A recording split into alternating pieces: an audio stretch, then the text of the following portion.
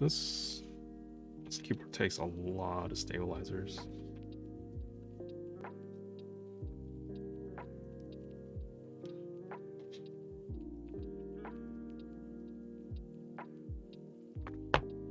Oh, so you have to flip this thing up, not out. Oh.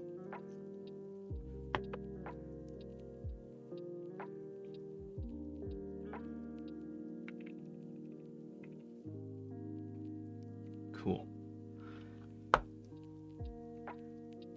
That's the back. Let's see.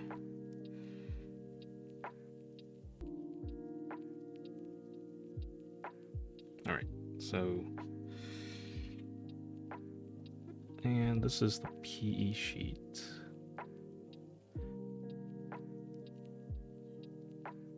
Wait a minute.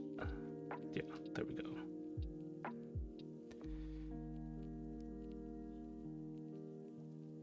All right, let's mod some Owlstabs first.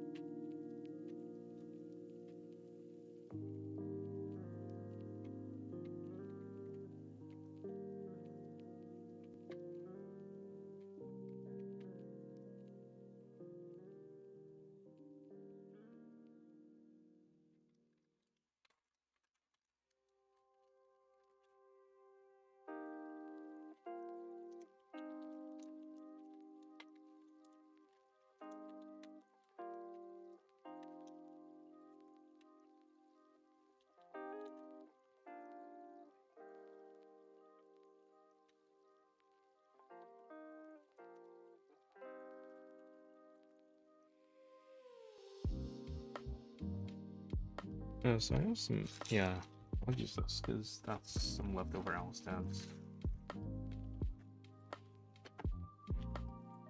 Sometimes I hate building keyboards and then you're left over with like one extra stabilizer.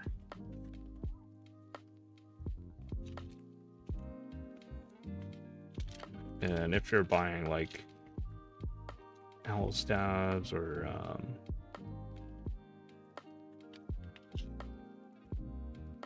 Stabies or TX stabs, there's like, they always come in a set. You can't just like buy them one off.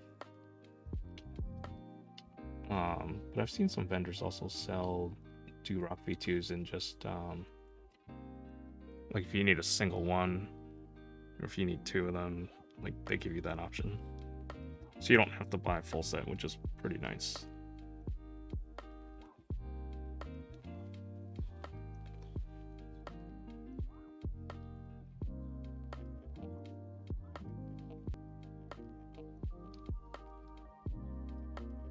No, Fang, hey, don't chew on the microphone. Hey.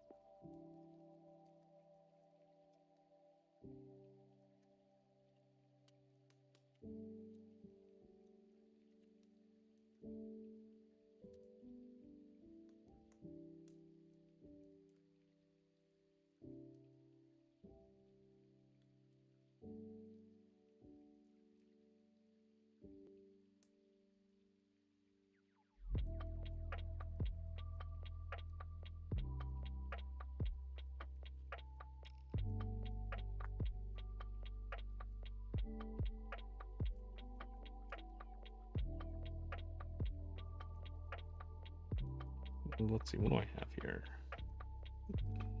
Stabilizers,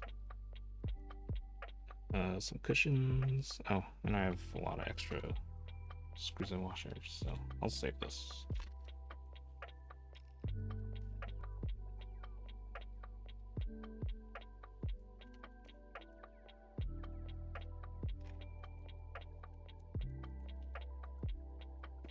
I feel like there are probably more stabilizer like parts that I haven't used.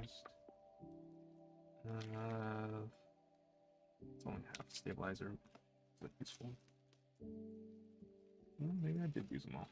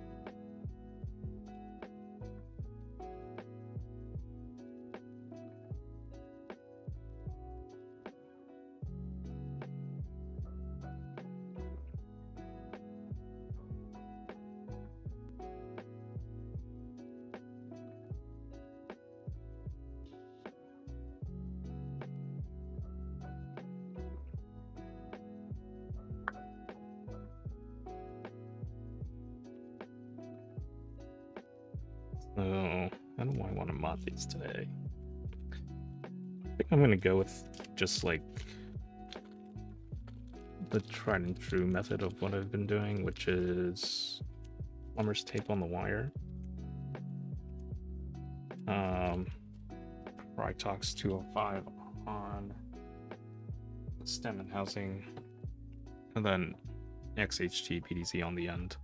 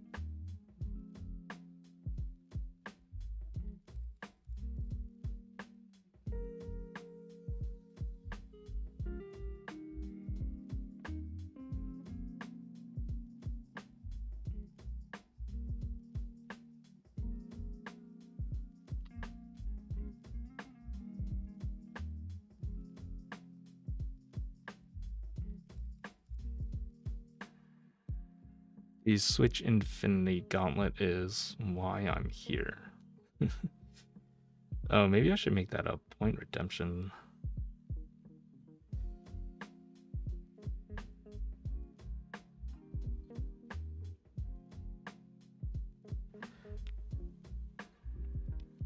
Hey, Asian Joyco, how's it going?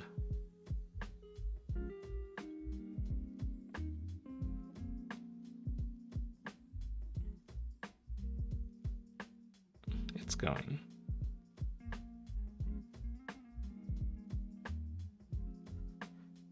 Took down some Etsy bootleggers. Nice.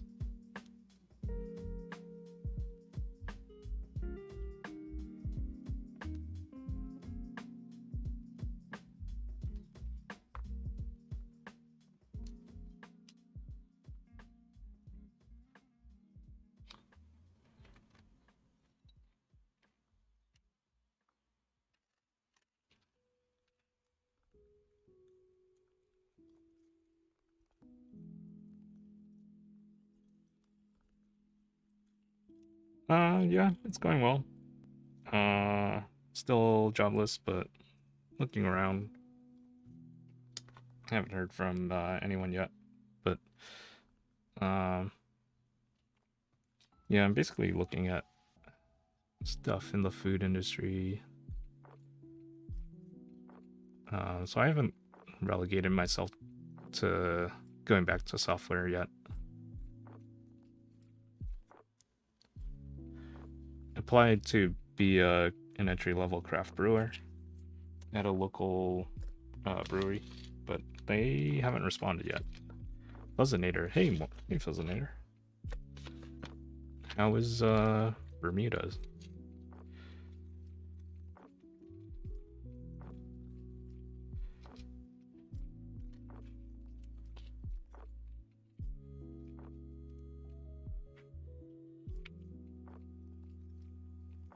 That would be a cool position. I hope things work out. Yeah, it would be.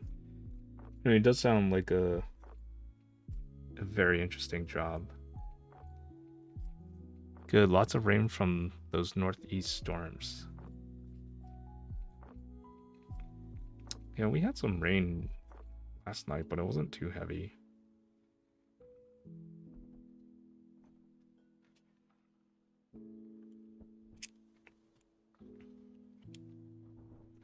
But thankfully, the temperatures have gone back down to like normal, so it feels like it doesn't feel like oppressive heat anymore. But here it's going to be in the mid 90s on Saturday, which I'm not looking forward to. Ooh, Mad Asian, how's it going?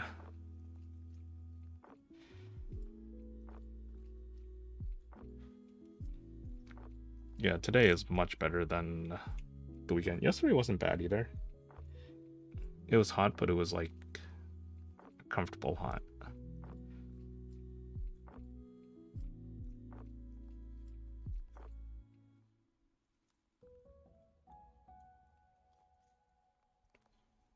Yeah, anything over 80, to be honest, is just too hot for me.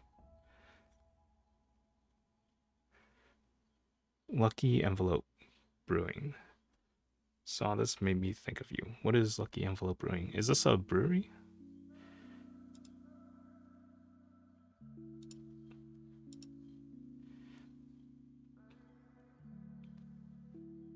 Oh, cool. Let's see. Oh, interesting.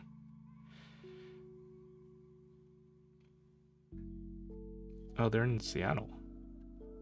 Nice.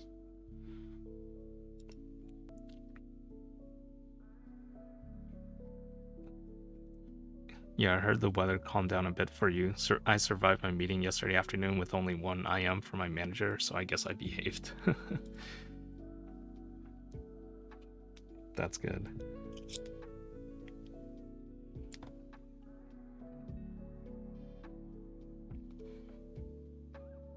The worst is when like your manager starts typing to you and you see the message that they're typing but they don't send anything right away. And you're like, and then it stops and then it starts again and then you're like, oh god, I'm in trouble.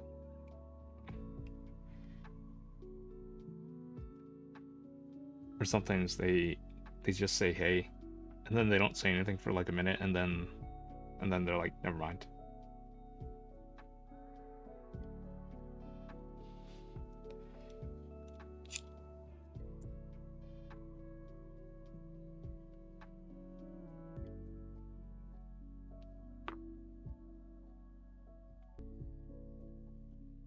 It's never good news, is it? I stopped worrying about it years ago.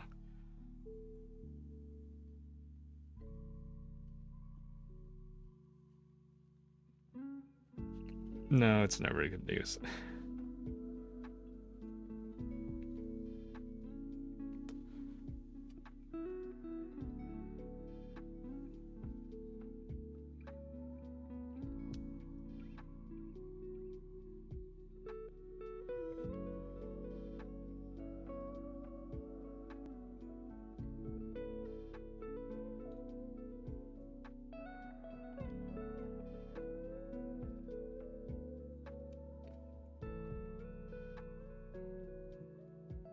Hey, Tanya.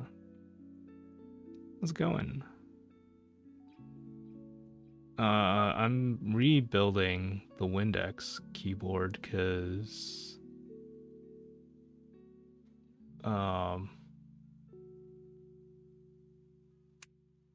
I wasn't a fan of it yesterday.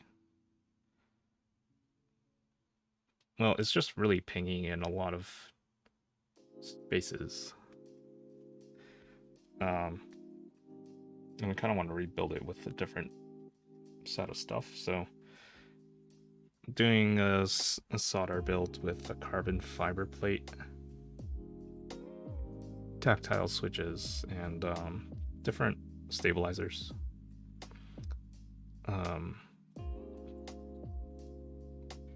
But I forgot to buy an extra foam kit, so I saved the foam for this build and kind of went foamless on the other build. Well, by foamless I mean no plate foam in my hot swap build.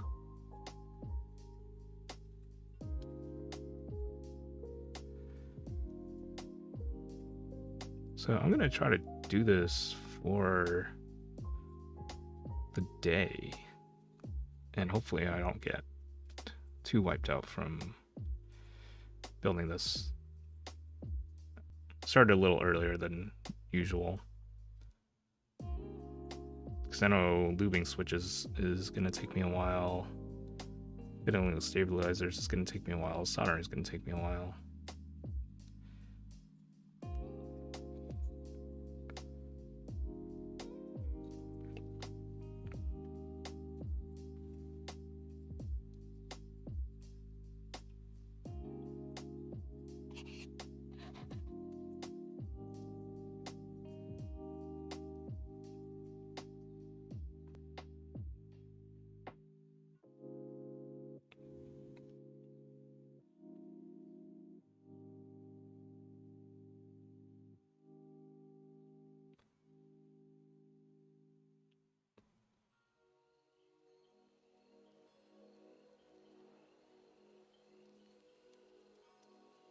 That brewing company is in Seattle. Need to see what they have.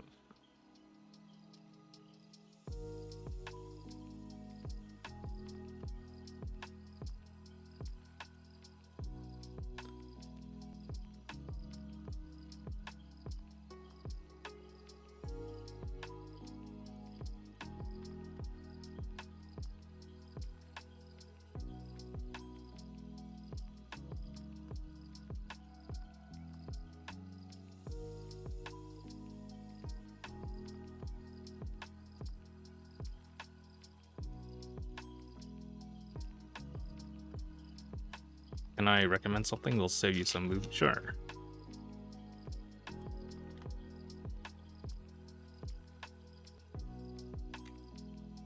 I'm all for saving loot.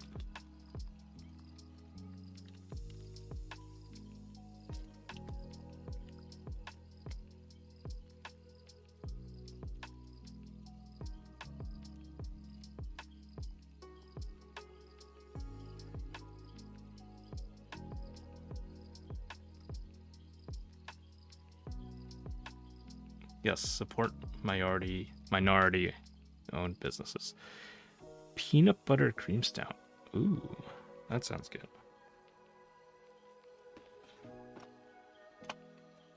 Yeah, if I still drink alcohol, I would try that out.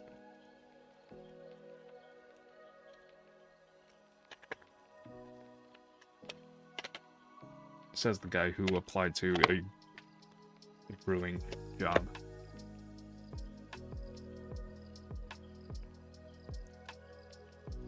I mean, just because I brew it doesn't mean I have to drink it.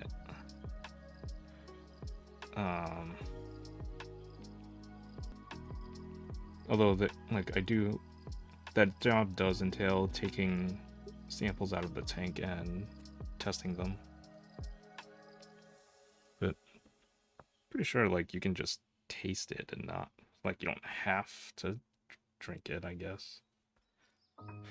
Don't cover the whole wire up to that point with BDZ. BDZ acts as a cushion more than a lubricant, so it's fine if you only cover the tip of the wire and use 2.5 grade 0 on the bent part. Okay, yeah, I definitely agree with you, Tanya.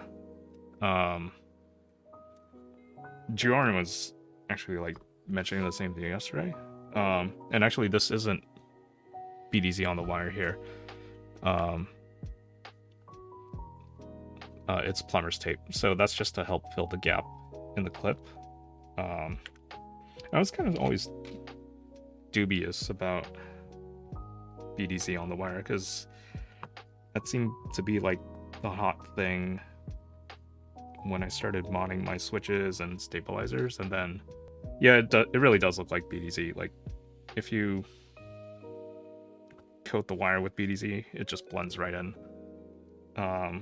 But yeah, I was always kind of dubious about it because I was like, it's just thicker lube, but it doesn't really. I didn't feel like it was doing much more than like Krytox 205 grade 0.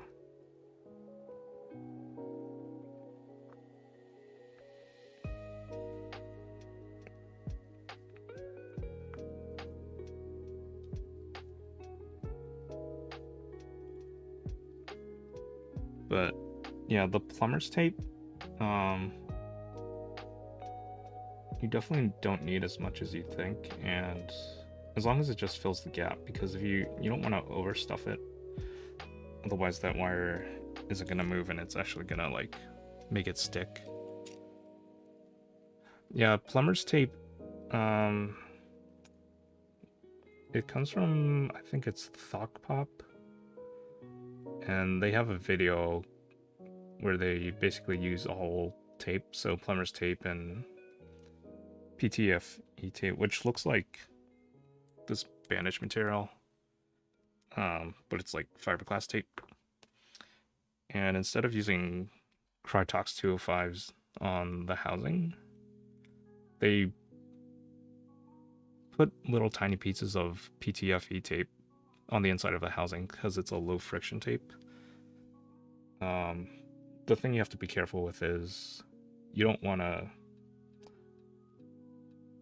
overstuff the housing depending on how tight it is. Otherwise that stem is also gonna stick. But I think the video used Durox, which I know have a lot more wiggle room, so it probably helps in that case. And I think I tried it on Owlstabs in a different build. It works, but I don't think there's any like huge advantage over using Krytox.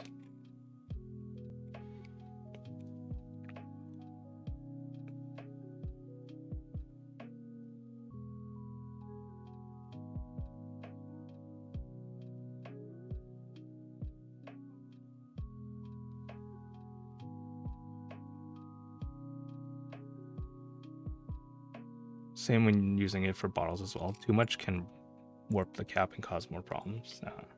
Oh, you use it for fragrances to prevent it from evaporating. Is that what it's for?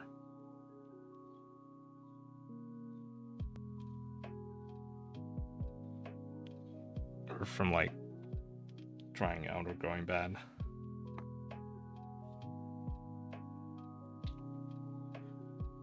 Used it for sample bottles you sent to friends. Ah.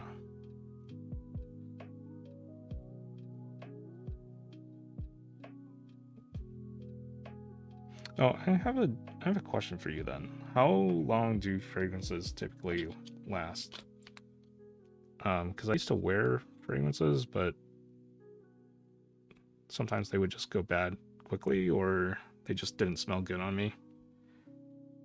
I'm not too sure why, but I think sometimes it wasn't the length I've been storing it, but like maybe how I've been storing it. But I haven't worn fragrances in a while because a lot of them tend to irritate my nose. I've gotten samples that have leaked, and if you have more than one sample, it messes up. Yeah. Yeah. Depends on where you store it. Best to keep it out of high humidity, temp fluctuations. Yeah. Too much testosterone.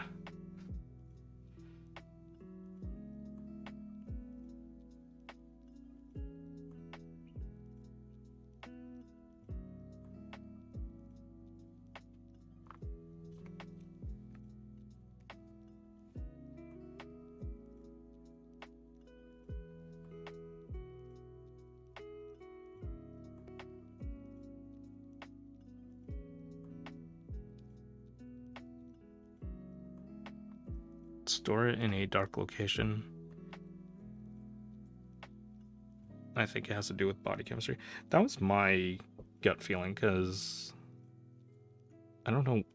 I can never figure out what it is. Sometimes, because when I tried a few in a store, they smelled fine to me, including the samples. But like when I tried it on at home, eventually they just started to smell bad, like really bad. Which makes me wonder if it was like when I was applying them, like after I shower versus like later. Or if it was like something about the soap I'm using that's doing something to my skin.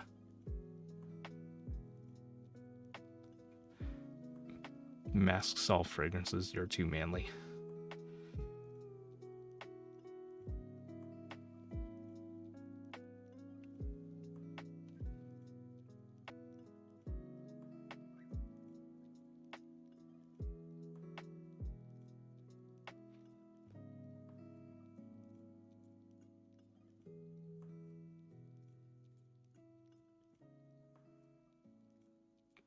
I.e. body chemistry.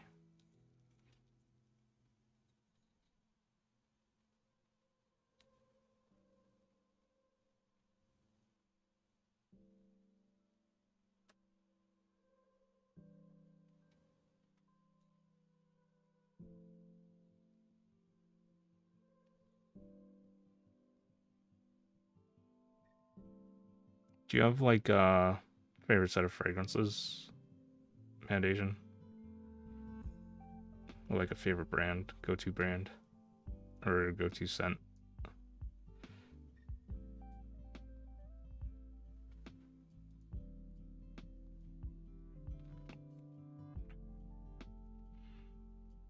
I was really into Creed for a bit.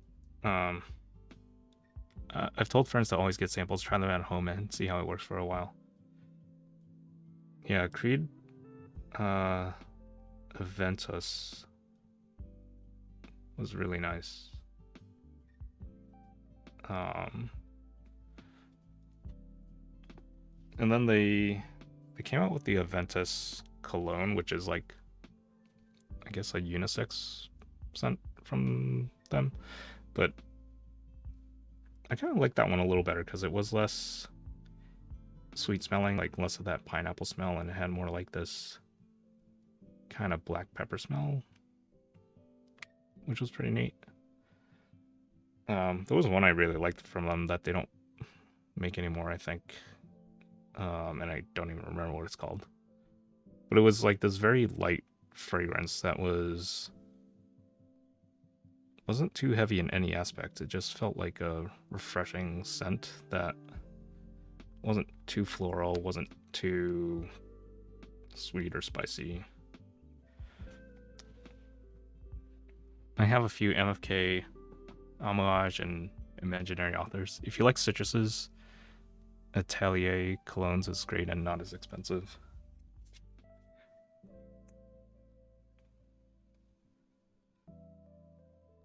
Oh, the Crete Himalaya I liked a lot, but for some reason that one particularly irritated my nose. Like, it smelled really nice, but it just also like really got to my nose. And their Tabaron Millisemi was also pretty good too. That one just had like a very like clean, fresh smelling smell. That also had tobacco, which I didn't know. It doesn't smell like the tobacco from like cigarettes. I guess it smells like actual like tobacco leaves. Oh, I didn't put the wire in the right place.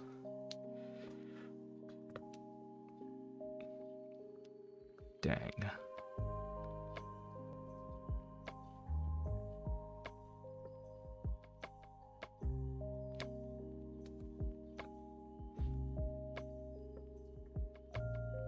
Cigar and tobacco leaf fragrances are wonderful.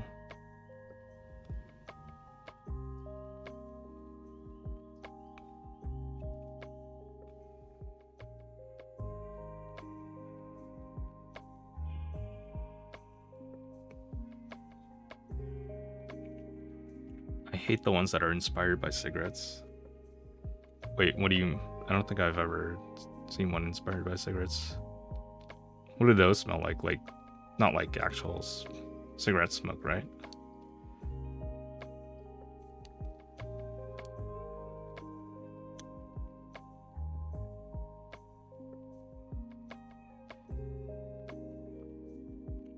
I should have gotten a paper towel because now my fingers are covered in lube.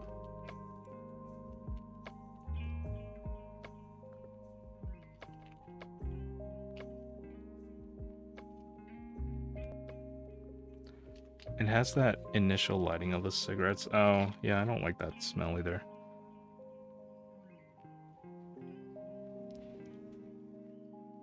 I mean, cigarette smoke, just in general, like, I can't stand it all.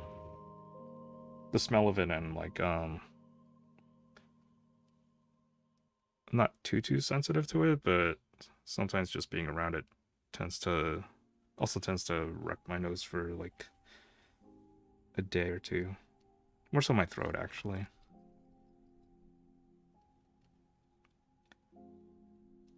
You can smell the matchstick lighting up and that acrid cigarette odor. Yeah, that's not a... I don't think that's an appealing smell at all.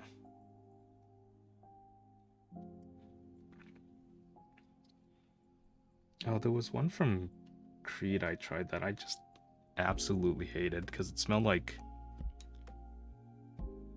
It smelled like, orange starburst, but it smelled like the really concentrated like flavor of orange starburst. But also like that weird fake coconut smell that smells like sunscreen. That smell I can't stand.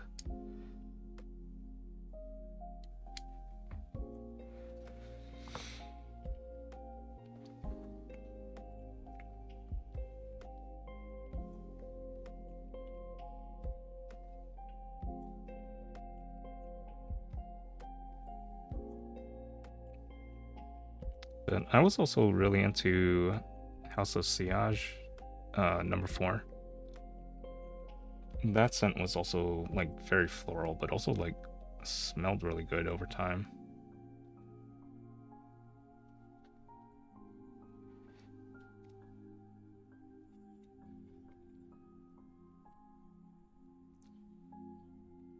So that one like kind of irritated my nose just a little, but like not that bad enough that it prevented me from wearing it. House of Sillage is very nice. Yeah, I agree. Your favorite is number 1. I don't think I've tried number 1. I think I've tried number 2, but like 4 is my preference. 2 I liked too, but I think I tried their other ones, like their whatever their other special ones are, like distinguished or excellence. They were okay. I wasn't too crazy about those. Number 1 is cherry liquor.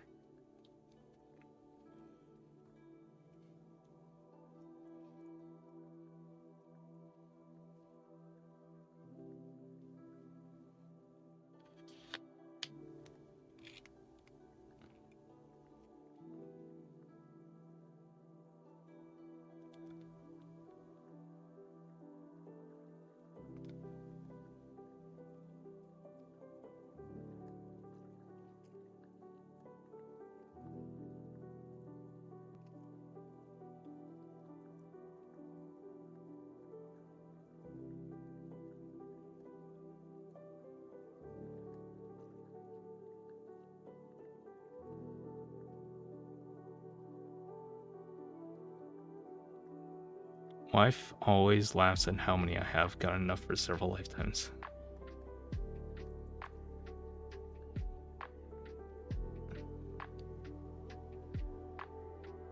Yeah, people who are into fragrances are into fragrances. Just like people who are into keyboards. Does she laugh at your keyboard collection? If you have a substantial one.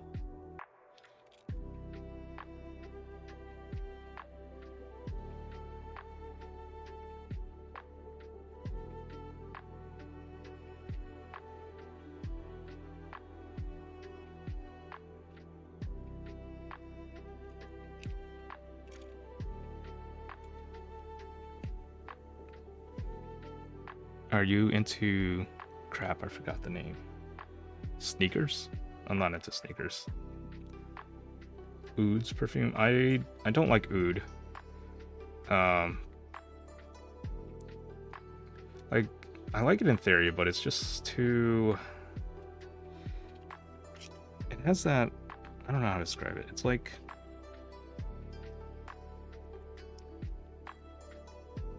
Not really incense, not really patchouli. It has a very strong, like, deep smell that kind of smells like warm dessert on a cold night. Like, it's that kind of woodsy,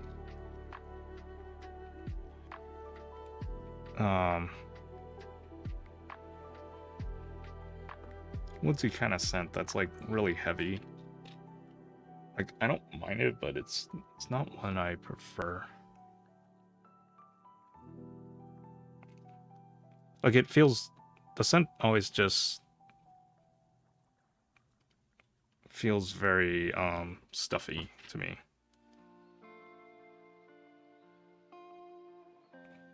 Like that's the kind of feeling it evokes. Like stuffy and warm. Or stuffy when it's like too warm.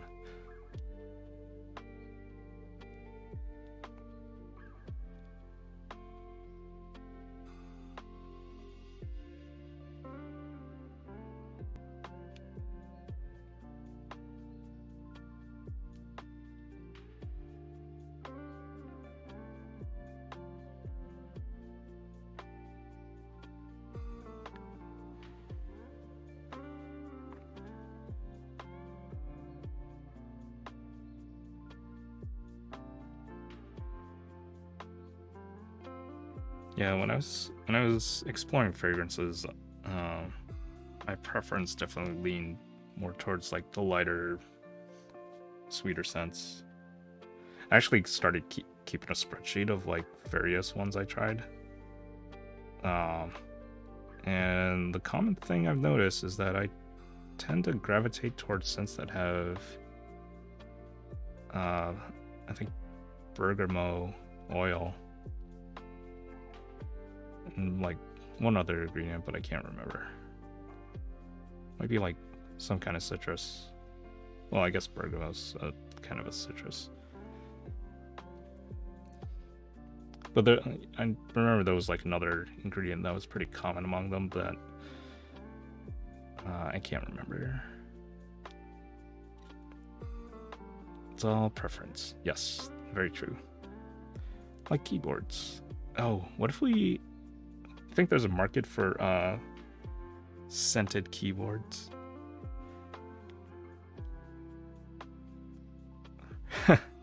I smelled a few high quality ouds and it reminded me of a rarely cleaned up Pax barn.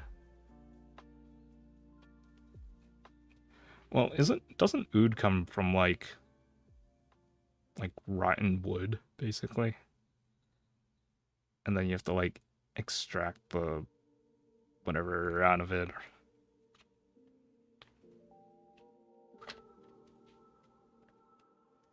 Things that are really subjective. Yes. Like taste too.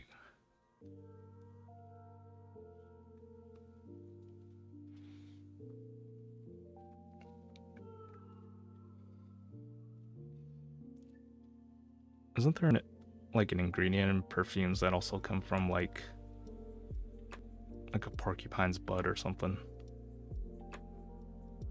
I know there's like one thing that comes from like sperm whales.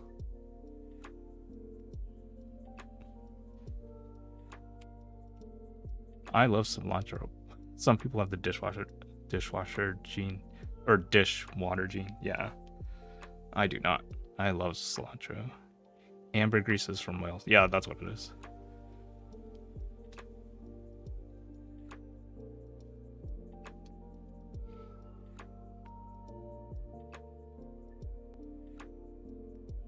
Oh wait, it's not a porcupine's butt. It's something that comes from I think a beaver's butt.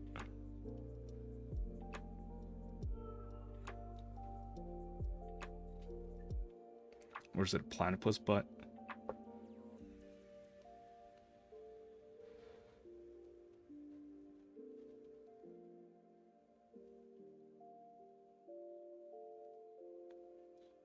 That's also how they make... Yeah, the fake vanilla smell I can't stand at all. Like real vanilla, very, very good. Fake vanilla, terrible. The butt clean. Yeah, that's... Yeah, that's where the vanilla smell comes from, and I hate that smell. Fake vanilla. Real vanilla is where it's at. Yeah, any kind of synthetic vanilla, like in drinks, I also can't stand.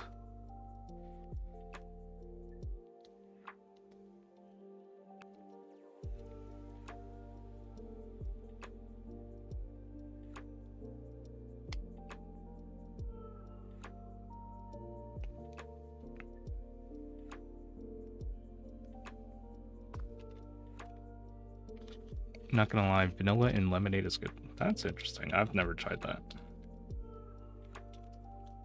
So instead of just like lemon water and tons of sugar, you add vanilla. Yeah, I have never heard of that combination before. I've had blueberry lemonade before. Or like lavender lemonade, but not vanilla. Never actually been a fan of lavender, but like, I think it smells nice, but tasting it in food just doesn't, I don't find that appealing. Like even in ice cream, sometimes it's just like too strong. Friend's Italian mom used to make it. Oh, cool. Vanilla lemonade.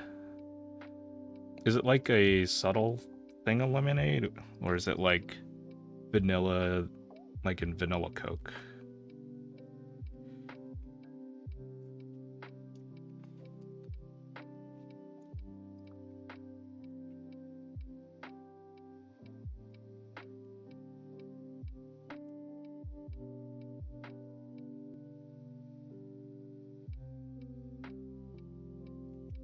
Not a fan of vanilla Coke.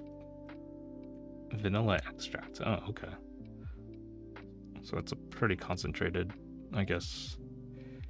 No, vanilla Coke is just Coke, but like sweeter.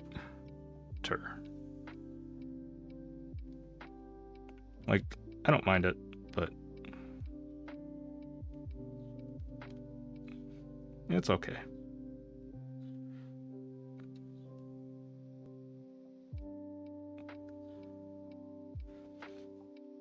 All right, let's test our stabilizers.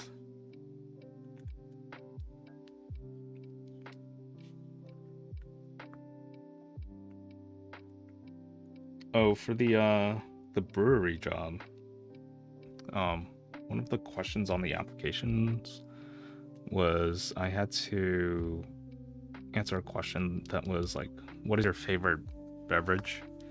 And it said it doesn't have to be like beer or whatever. I actually put like plain water, but I also put in a thing that iced London fog lattes I've been really enjoying lately. There was this one coffee shop that's near me that I went to, and the person making it said it was her favorite drink, and she said it tasted like cereal milk. Yeah, it was really good. Like, it really did taste like cereal milk. But I think the thing that made it really good was that, I mean, I don't know what a London fog is anyway, but there were actual vanilla seeds in it. And I was like, wow, you can really taste the vanilla. Like, it didn't taste like artificial vanilla, which was good. Not sure if you've already thought of this, but food Instagram portfolio to kickstart my food career. Actually, I've not thought about that, but yeah, I mean, that's not a bad idea. Oh, you know what I should have done? That application for the brewery job also asked, like, a general thing, like, what other qualities or blah blah blah do you have that would set you apart from other candidates? I should have mentioned, like, my Instagram and, like, photography. I'm sure, like, food manufacturers would, I guess, like that, help sell their products. So, I mean, that could also be another avenue I could go down.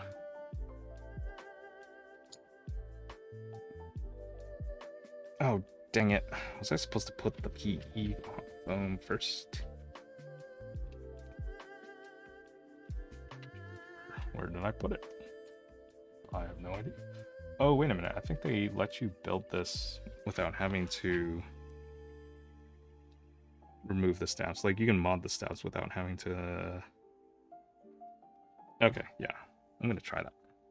The places where I've had London fog tea made it slightly sweetened Earl Grey with steamed milk and a dash of vanilla syrup. Does the vanilla syrup have, like, actual vanilla beans in it? Not like the beans, but like those little tiny dots from vanilla beans. Because that's what my drink had.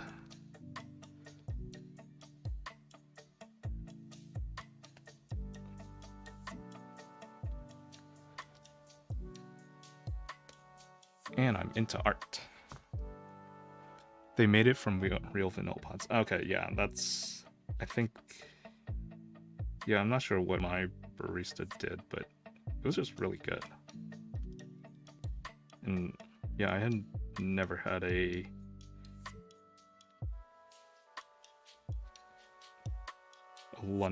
iced London fog before.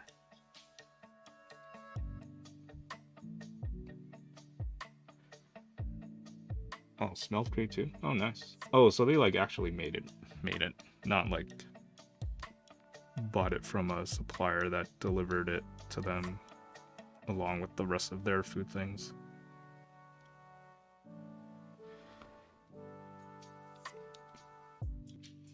When I used to work in a Cold Stone Creamery, I thought it was always hilarious that we would get like our food supplies and cleaning supplies from like one distributor from Cisco, not the computer networking company.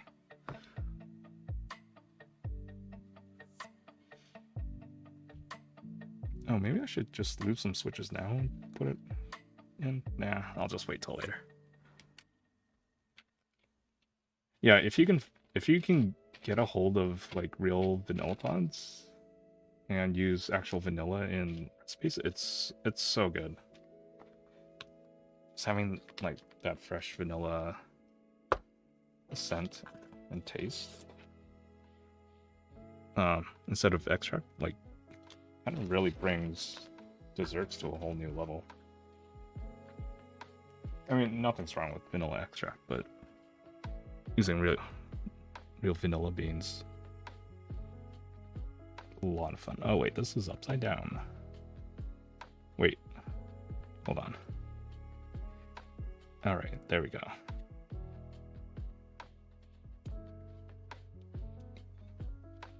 Oh, it's like a little sandwich. It's like a panini.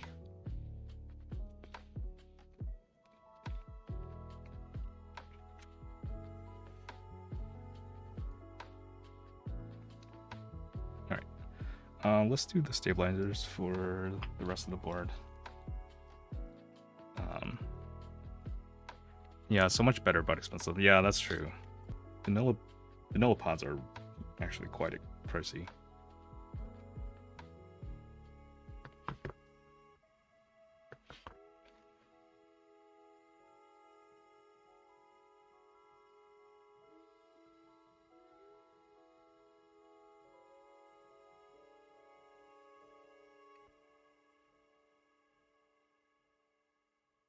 Alright, so let's see. Should I do a 7U space?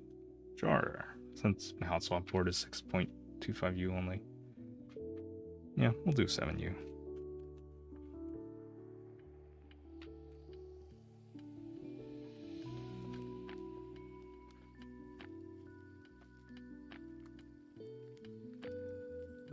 Alright, so I need 3 more 2U stabilizers.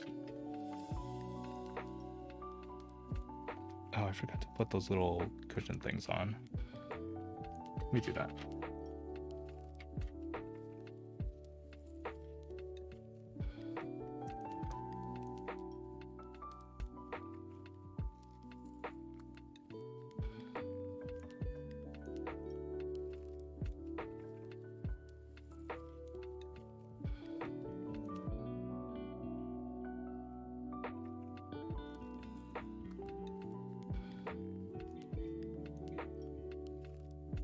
Bar I went to said it takes about 6 months to make good quality vanilla extract, but it's pretty simple.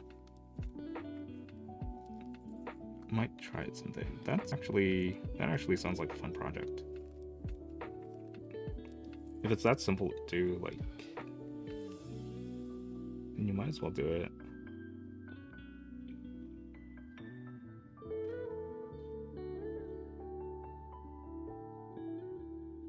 Cause like, I don't think I've used many brands of vanilla extract. It's always McCormick's that I find on shelves. One, because it's the cheaper one, and two, I don't really care as much to find like better extract.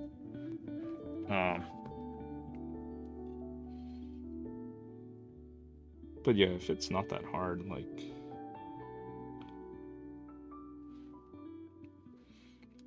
I guess the only investment is time, basically.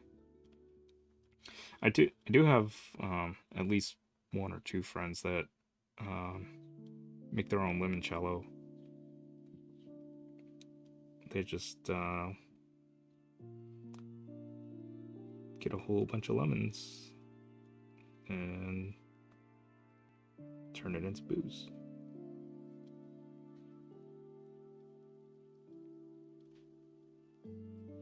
Maybe I don't need to use these wire cushions because they're not going in.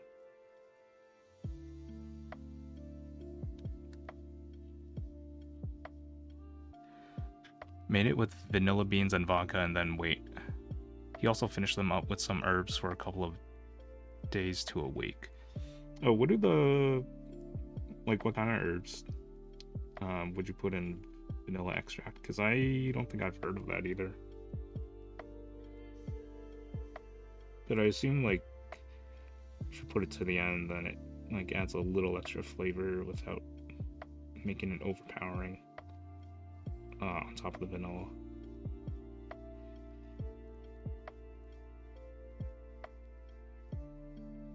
Ah, there. Now it isn't.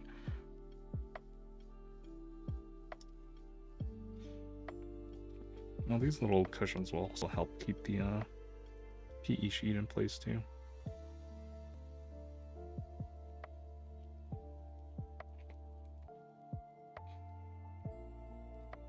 He used mint in one, and I remember another had lemon verbena. Oh. Vanilla mint. That lemon one actually sounds really good.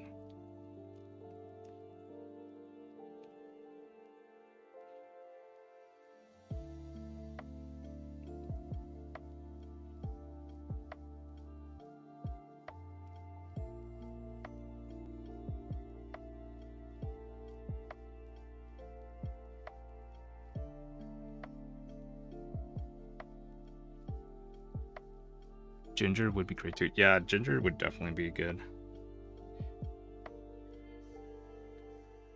I want to say I had a drink with ginger in it, but I can't remember.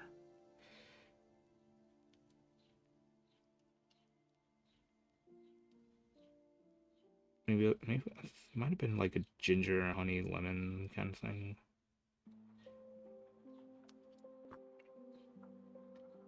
But yeah, ginger and like cocktails is just a very, and definitely like that taste.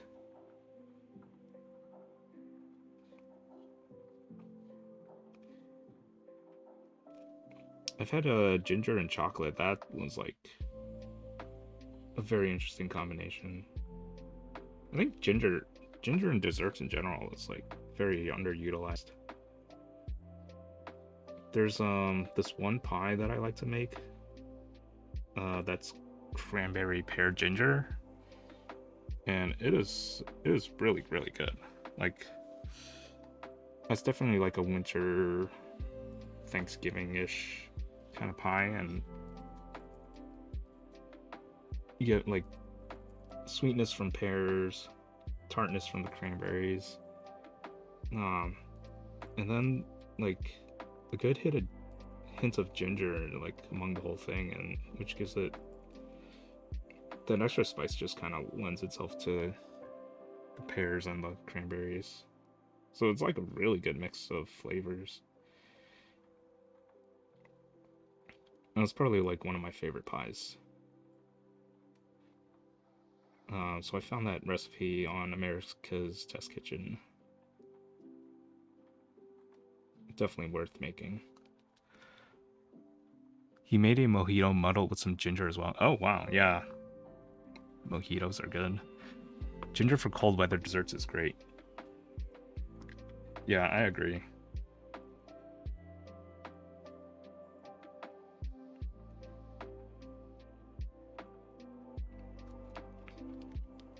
Okay, so that is...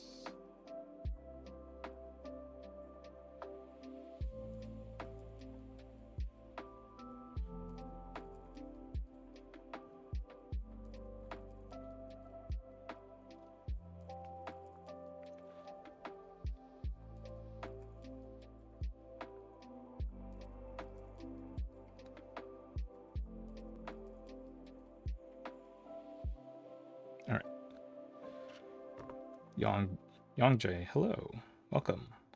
How are you? Alright, so we'll set this aside for now, and then we'll do, let's see, stabilizers. So I need a 2U. Oh yeah, the plate. Alright, set that on top. Another 2U set. I'm pretty good, just modded my friend's keyboard today, I'm pretty happy. Nice. What keyboard was it?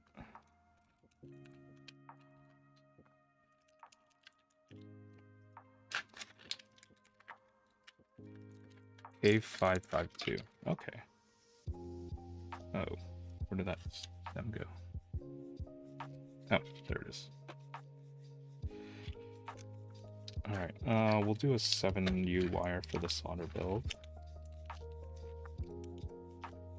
Then I need one more 2U stabilizer. Alright, so that's trash. That's trash. And not my friend's keyboard. My keyboard. I don't know why I said my friend's. Mad Asian. BRB, gotta prep for a meeting. We'll be lurking. Alright, have fun. I probably have another spare 2U. No, I don't. But, oh, wait a minute, actually. You know what? I have so many wires left over from, previous builds that I have not used. Oh, I have an extra TX stab, so I'll use that. What am I doing? So if you type exclamation point build, it will give you the build specs of what I'm doing. But the short story is I'm rebuilding the Windex today. I'm gonna rebuild it with tactile switches. I'm gonna use plate foam in the solder build and with a carbon fiber plate. So I built this yesterday. It was hot swapped with linear switches and just very little foam in general. And I'm not too big a fan of it. I feel like it could use some improvements, but the improvements are gonna be the improvements that it really needs are the sound of the case, because it tends to be, it sounds like kind of hollow and very pingy in some locations. Mochi keycaps. Oh, thanks for following. Cham Jam. I didn't know I didn't follow you. I didn't know that either. Although I didn't start streaming until like, I don't know, a few months ago. I'm doing well. How are you doing? I know you were like doing some streaming recently, but you were also doing some other stuff. Yeah, I really enjoyed watching your streams. Scanning out some keyboard piece. Nice.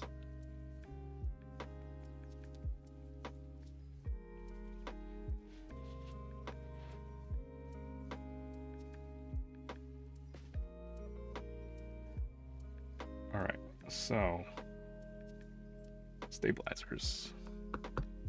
Oh yeah. So I have these stabilizer pads, so we'll put those on first. What am I working on? I'm working on the Windex keyboard. So I built it yesterday with a hot swap PCB and tactile switches. But I didn't use any plate foam. But the board sounds really hollow and pingy, so I'm gonna try something a little different today with a carbon fiber plate, soldering in the switches and using plate foam with it.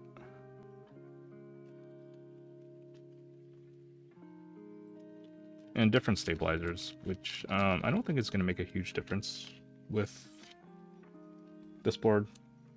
The stabilizers I used yesterday didn't have much of an issue. with like making sound and stuff. So, I mean, a lot of the issues with the Windex are there's a lot of hollowness that you hear around certain parts, and I'm not too sure how to fix that other than maybe just adding more foam. Oh, the other thing that I was running into yesterday was the keycaps along the bottom row, like mainly the arrow keys. Depending if you push the keys down like towards the bottom, what happens it would shift and then it would like scrape against the case. But it wasn't the entire bottom row. So I had that happen with GMK keycaps. I tried MT3 profile keycaps, and like MT3 just would not. Those just scrape right off the bat. So that may be an issue of the case tolerances. That could also be just the placement of the PCB in the case. So it's a gasket mount. And I put the gaskets on the case instead of the PCB, so I could switch it out with a different PCB and plate if I wanted to, without having to put extra gaskets on. So it's possible that when I placed the hot swap PCB with the polycarbonate plate in yesterday's build, that may have shifted, so that like it's like slightly downwards and not like properly centered. Because the gaskets are supposed to basically, if you put them on the plate, it's supposed to hold it in place in the case. But if you put them on the case and if you put the gaskets on the place and on the case instead, then you don't have as much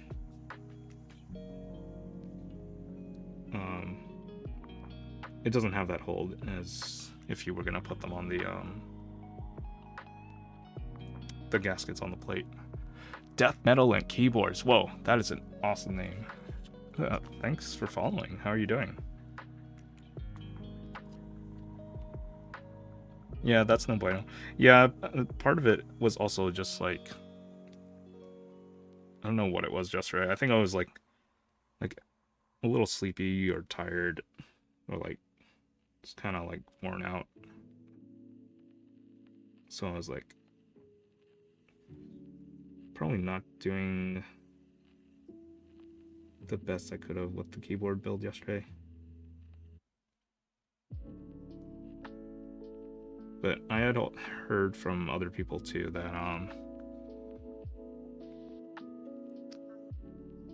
who had built the Windex, that they also ran into similar issues. Like one person rebuilt it a few times. Both of them had like issues with just the sound, and like this board really does need foam to sound good.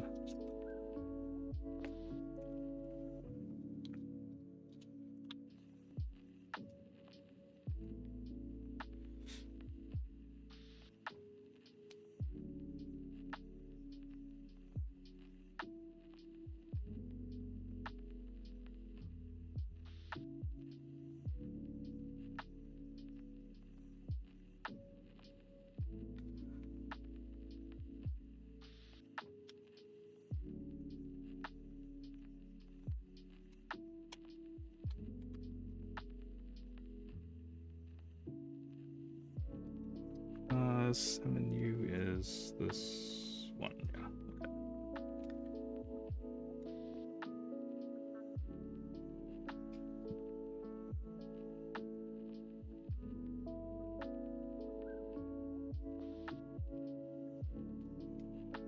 Oops.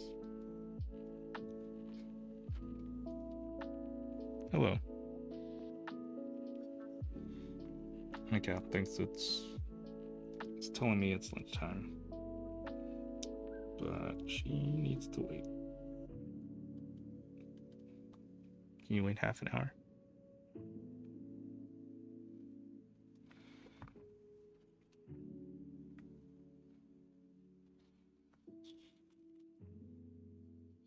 Fine.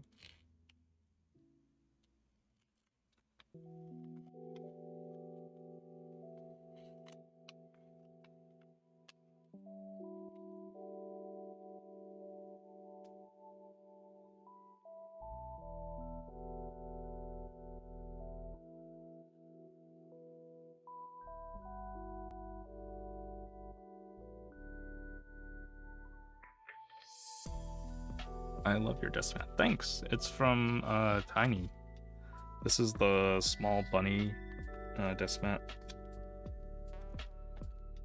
Yeah, I like it a lot. Very, very nice and simple kind of scene. Gib. They are available in Tiny's shop. Hello, Fang.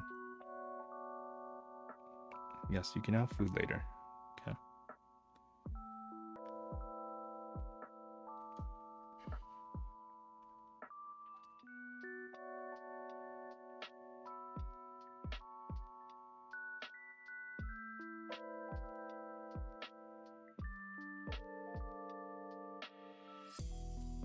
Oh my god, it's Fang. I follow them on Insta. Yeah. Yeah, before I started streaming keyboard stuff, sometimes when I had a job, sometimes I would just stream Fang doing stuff. Mostly sleeping. But yeah, there's a cat cam in the upper right. Sometimes she'll sleep there. Depends on how cold it is, I guess. But she has another spot that she likes to sleep in. She has a few different spots.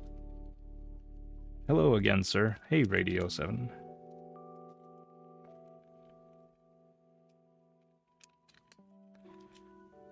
Kim Linwin. Oh, hey.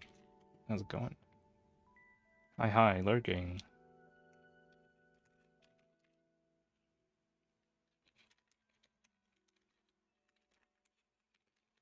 Yeah, the thing in the upper right is her, it's a round cardboard sleeper, just right next to my monitor, or behind my second monitor. Is this a commission build? No, it's a build for myself. Okay, I have finally verified my account. Hello. That's good. Everyone should turn on two-factor authentication because you don't want to get hacked and then suddenly not be able to get into your account. How's it going, Death Metal? Oh, what was I doing? Yeah, alright. So I'm gonna... I had it on through email, but having it on phone is also pretty important. Yeah, I kind of wish that that they had like different things are going well. If you'd like, you could call me Iris. Okay, Iris. I will try to remember that.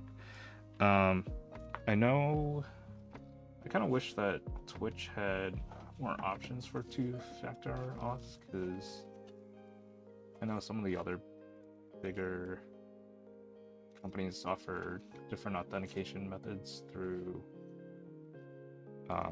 an app or like SMS, and I think, yeah, Twitch does have a code that they provide through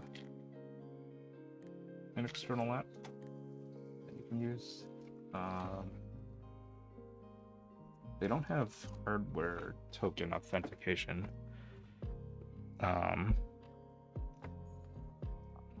Which would be better.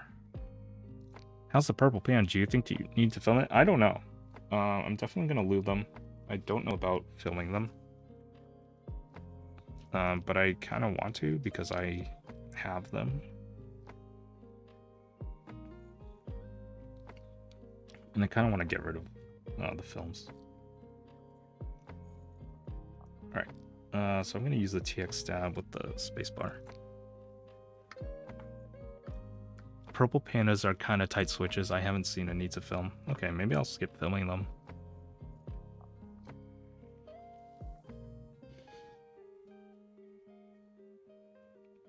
Alright, and then, yeah.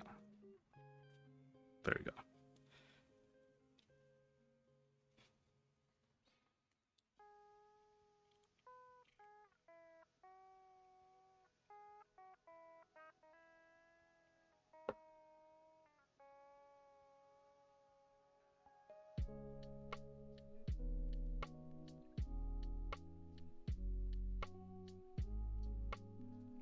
Does anyone have a go-to dessert? We were talking about desserts earlier. There's one dessert that like I'll always get if it's available, and that's like a fruit tart, which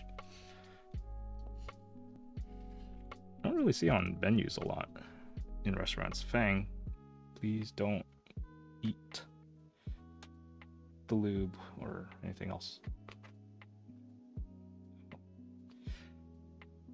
Tiramisu, yeah, tiramisu is also really good. Do I love tactile switches? I don't say I love them. I like them. I think they have their place. Death metal keyboards. I am a tactile disliker.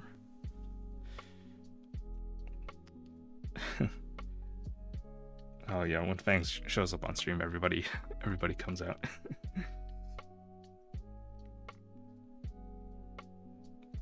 Why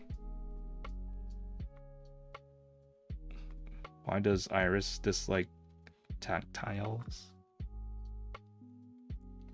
I don't like the bump. I prefer smooth travel, mostly due to how long I type for. That's fair. That's fine. And where the hell is your Switch station, Cham? Oh, it's on my left. I will bring the Switch station out later because I don't have any room on my table right now. So I'll bring it out when I lube the switches. I keep a tactile in my caps lock key.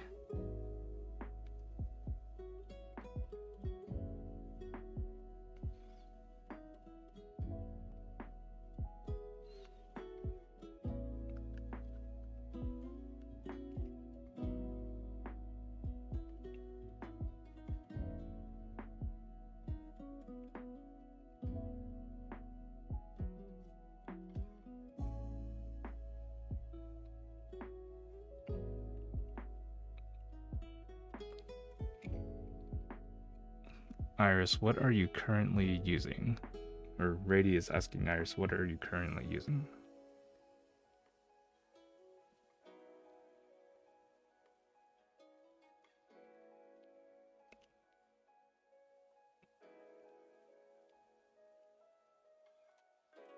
So at my other computer, I actually have linear switches, but I spring swap them. So I have alpaca switches, and I don't remember what their default spring weight is, but I switched them out for 90-gram springs. Those were pretty heavy, but you get used to them. They feel really nice now, actually, once you get used to typing that hard.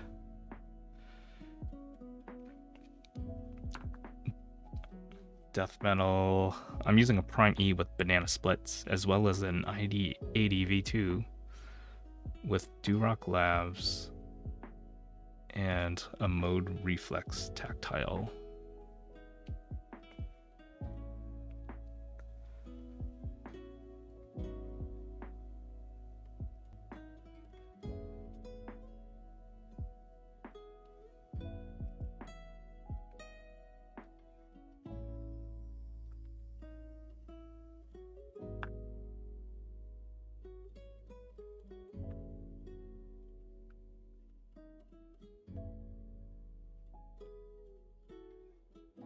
Banana splits are nice. I have some banana splits, but I haven't used them. I'm waiting for a board to come in, and then I'm gonna use it for that.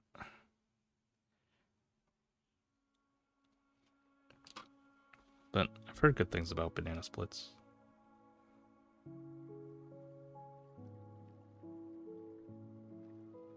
People seem to like them.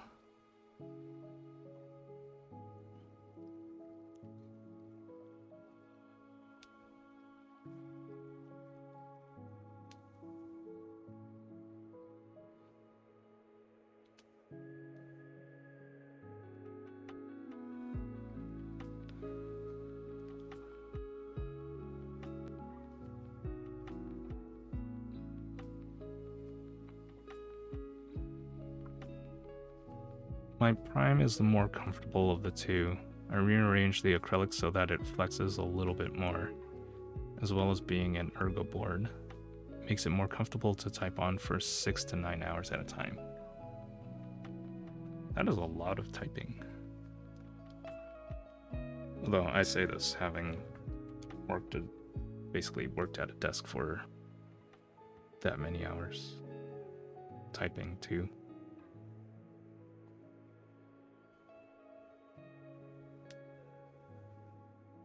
Although, yeah, when I was doing software, yeah, I was just using a plain old QWERTY layout, 10 keyless. Have you tried Gateron Hippo? I've heard it's nice. Is that the one that's the same as... Is it the linear Hippo ones from Kinetic Labs? Mochi keycaps lurk. I need to go to the store. Death metal, they are okay. They can be a little pingy. Yeah, that's what I've heard too. Like, I've heard mixed things about the Hippo switches. Some people like them, some people don't.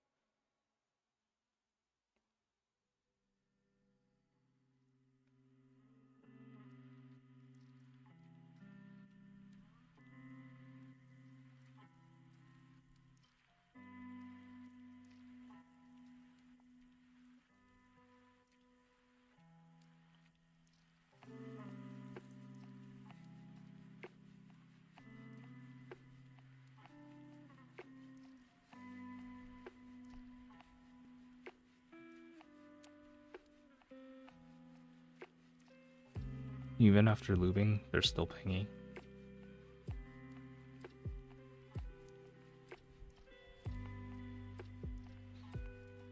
That's interesting.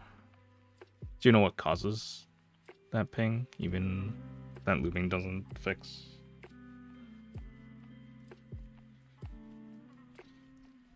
Is it just the construction of the switch housing? Spring, stem. Sometimes lubing won't get rid of it all. It's really all due to material acoustics. GATs have a really bad issue with both leaf and spring ping with their cheaper switches. Okay. Oh no, Fang. What are you doing? Don't eat the microphone. Yellows and the ink line don't really have that issue due to their R&D.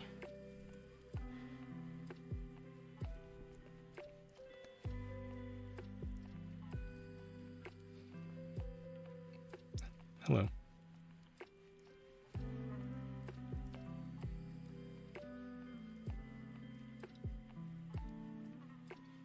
Oh, right. Let's put the PE sheet down first.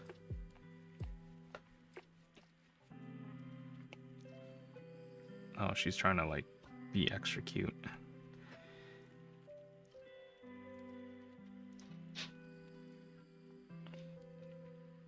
Yeah, we'll when I'm done with these stems, I'll go feed her.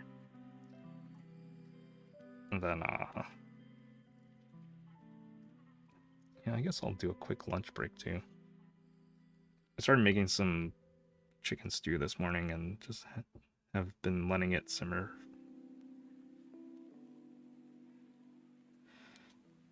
So it's just a lot of like leftover vegetables that I have. That I all just threw in a pot. So it's like onions, carrots, potato, some garlic, celery, and then some chicken thighs.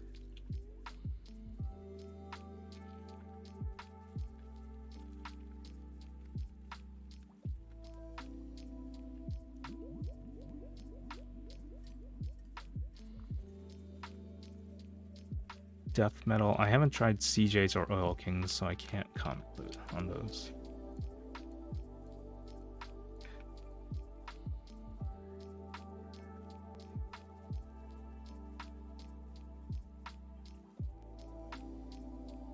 Yes, that is Fang. She is staring at me.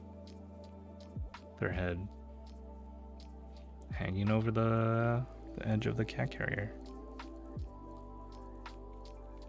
Hello. Hi, Fang.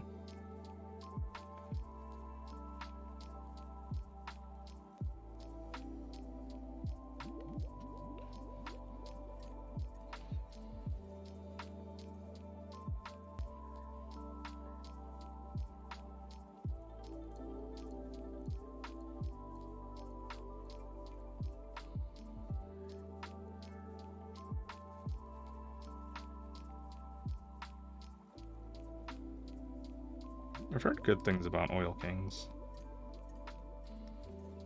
I haven't tried them, but I want to get them at some point in the future.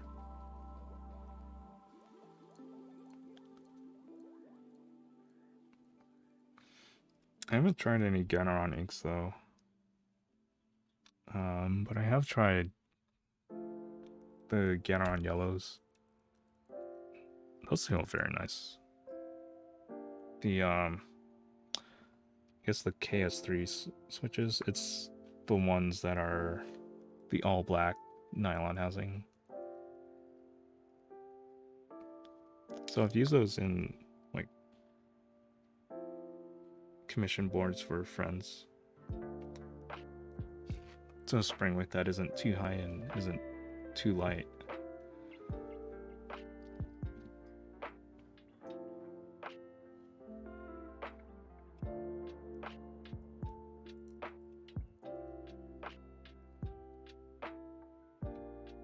Oh, wait a minute, what?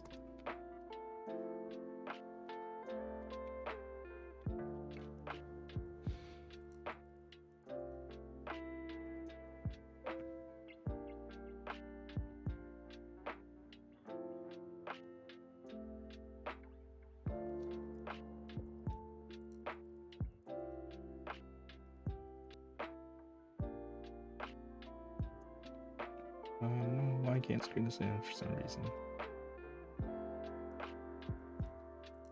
Okay, there we go.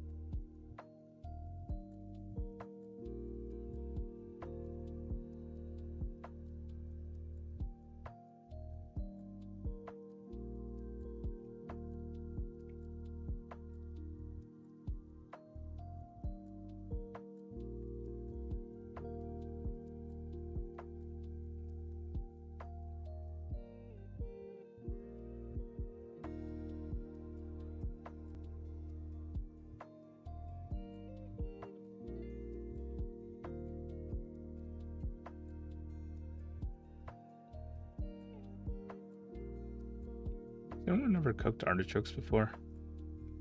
I don't mean like from a can. I mean like actually had whole artichokes and like cooked them from scratch. Because I never have, and they seem like a lot of work.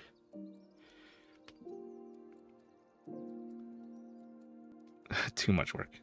Yeah, I agree. Which kind of makes me wonder, like, how someone discovered, like, artichokes were edible. Like, they were probably very hungry. Yeah, too much work for very little food. Yeah, because all the good stuff's, like, on the inside. And you have to get through, like, this very tough outer spiky shell thing.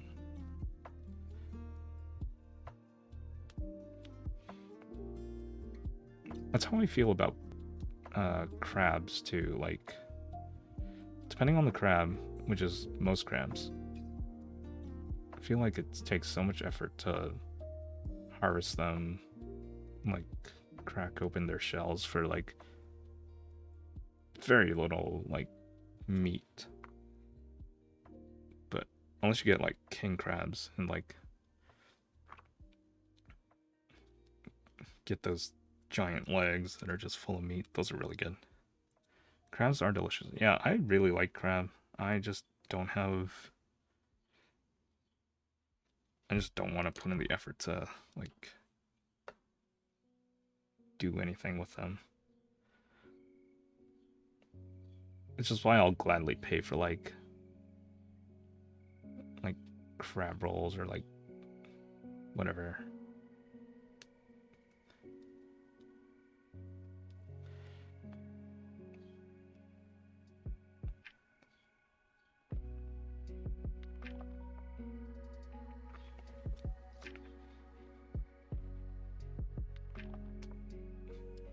Shrimp is good though. Like, shrimp is mostly meat.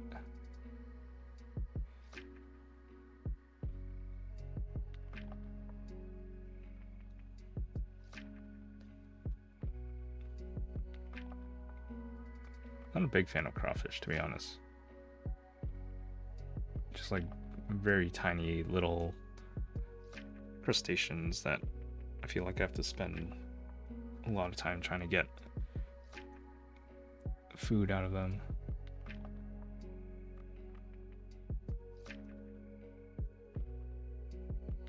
Start my food vlog. Oh, did I put the stem in backwards? I did. Team Chef Matt, early days.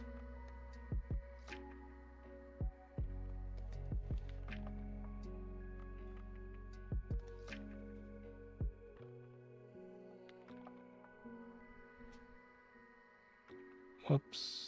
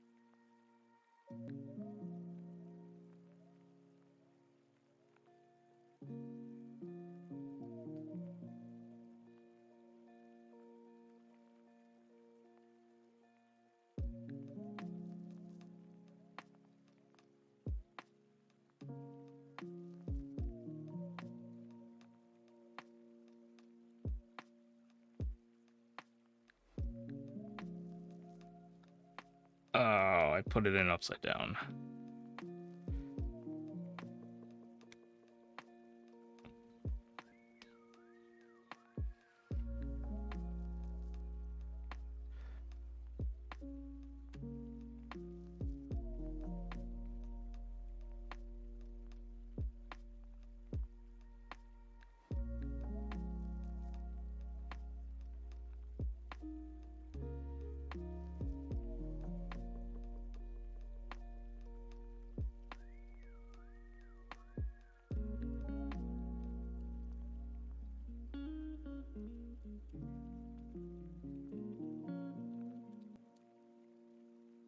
Oh, food blocks actually kind of annoy me, because like there's a lot of copy for a recipe that is like all the way down the page, which I understand why people do that. But yeah, I just have such a personal dislike of it that I don't know if I could do a food blog. But also, a lot of food blogs I see are just riddled with ads, which I understand why they're doing that, but it's also really annoying.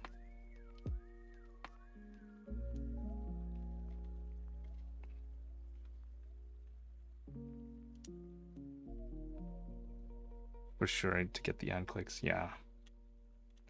That's pretty much why they exist.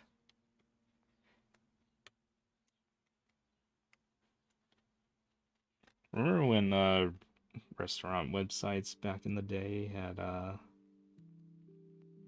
annoying like flash intros, and you had to like sit through like the animation, and you're like, just show me the damn menu and what your hours are and address.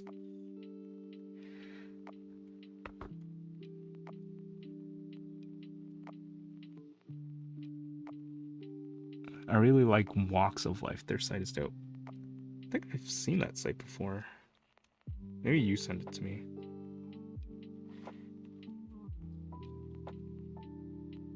Okay, why is the stabilizer going in?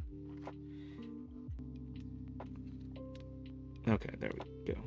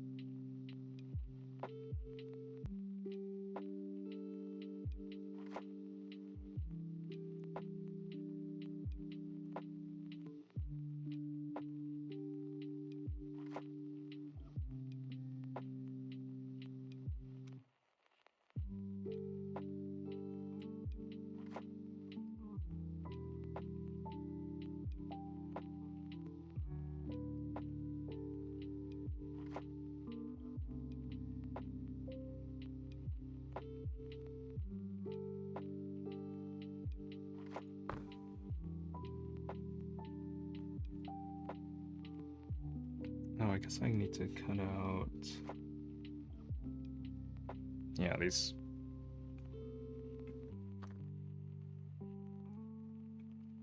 This thing here, since it's blocking the stabilizer, and this one as well.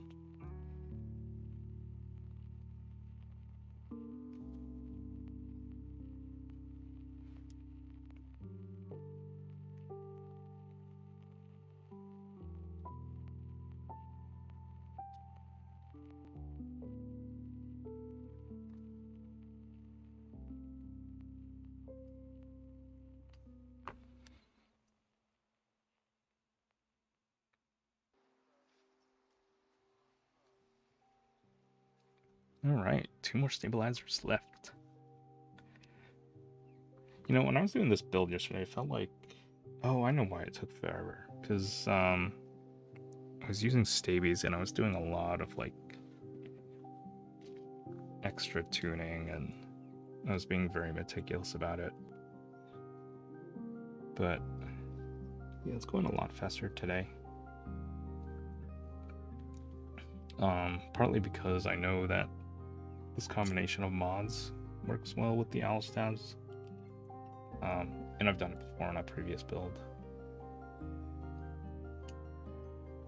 But I think also part of it was just yesterday was the first time I built the Windex, so I wasn't sure what it was going to be like.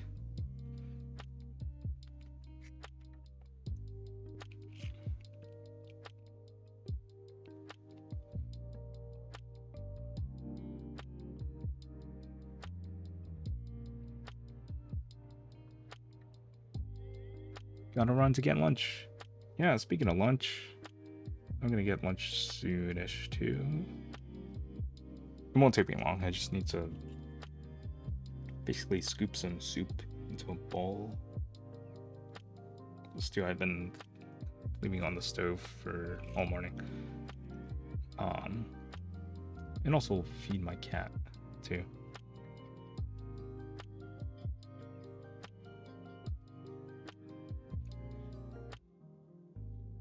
Probably eat my lunch on stream just to so I have something to entertain me.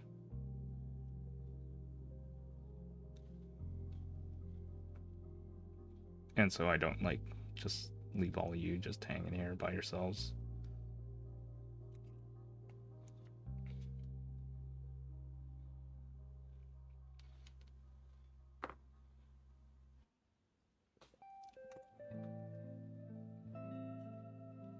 Did anyone else out there do like Zoom lunches during the earlier days of the pandemic, or like Zoom happy hours?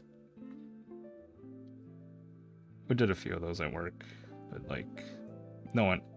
What basically happened was everyone stopped going to the lunches unless it was like a team lunch being paid for by the company.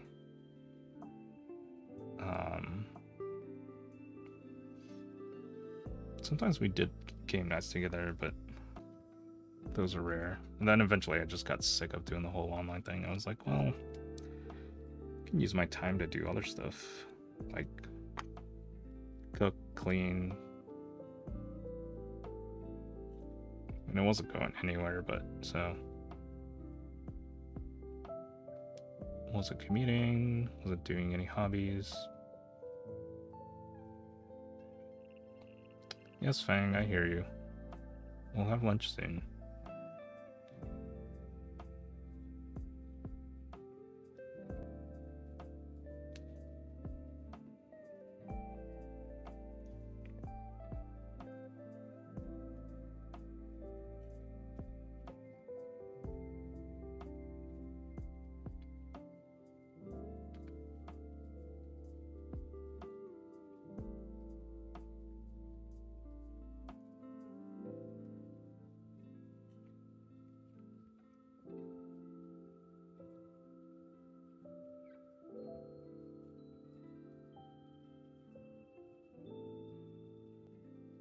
Dang it, I missed Ray. Oh, hey, Starfire. How are you? Yeah, I think like everyone East Coast is about to go to lunch, including me, but I won't be away for long. I'm actually gonna grab food and come back here and just eat it on stream. Talk to everyone.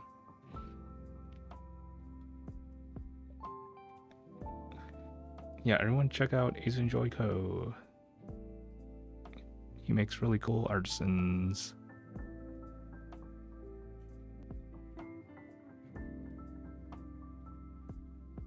Mukbang, yeah.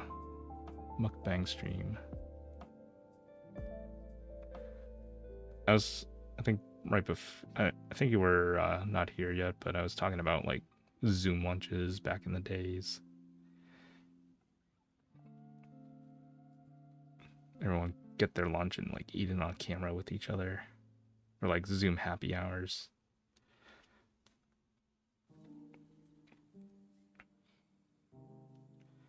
I got Crytox on my finger. It's pretty disgusting. My thing. Yes, we'll get lunch soon, okay? Okay.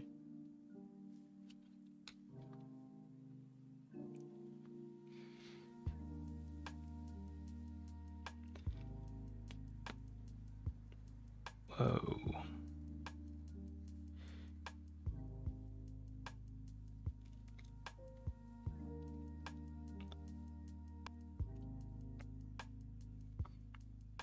I really should have gotten a paper towel, because I don't have anything to wipe my hands on. I'll just use this piece of plastic. That didn't really make it better. Oh, so gross. So gross.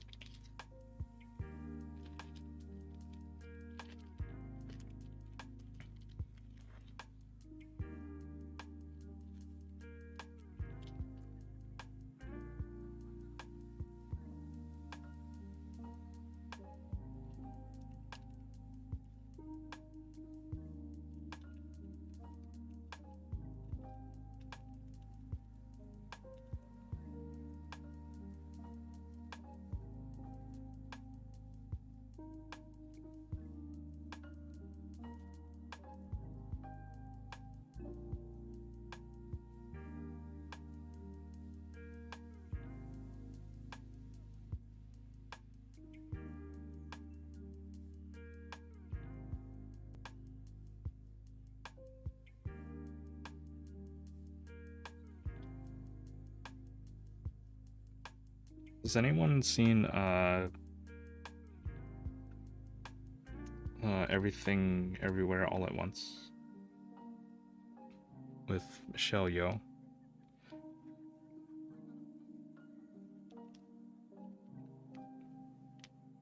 I've heard it's a really fun movie, but I have not seen it yet.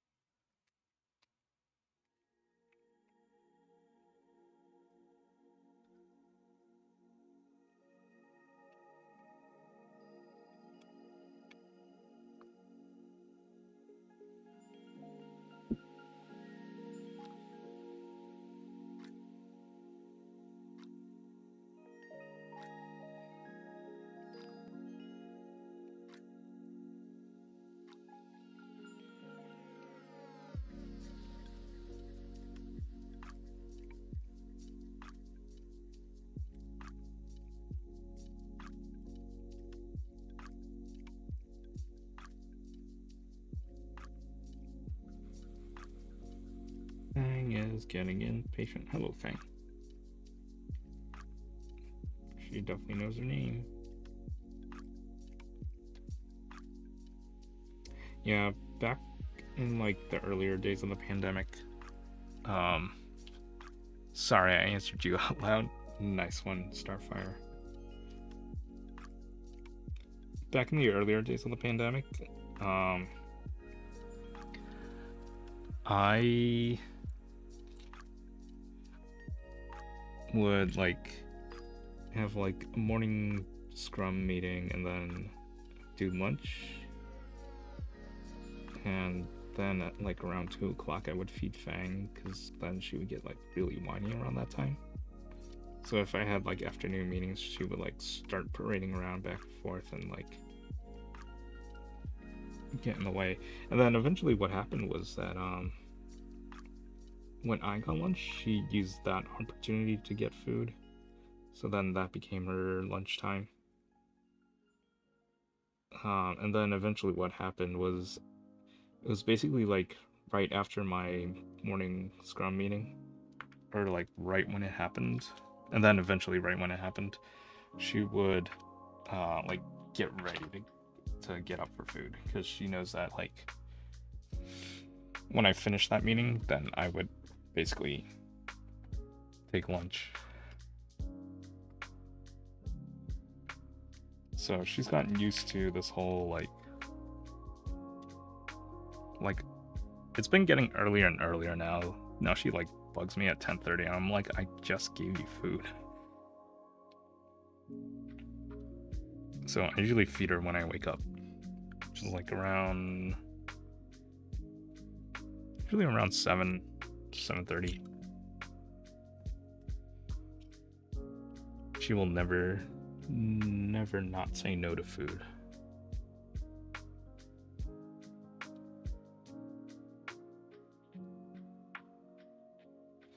Cats have an insane internal clock. Yeah, they do.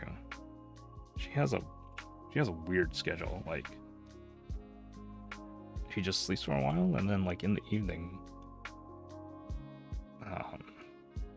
like she will wake up in the evening, like right when the workday ended. And she still does that now, but it's like closer to, yeah, it's like around the same time every day. She definitely has a set routine.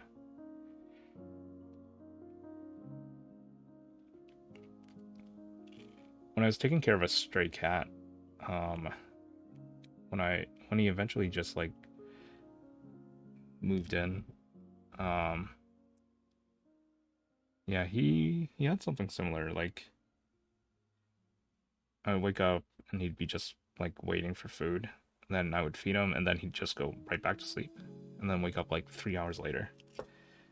And then in the evening, he would always go to bed at like 9 o'clock. It was like,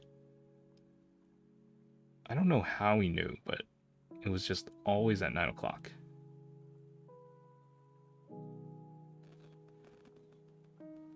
But then he would wake up at like midnight.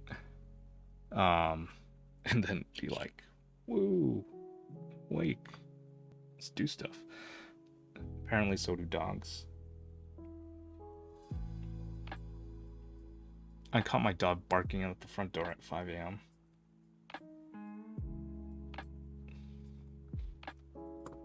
Is that like the thing your dog just does? Like he just barks at 5 a.m. every day?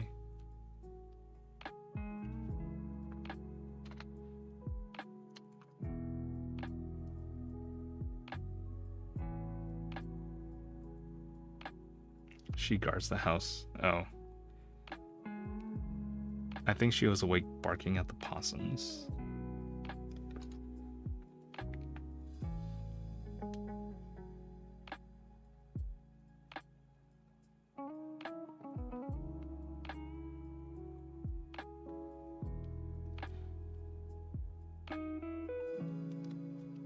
By the way, hi Starfire, says Kim Linwin.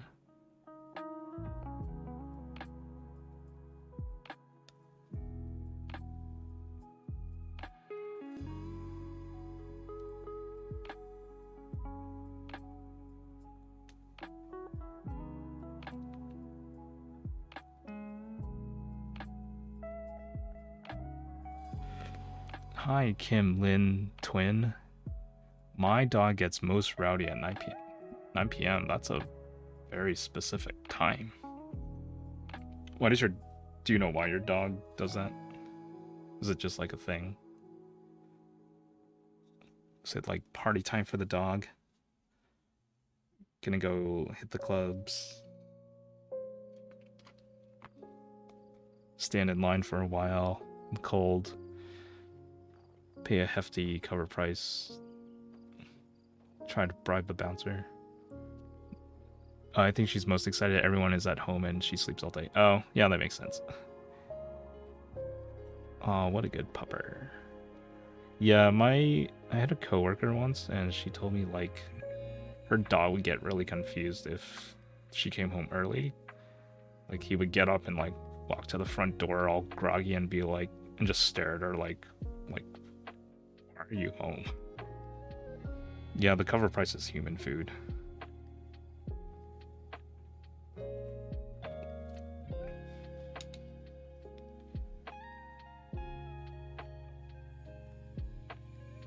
My cat gets excited when I come home sometimes, but only when she's hungry and I haven't fed her all day.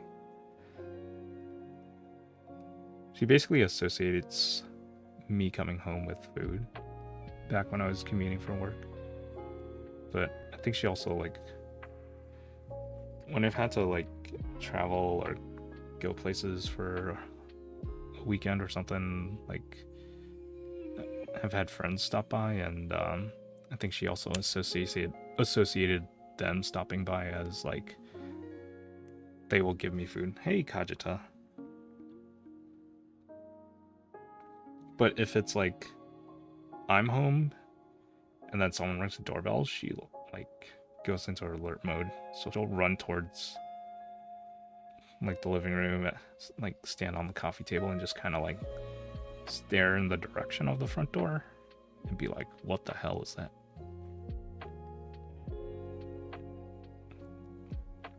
And then she'll like run away.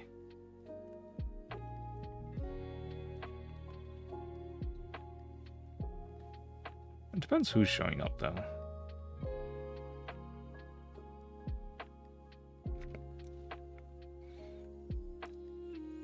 She seems okay with some people, and then like other people she's like, no.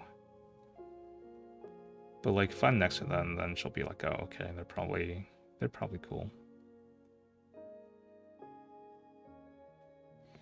Oh, I need to do that for... Oh, Starfire is gonna add everyone to the bot when they go live.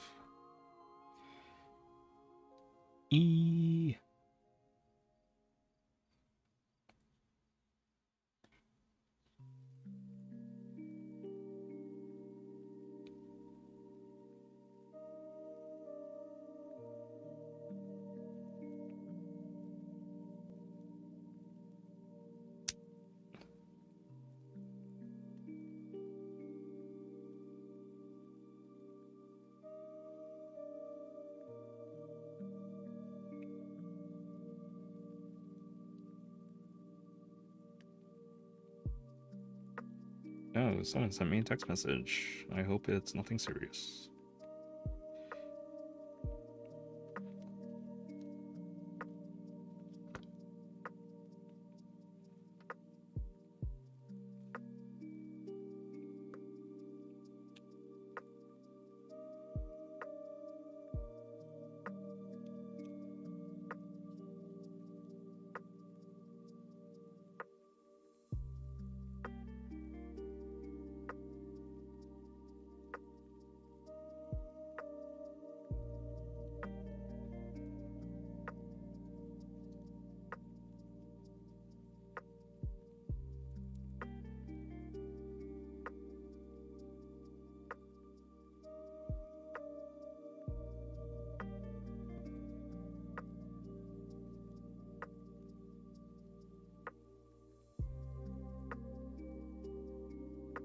Oh, this stabilizer isn't clipped in properly.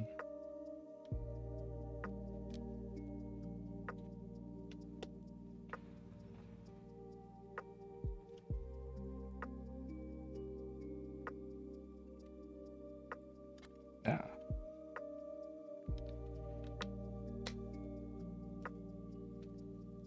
Why won't you clip in?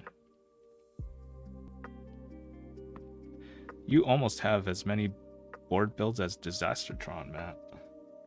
Hey, bi-accelerationism. How many... Wait, do I really? I don't know. I have no idea how many Disastertron has, but I know I do have a lot.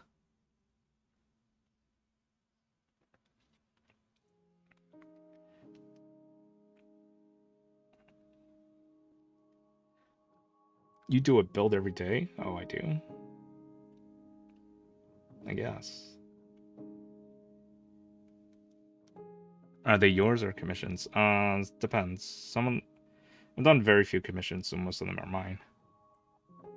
I wish I had that many boards to build. Kim Linwin.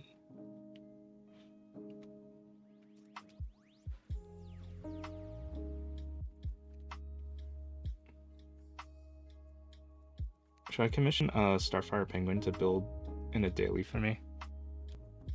Hi, Sandy, says Starfire Penguin. Hi, Win, says Bidirection Accelerationism. Oh my god, why can't I say your name right? Bi-accelerationism.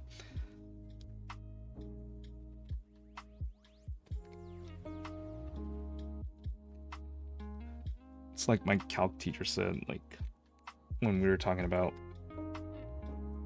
some calculus stuff, and he's like, epsilon? What's epsilon? It's just a number they chose to confuse you. Oh, these are the TX stabs that are just a pain in the butt. Pain in the butt. Pain in the butt.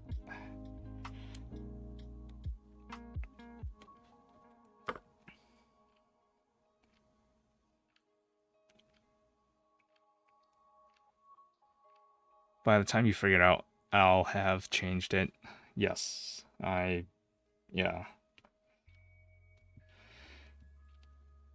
Bi-accelerationism. Bi-accelerationism is actually a philosophy term? Oh, okay. I thought it was like physics.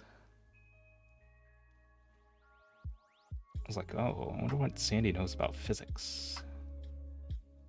Probably a lot more than me. Physics. It's math with pictures.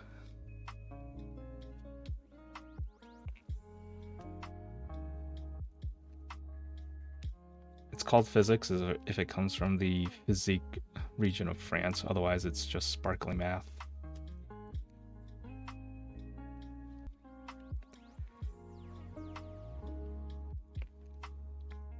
I almost majored in physics, and then I'm kind of glad I didn't. I was like, well, physics sounds fun. I like math. I like physics. And then I had friends in college who did physics, and I was like, oh, physics sounds really hard.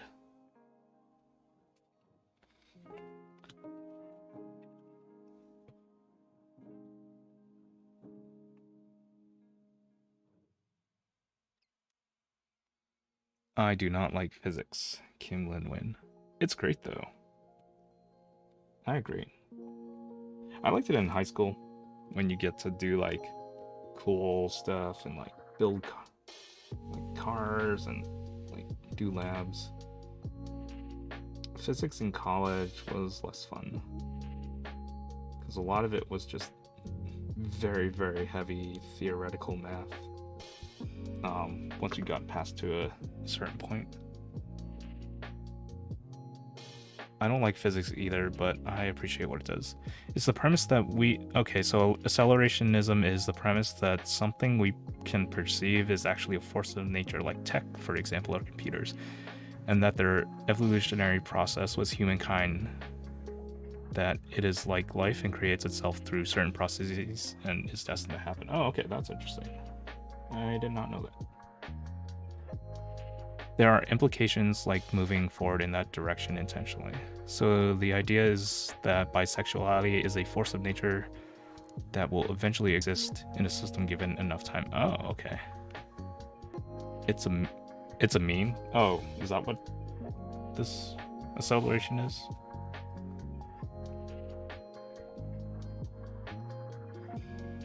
Ugh.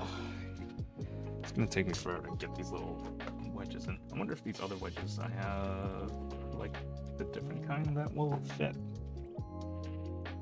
The new and improved kind.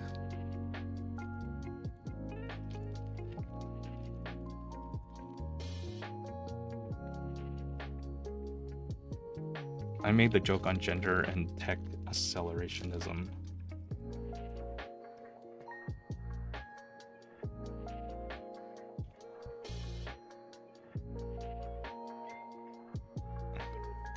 By accelerationism.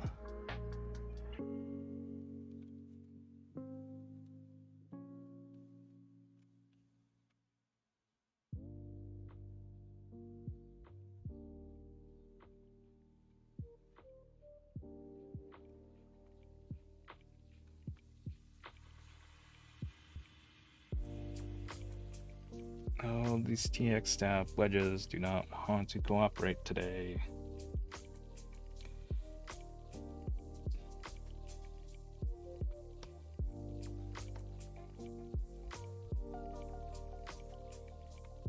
No.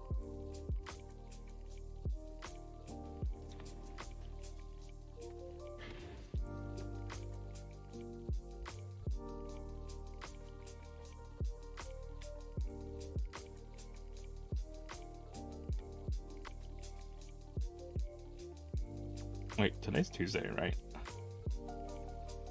Right? Yeah. My phone says it's Tuesday.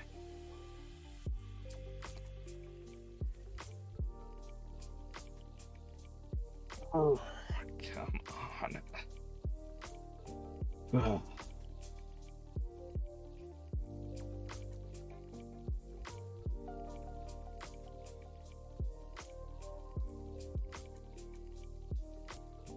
How did I get these in last time?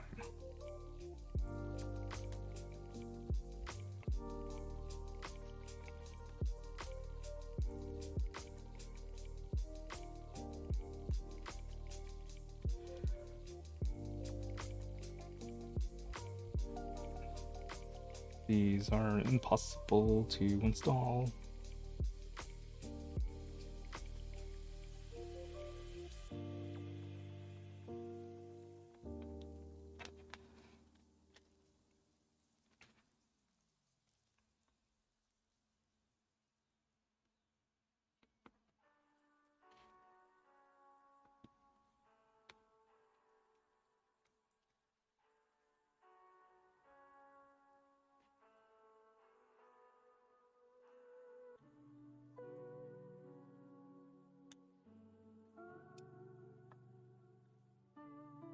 These TX stabs, yeah. I normally use tweezers to pry them open and shove in the thingy, then remove the tweezers. TX titty tap. What? Titties.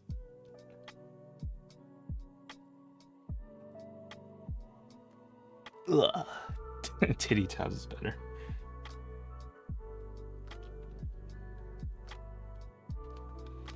How do you shove tweezers in here? There's like no space.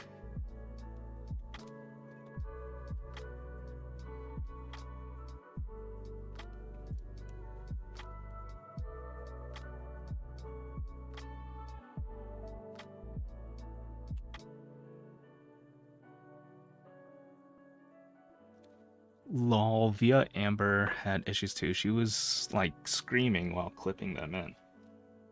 Yeah, I'm screaming on the inside.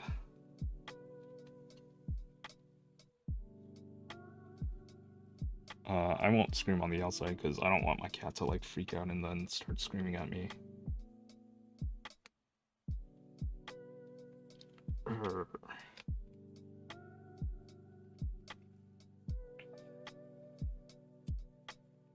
The bin.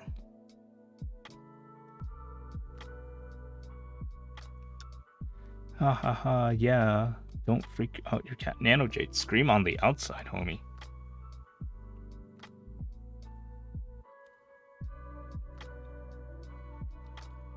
Ooh.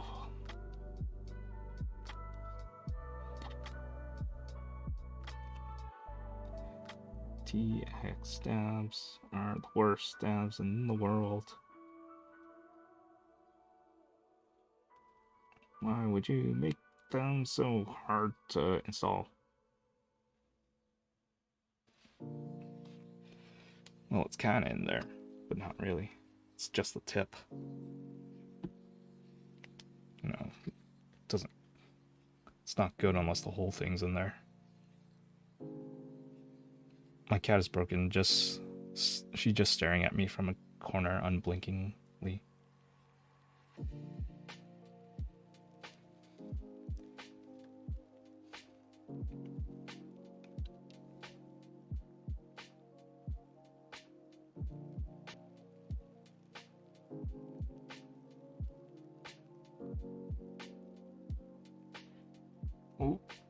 Oh, it's kind of going in. But it's like stuck on something. Slowly blink at her. It's cat for I love you. I love you.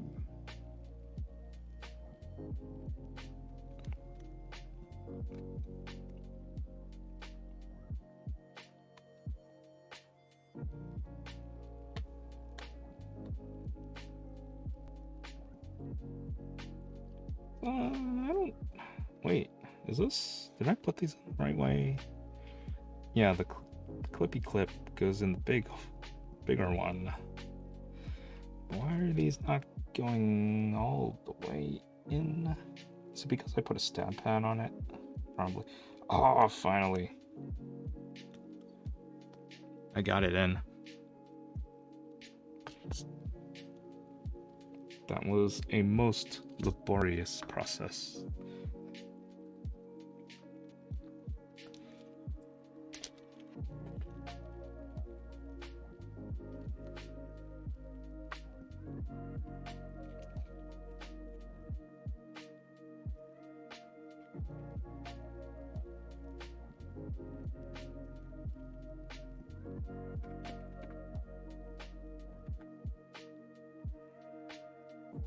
Alright, time to do the other side.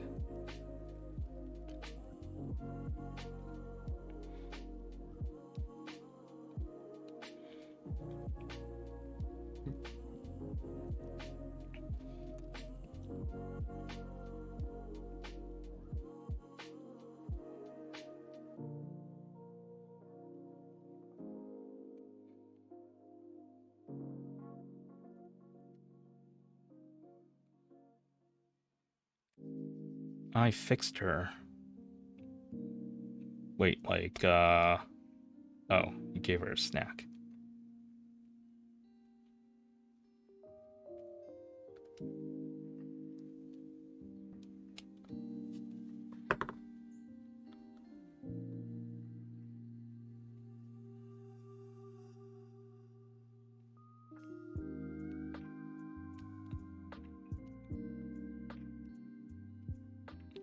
Perfect.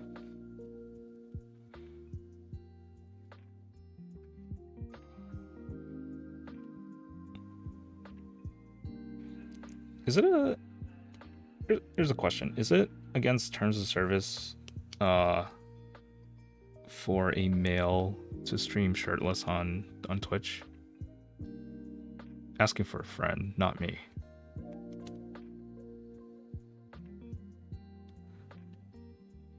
No, it is not. Oh. Female presenting nipples. Do I want to stream shirtless? No, it's gonna get cold and stuff.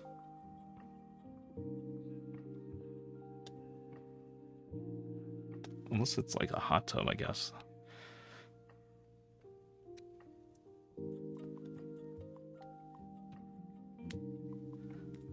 Summer's around the corner, though.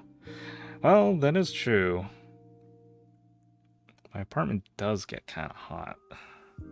Let's like turn the air conditioning on. You know, I didn't actually own an air conditioner until I got Fang, because I don't know, I guess I didn't have any self-care for myself. But I did not want my cat to overheat.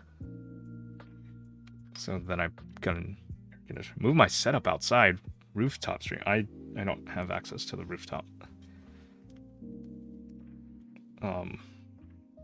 Also, the wind will blow shit around.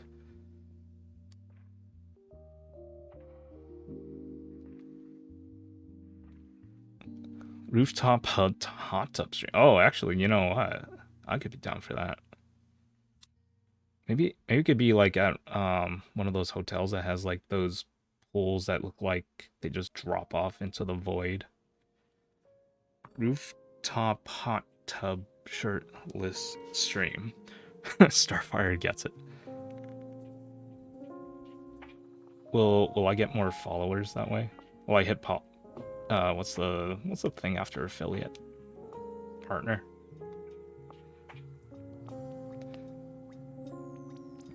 Now, would I still be in like makers and crafting, or do I have to like put myself in the hot tub category? Hey, Fang.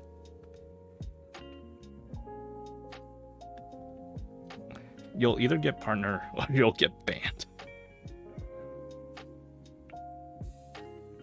More emote slots. I still don't have any emotes yet. Oh, fuck. Oh, I scratched the PCB. Oh, man. That was not a good sound.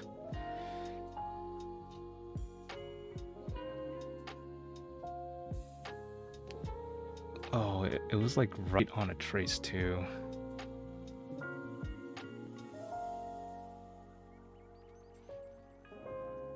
Can you see it? Right there. That little mark. You should get Fang emotes. Oh, I probably should. That's a good idea. It looks like a superficial scratch. I don't think I actually damaged the trace.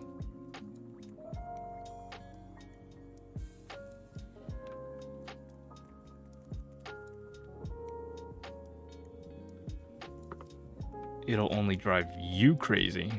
We'll be fine. Oh. Dang, Starfire knows me too well. Yeah, it's gonna drive me crazy. Yeah, time to throw this PCB away. Buy a new one. We'll constantly remind you about it if that's what you want. No. No, don't do that.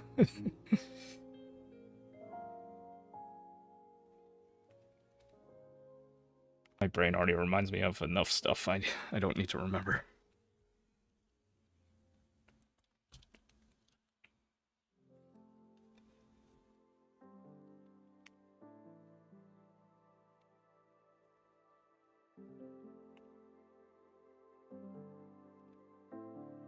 Oh, fuck, I did it again.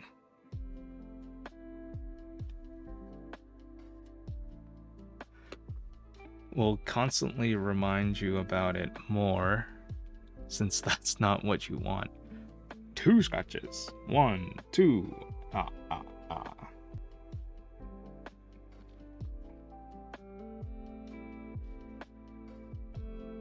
PCB or to not PCB? That is the question. Scratch counter, 2 scratches. Should I make it a point redemption? Scratch my keyboard with tweezers. See how many scratches we can get.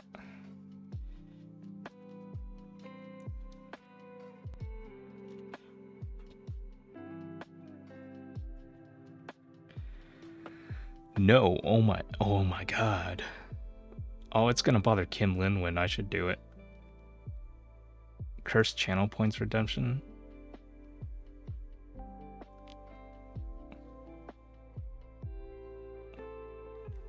Oh, what about like keyboard striptease, but like I don't take my clothes off. I remove one piece of the keyboard at a time until we get to like the bare PCB.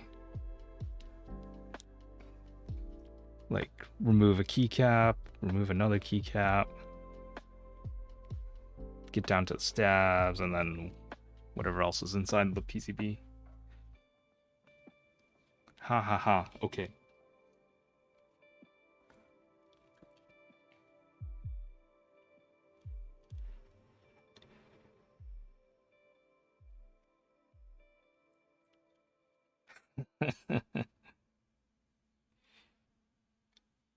Keyboard removes closed channel points redemption.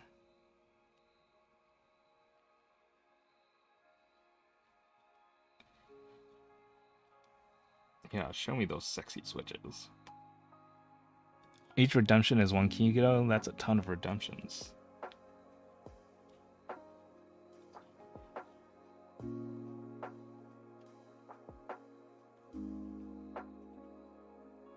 Oh, I almost had it.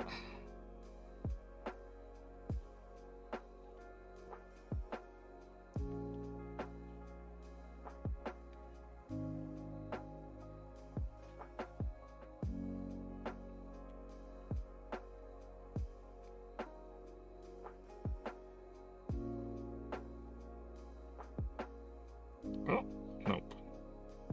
I think I need to... another channel point for redemption for a type test on stripping keyboard. Ooh, sexy.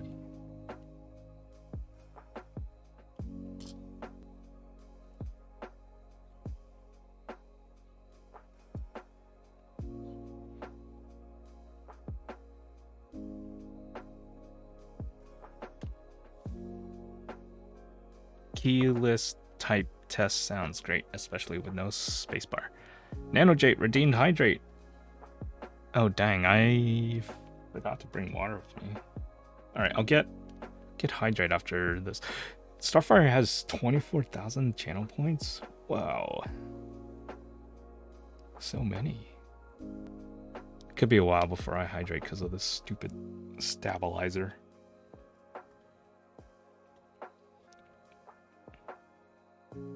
Ugh.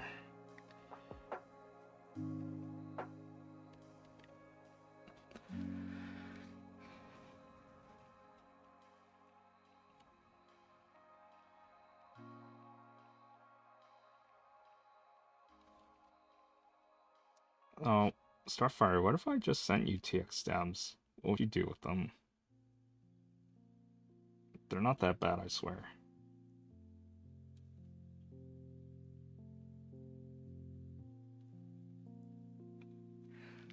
Nano, can I tag you on a Follow Supply giveaway post on IG?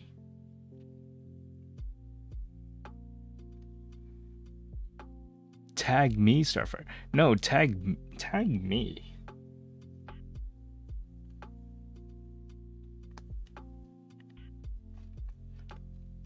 There's a box there and a box somewhere. Always, Starf. Are you sure? Wait, what is the giveaway for?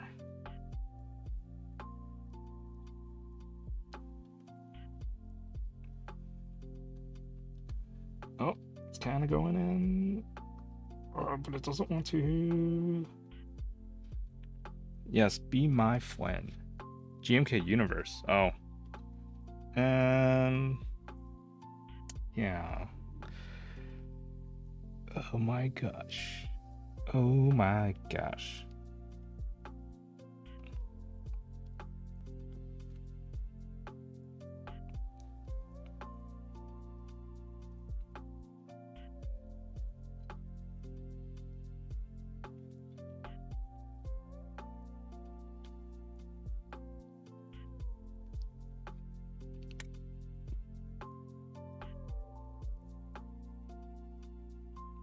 It got very cloudy all of a sudden.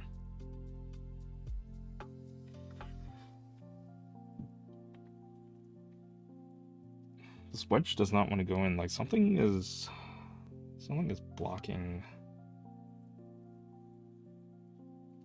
it, but the stab is flush with the PCB and is clipped in properly. You guys can always tag me on IG or Twitter. I don't mind, says Starfire Penguin.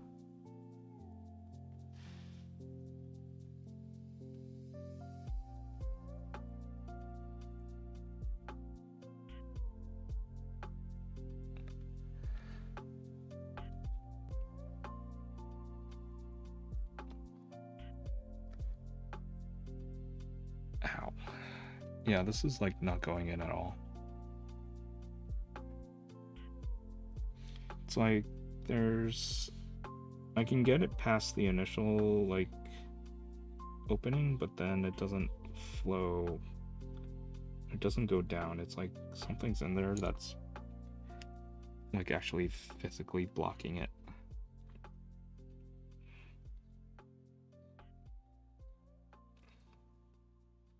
Maybe there's like stuff in it. If I dig out the plastic, scrape it out.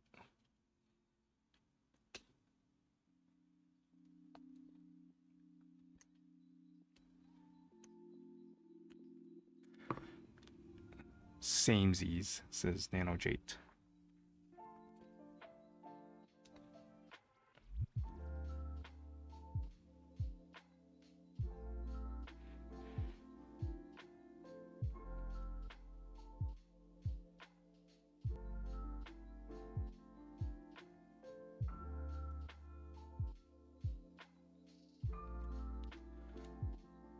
Okay, maybe I should try like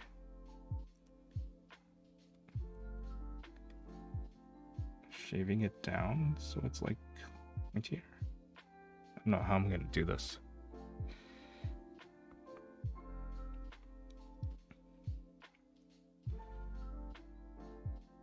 I feel honored when people tag me in giveaways.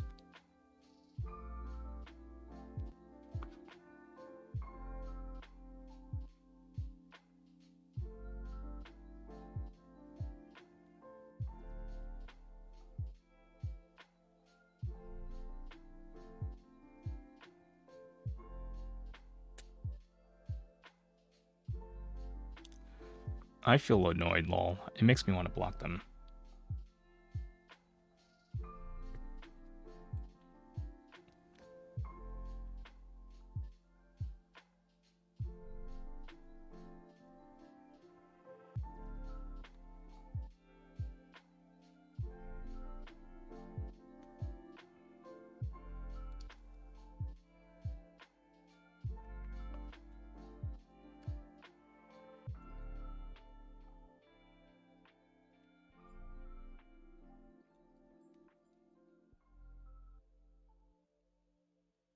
This TX stab is gonna like wreck my finger.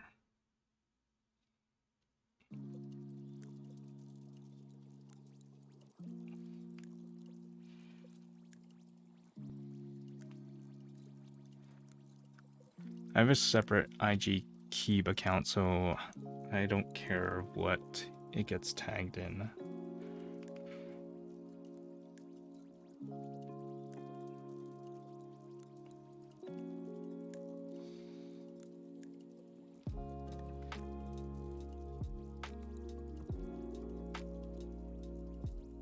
Oh, I kind of got in there. Nope. What the heck?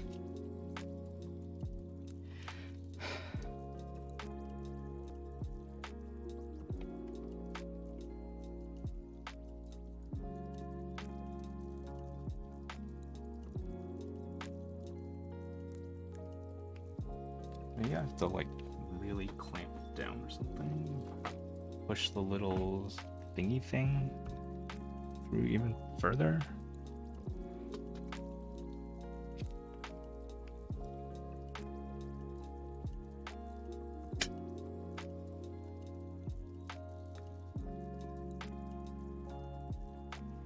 Is this gonna like scratch up my PCB even more?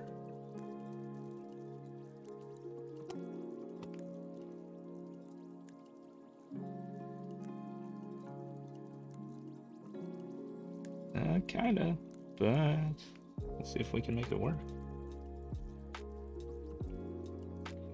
Or, you know, maybe I should just like super glue it in place. Call it a day.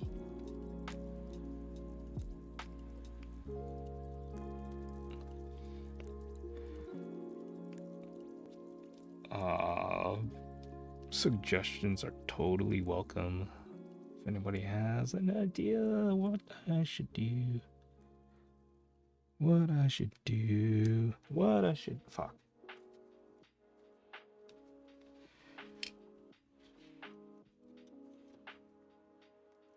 Damn it.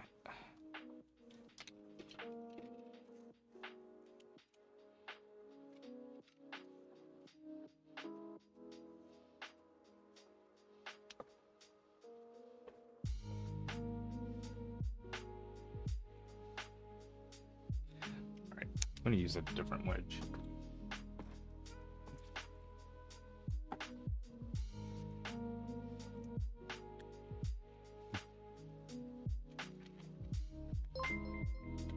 Whoa. Skizzy followed me this minute. Hello. How are you, Skizzy?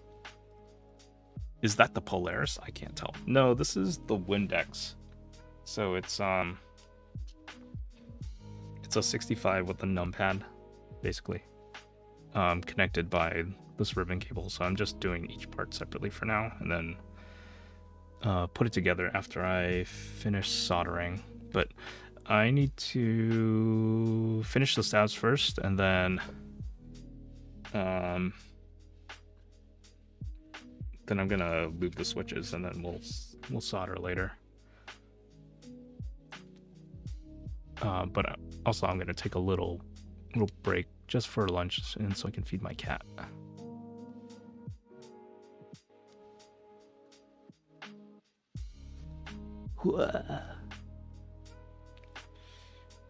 Get in there.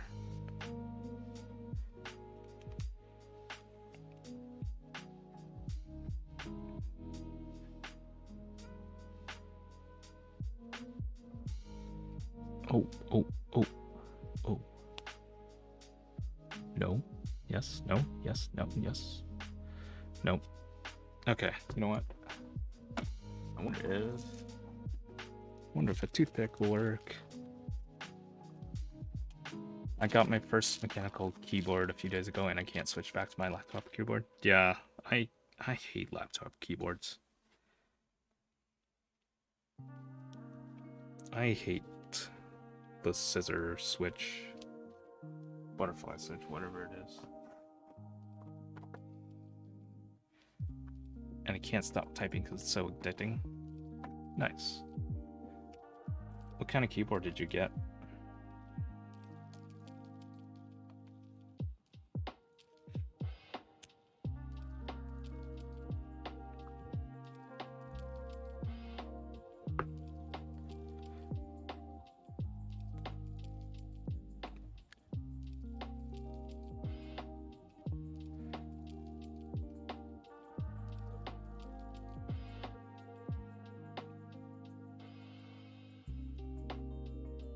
Red Dragon K599.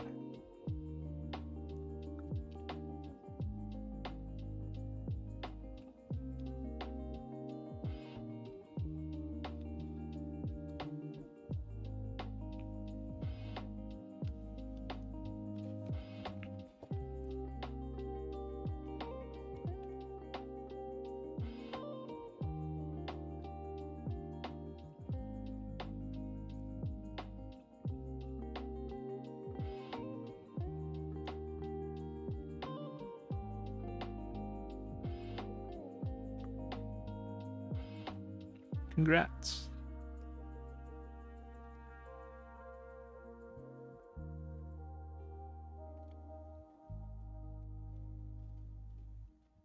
Cool, that is very, very precarious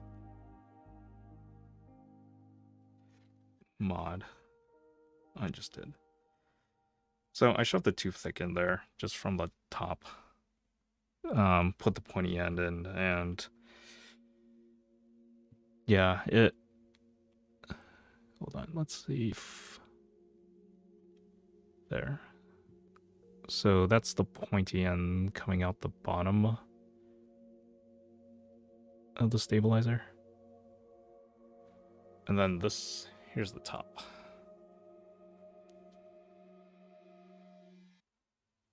So I just shoved it in there. Because I don't know why that wedge is not going in, but it's been like, oh my god, it's been over like half an hour of me struggling with that thing. So I guess this is never coming out. All right. Oh yeah, stab cushions. Let me put stab cushions on, and then we'll do a quick break.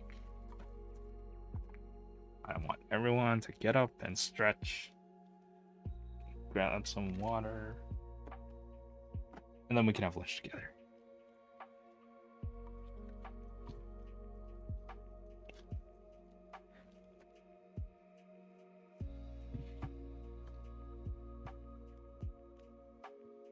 What happened to the thingy things?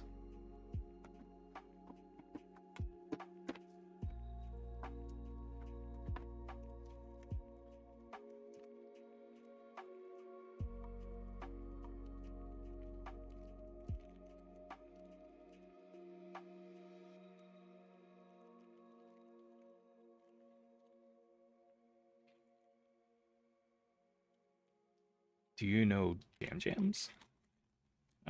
Who's Jam Jams?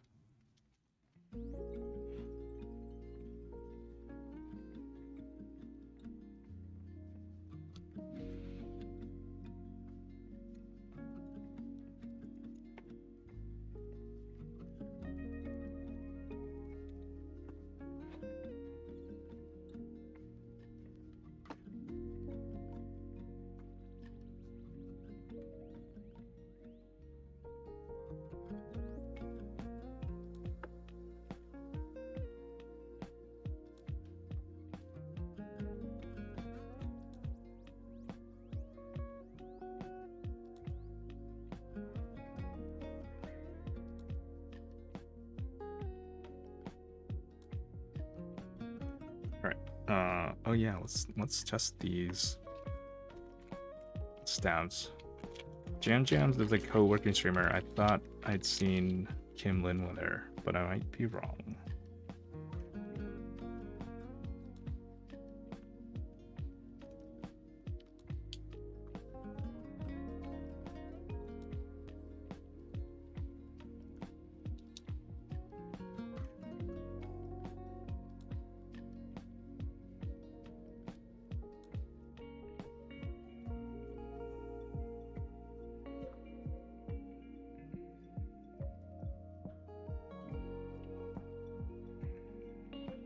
Oh, I was in his chat for a bit.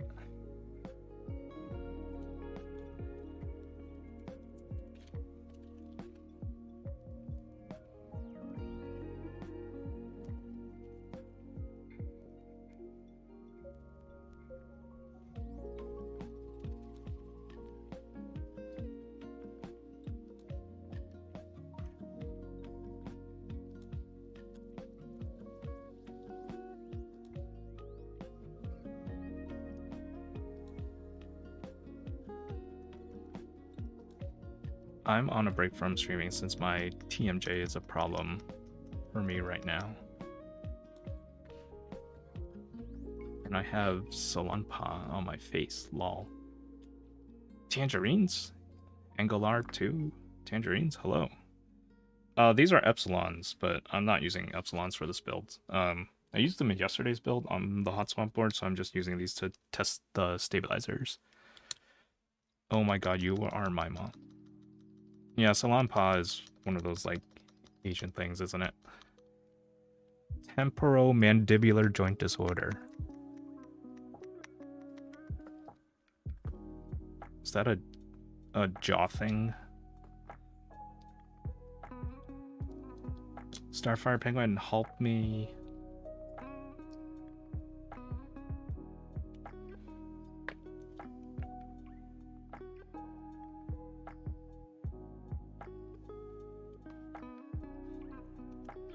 You said Salon Pa and I could immediately smell it. Yeah, it has that like menthol smell.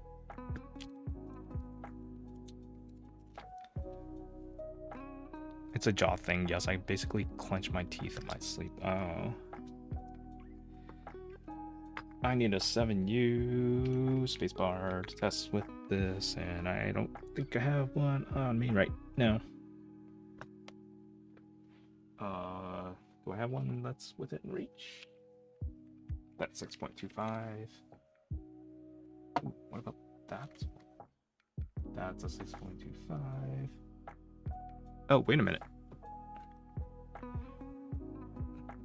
Yeah, there's also that green liquid elderly people love to use. Is it Tiger Balm?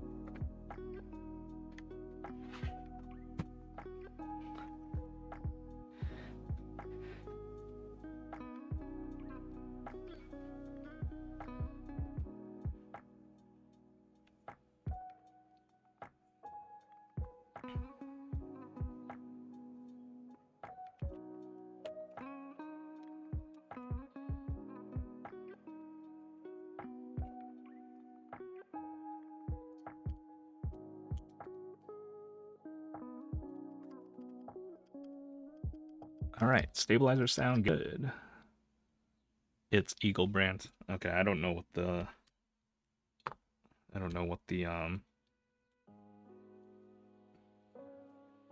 what the green liquid is.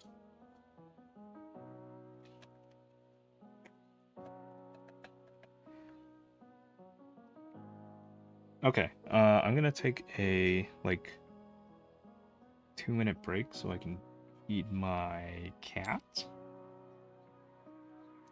And then I will grab some water. And then we'll eat some lunch together, and then I'll loop some switches.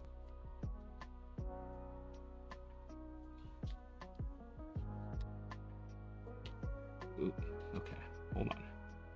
Stupid P phone. What are you doing? Alright, everyone take a break. Oh, Gioran, hello. We're taking a quick break so I can feed my cat. But the stream will still be running. And then I'm gonna grab lunch and eat it on stream. So I don't leave all you guys hanging. Yes, it's lunchtime now. Yes, Fang, yes. Okay, Fang, let's go. Yeah? You want some food? Okay. Come on, let's get some food.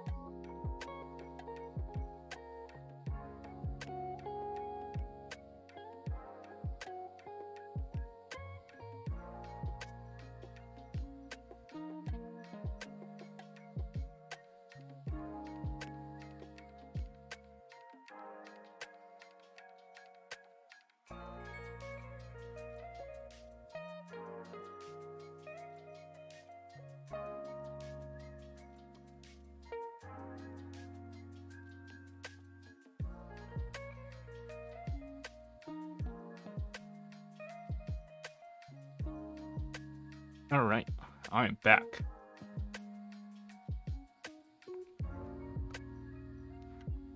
Oh, Joran has TMJ too.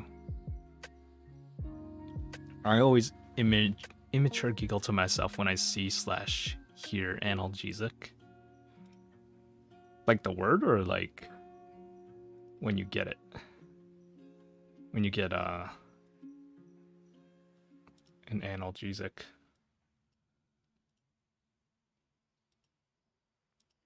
Whoa. Whoa.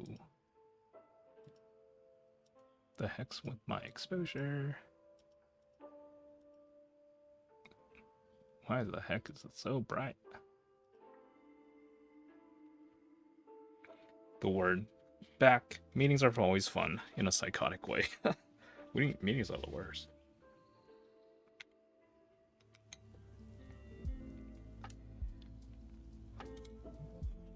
Ow, my soup is hot.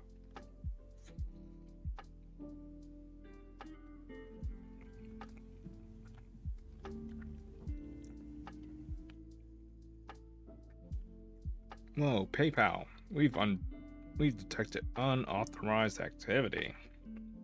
No, you're a spam. Spam, spam, spam, spam, spam.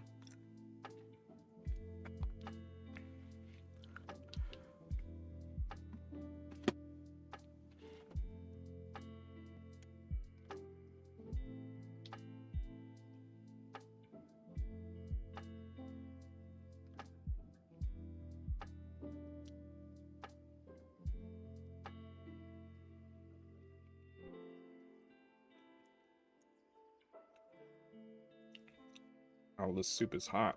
Should have let it cool down earlier.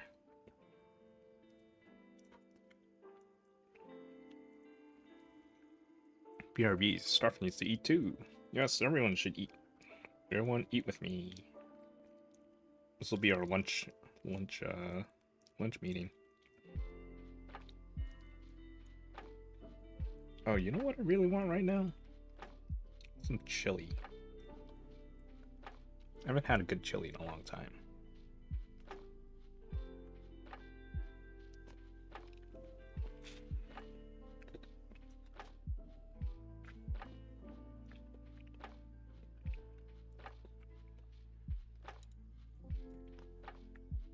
Should we look at some group buys?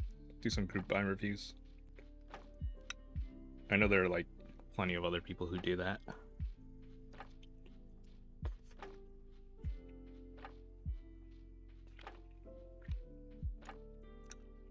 Oh, I want an iced coffee. I had one just right. It's pretty good. Last chili Mount Asian Hound was from Wendy's.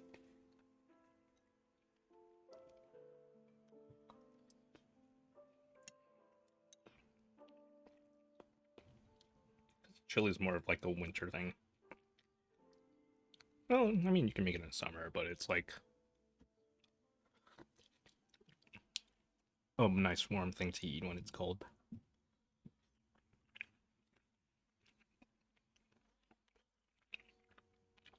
Oh, is anyone going for the Omni type vault thing? It's like, I think that's happening right now. It's first come, first serve, so if you're like looking for a specific set, like the Nautilus core kit.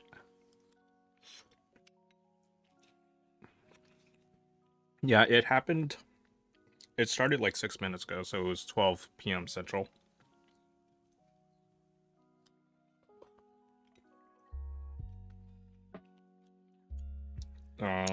I know there's like Moto Light, some Moto 2 stuff in there, bunch of Rama Works caps.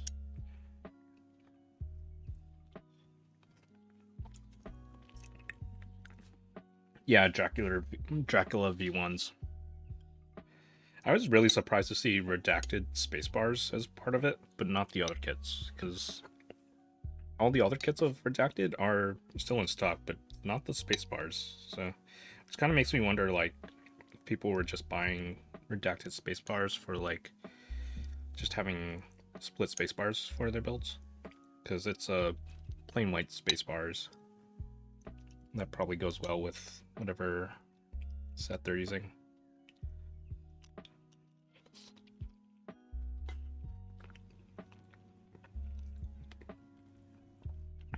They also print less of the extension kits often, so there are just fewer of them to go around.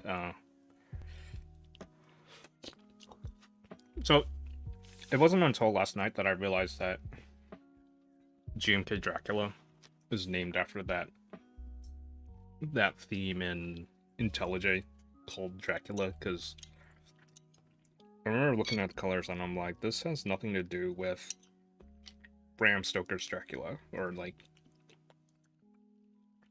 just Dracula in general. When you think of Dracula the monster, I'm like, why? What are all these colors? This makes no sense. And then I was like, oh, I haven't touched IntelliJ in a while, so it took me a while to put that together. Oh, so 250 base kits and like 50 to 70 bars, let's say. Okay. I am charging my card, I guess. Kim Linwin.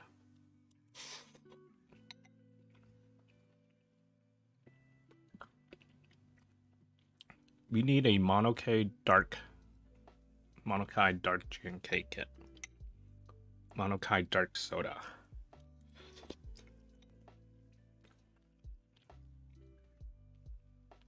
Basically Drac. Yeah, it wasn't until I saw the Omni type thing, and then I saw the kit that has like the Git commands on it, and I was like, what does this have to do with Dracula? This is Git. And that's when I like put the thing together. Development theme, IDE theme, and keycap set.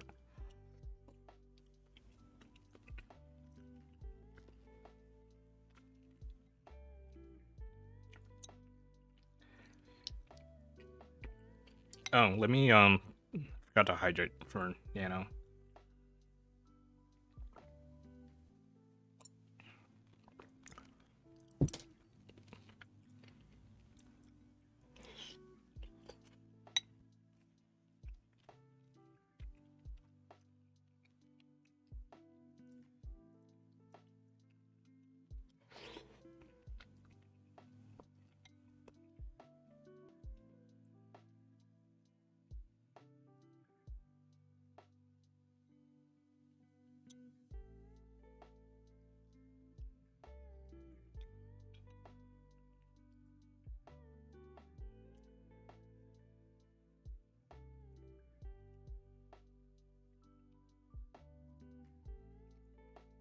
It was gonna take me a while to finish because it's so hot.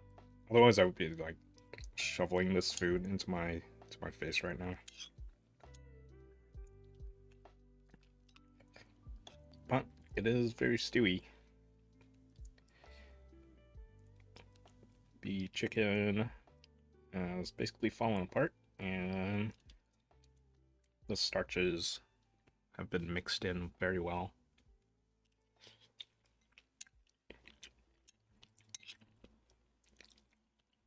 So it's just soupy enough that it's still a soup, but not too thick that it's not a soup.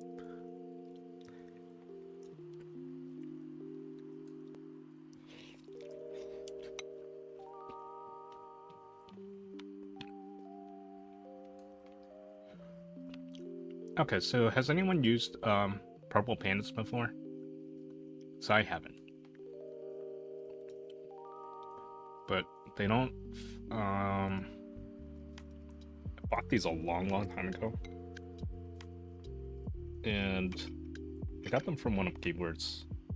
And the only thing I had to compare to them was Gazu's U4T, which are very tactile and you feel it.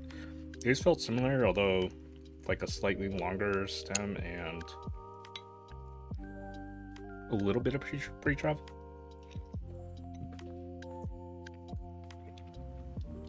But I have yet to actually use these in a full build.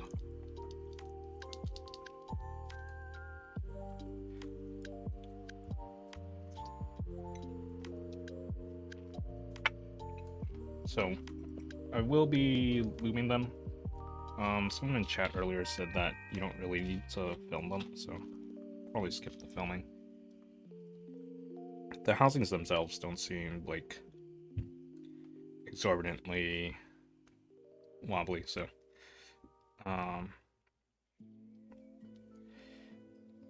filming them probably wouldn't yield any benefit. Oh, this is foam for the hot swap board because it's a 6.25U space. Fuck. Man, I really should have bought that extra foam kit when I had the chance.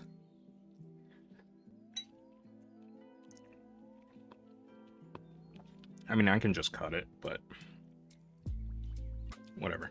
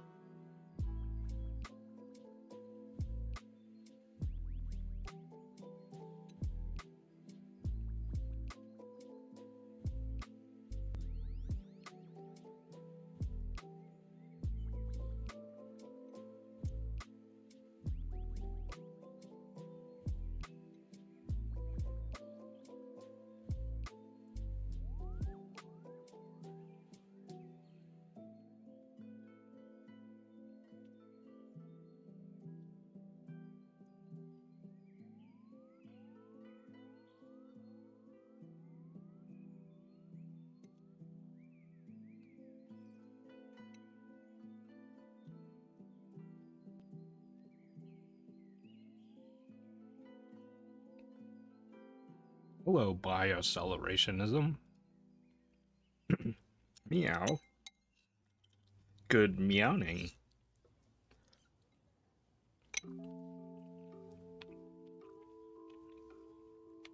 Might get Dolch 2 missed. Nice.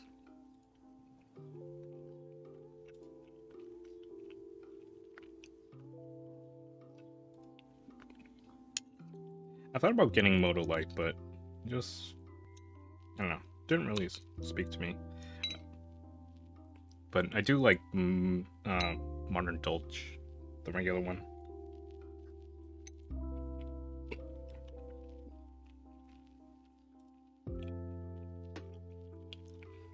Good meowing, good meowing. It's great to stay up late.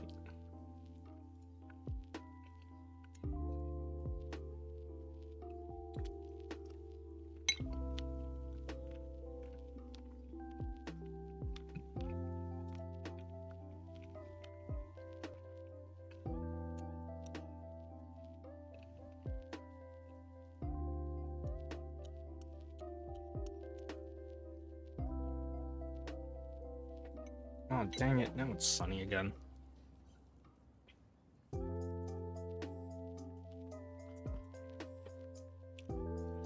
Good, do you remember those? How old are you? Wait, do I remember what?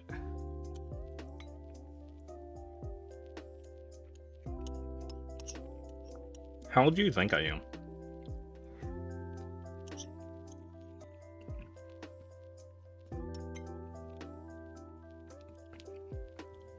I don't remember that jingle at all. What was it for? Was it cat food? Good morning, good morning. It's great to stay up late. You think I'm 32?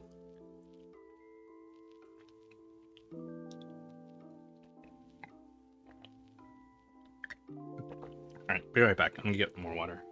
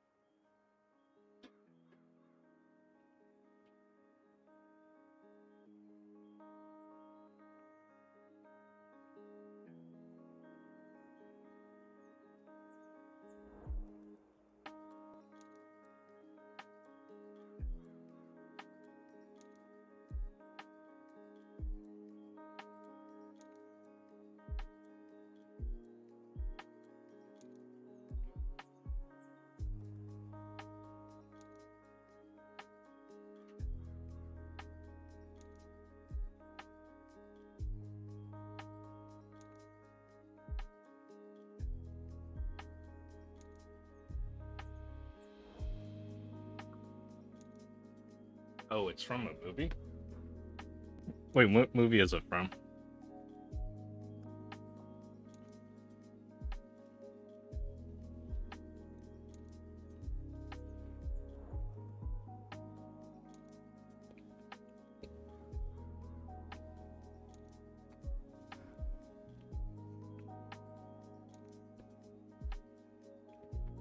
OMG.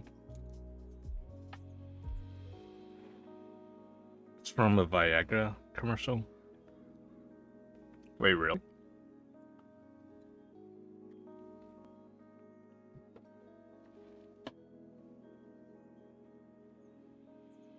Can't say I remember Viagra commercials very well. Alright, let's fix this stupid ass phone. Gotta cut the phone. Snip, snip. Snip, snip, snip.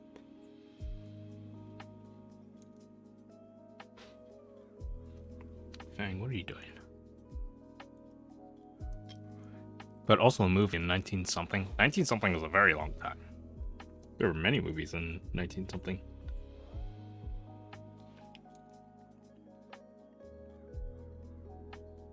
Like the 1990s or the 1910s?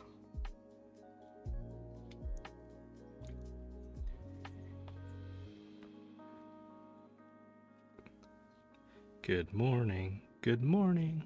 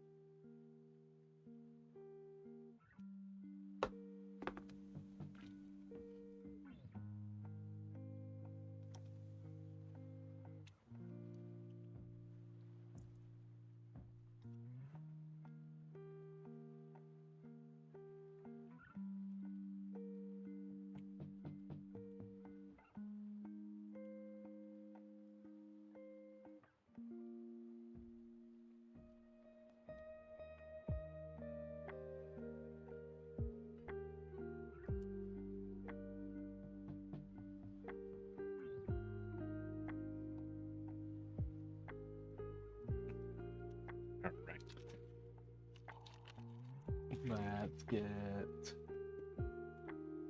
down to business.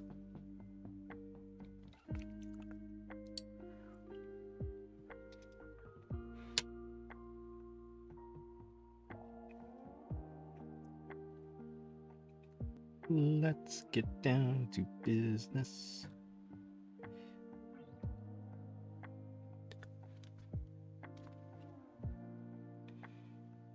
To defeat the Huns.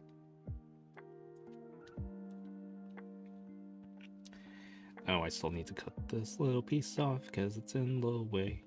It's in the way. It's in the way.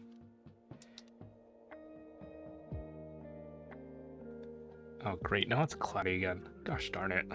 Can the weather just make up its mind? Ha ha ha, Little Mulan. Yeah. Great movie. The live action remake? Not so great. Very terrible.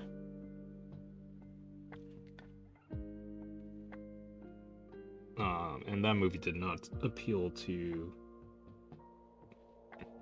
China's population at all. Pretty bad flop.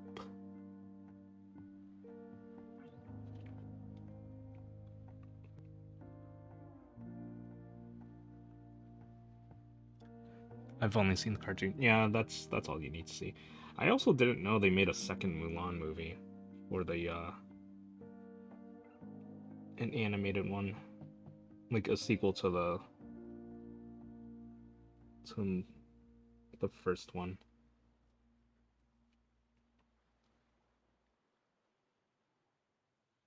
I know they made a sequel to The Lion King, and then there was also like the Lion King 1.5.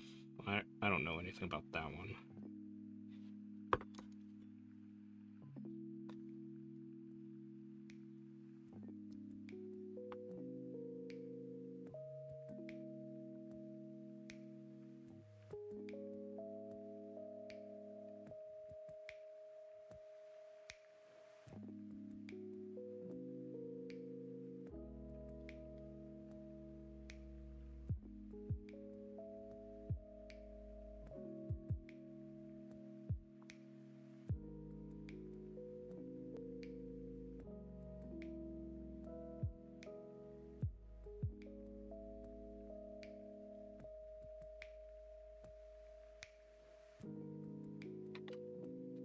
Okay, so let's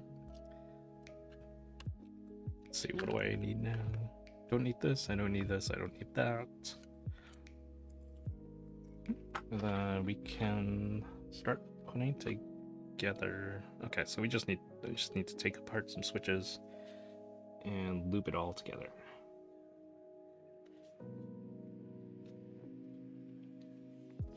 All right, so. Whoa.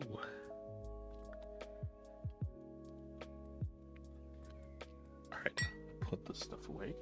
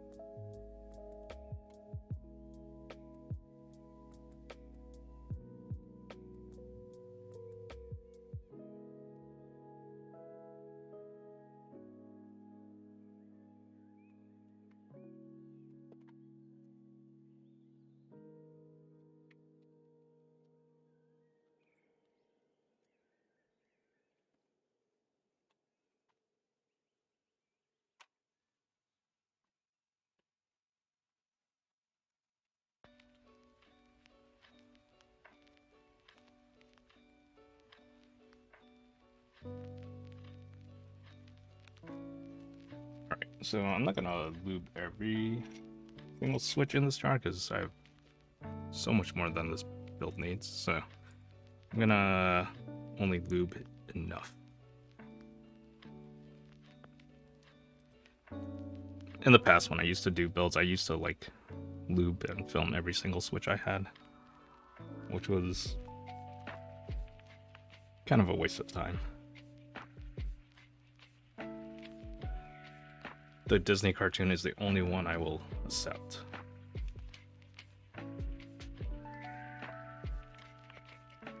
So this is what? 1, 2, 3, 4, 5, 6, 7, 8, 9, 10, 11, 12. 3, 6, 9, 12, and then 1, 2, 3, 4, 5. Alright, so this is for the macro pad.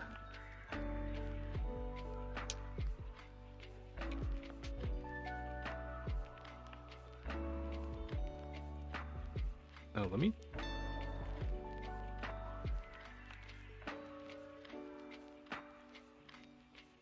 There we go. That's a little better.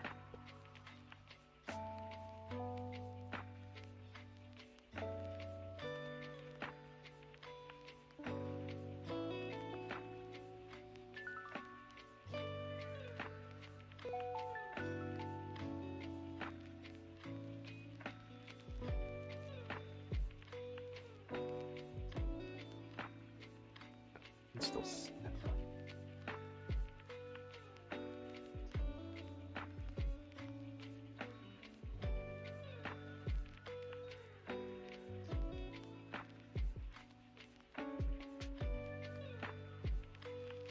Alright, and then for the rest of the keyboard,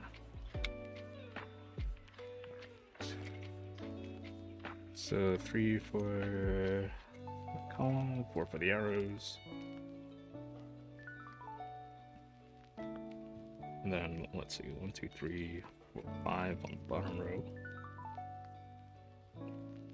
Let's see, 1, 2, 3, 4, 5, 6, 7, 8, 9, 10, 11, 12.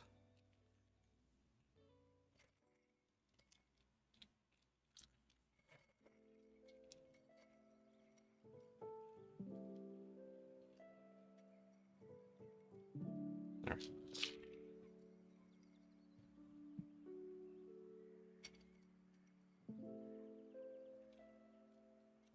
On the next row.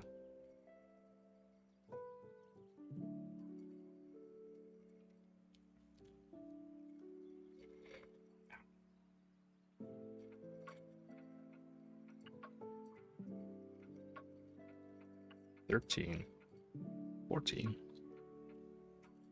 5, 10,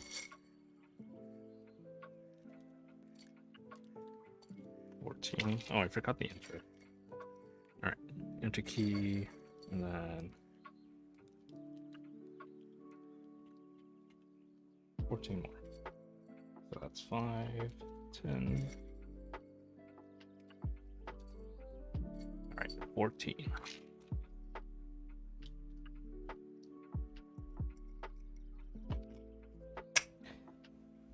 Should I do step caps lock or just regular caps lock? Do people have a preference of like... I actually don't have a strong preference either way. Unless it's like a smaller board, then I'll do a regular caps lock, because sometimes I'll remap that to control. But on a larger board, I don't really use that unless it's... I really don't use caps lock unless it's on a smaller board, and I tend to use it as control. Non-stepped, if you use it as control, then non-stepped is better in my opinion.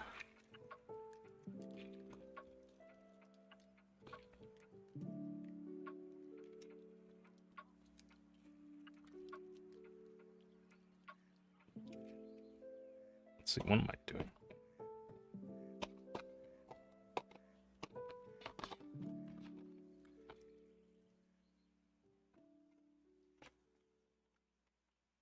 Yeah, that's a fair point. Just the normal or non-stepped caps is generally more versatile. You don't really see stepped control keys, do you? I don't think I've ever seen one.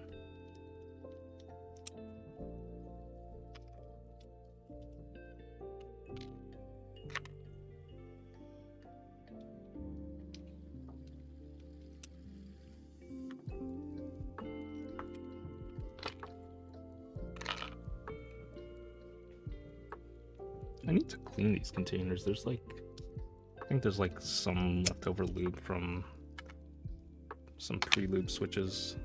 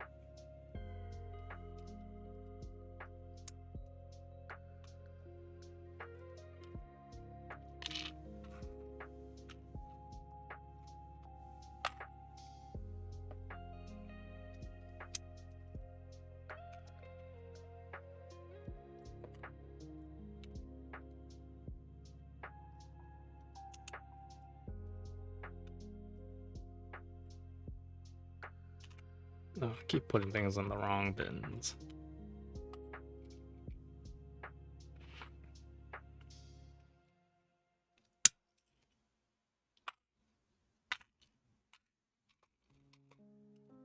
Yay, switches! Yes, we are going to loop them. And I mean me. Your bins are nice. Are they from something? Or are they just cups? These were like the cheapest little plastic containers I found at Target.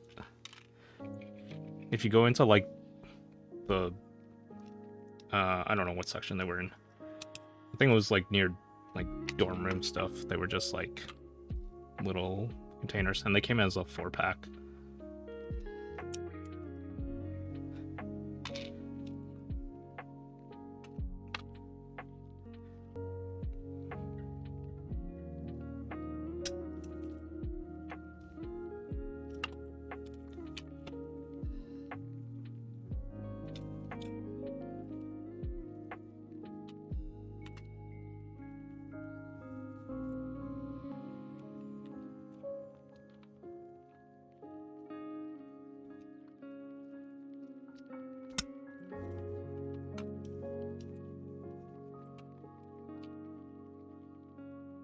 I am back, Mochi Keycaps. Hello, Mochi Keycaps. I got some freaking red lobster. Red lobster. Yum.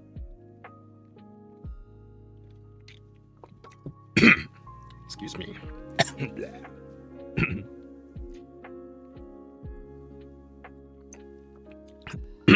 Okay.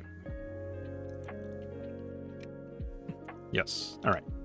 My something's in my throat. The shrimp Alfredo is smack.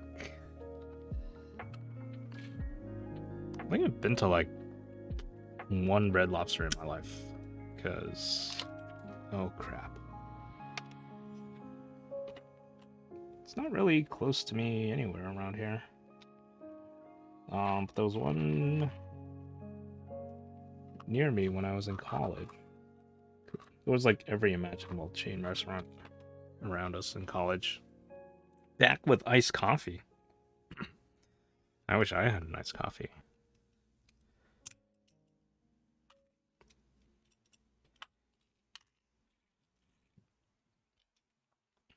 Actually, I don't really want a nice coffee right now.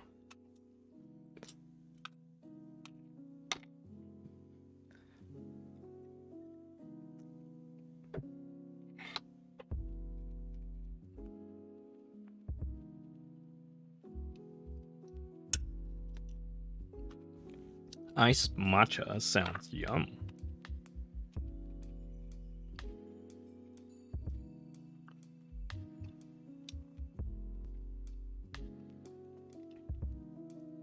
That does sound pretty good.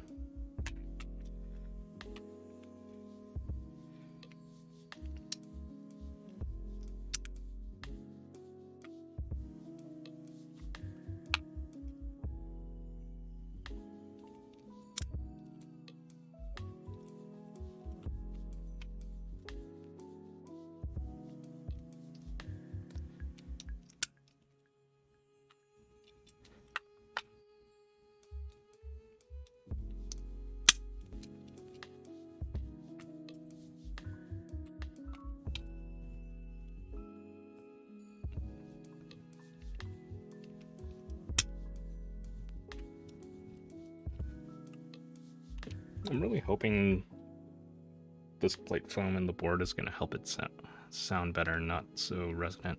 Maybe I should force break mod it too, just to be safe.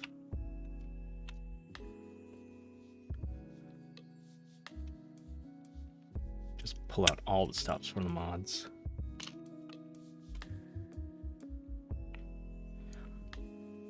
Oh yeah, I do have some extra foam I could probably stuff in there if I wanted to. Do I want GMK Pano? Don't ask me, because I'm an enabler. So yes, get it. I kind of want it, but I also kind of don't want it.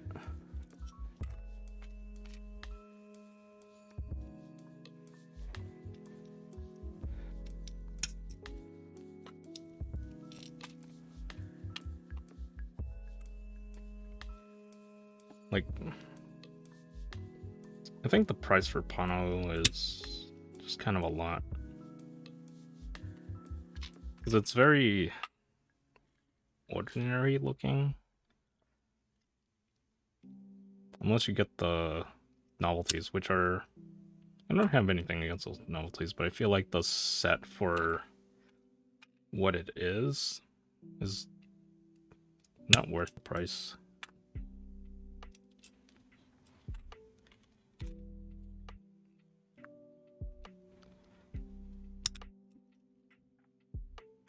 It's overpriced. Everyone is saying it's overpriced.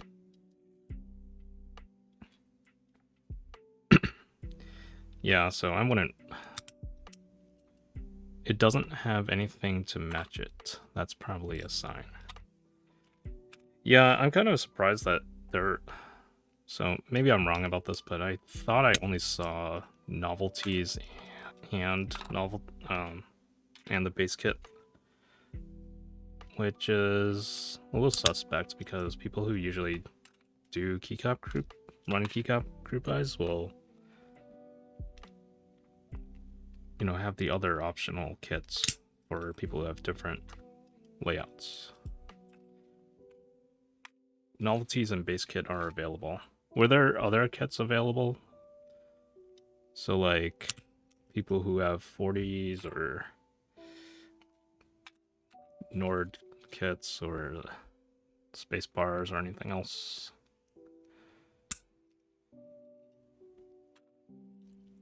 Nope.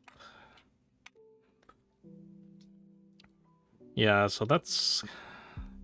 Was it ever part of that group buy?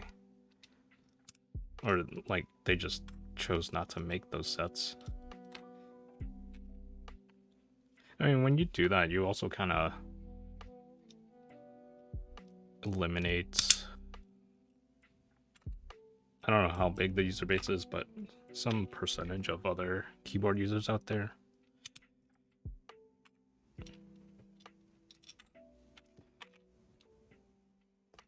So, but I mean, in general, it also isn't a set that looks very appealing on its own.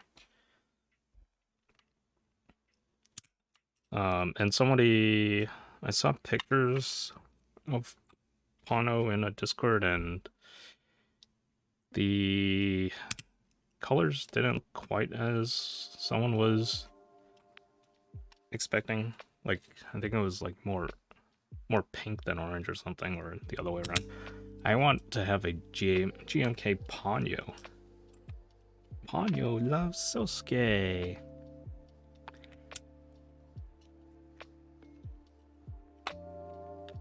That's the only Miyazaki movie I've ever seen. Saw it in theaters too. I've probably seen one other Miyazaki movie, but I don't recall it.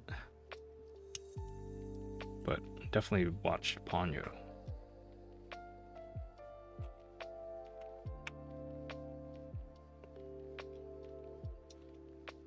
I bought GMK Pano.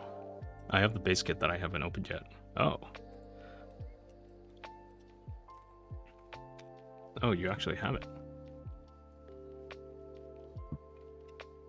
Kim Linwin, I have seen Spirited Away and Howl's Moving Castle in theaters.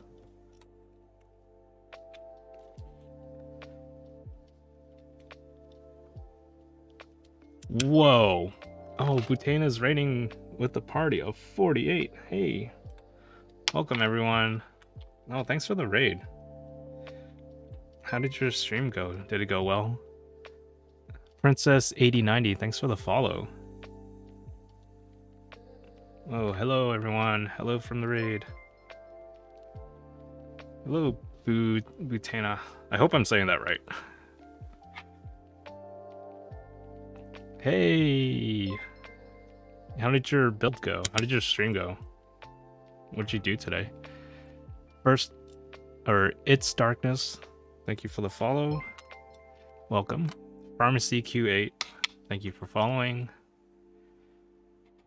Wow, so many raiders. How's it going, everyone? So we're building a Windex today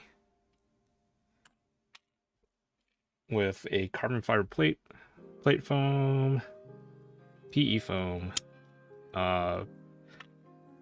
Owlstabs, which are already on the board, and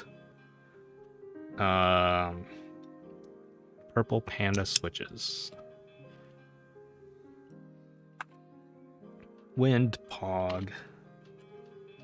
Yeah, so I built this yesterday with the hot swap board, and it went okay. There's a lot of like weird case pinging in some places. Like, it just sounds very hollow in some areas, and then other places you don't. Also had an issue with some of the bottom row keycaps scraping on the side of the case when you press them. But I think that may be a placement of where I had the plate on the gasket. So I'm gonna do a solder build, see if it's different with different switches and foam and stuff, and go from there.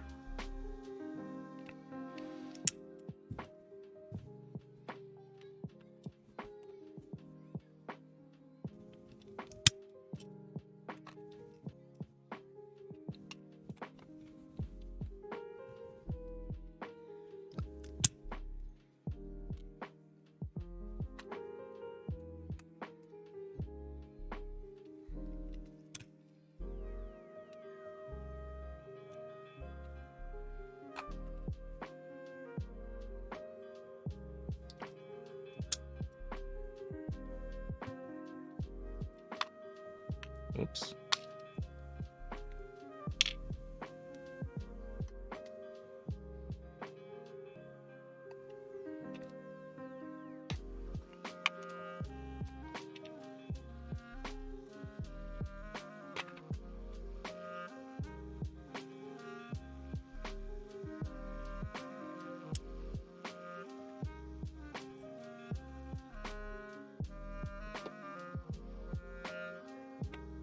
Oh, I should get a bag if I'm gonna bag lube springs. I'll do that after I lube bottom housings.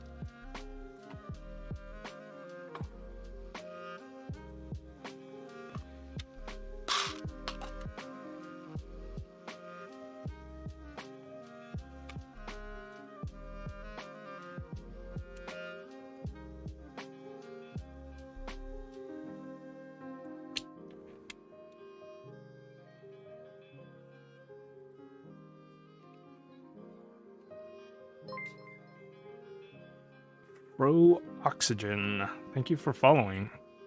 Welcome. How are you today? How's everyone today?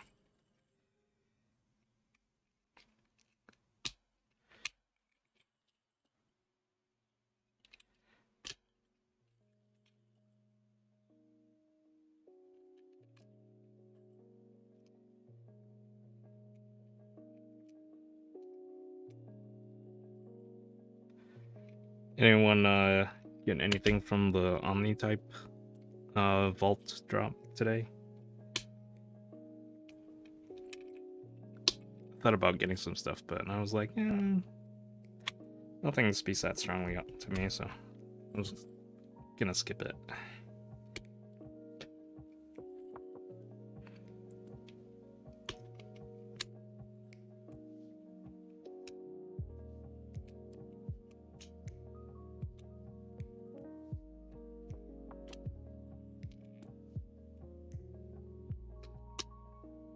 Mad Asian. BRB, gonna get some lunch.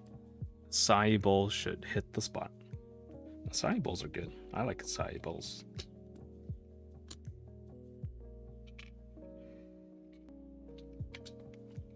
It's good to mix food that keeps you full, satisfies the hunger.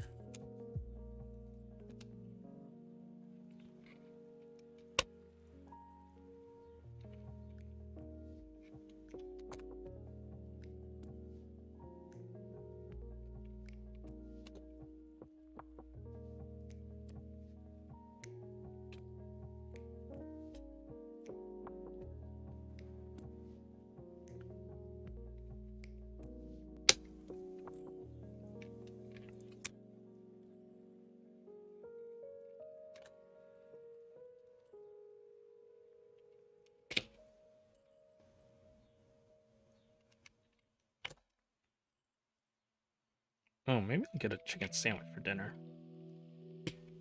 Been meaning to try out Dave's Hot Chicken for a while. But it's kind of far from where I live, so I don't really want to make a trek all the way out there and then drive back, but if it's a Tuesday night, traffic should be pretty mild. Probably go a little later too, like when no one's around.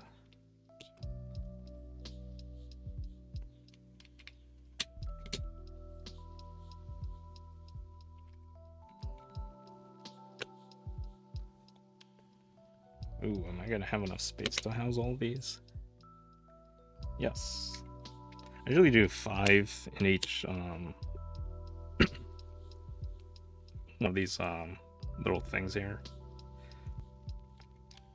You just need to make sure that they're spaced evenly, because sometimes it can be hard to put the tops on if they're like kind of all clumped together. But it easily fits 5 in a row.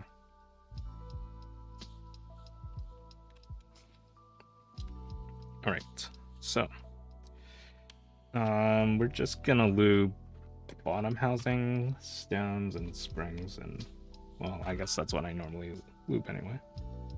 I don't usually lube top housings. I have before, but that kind of made my switches over lubed, so I haven't done that since.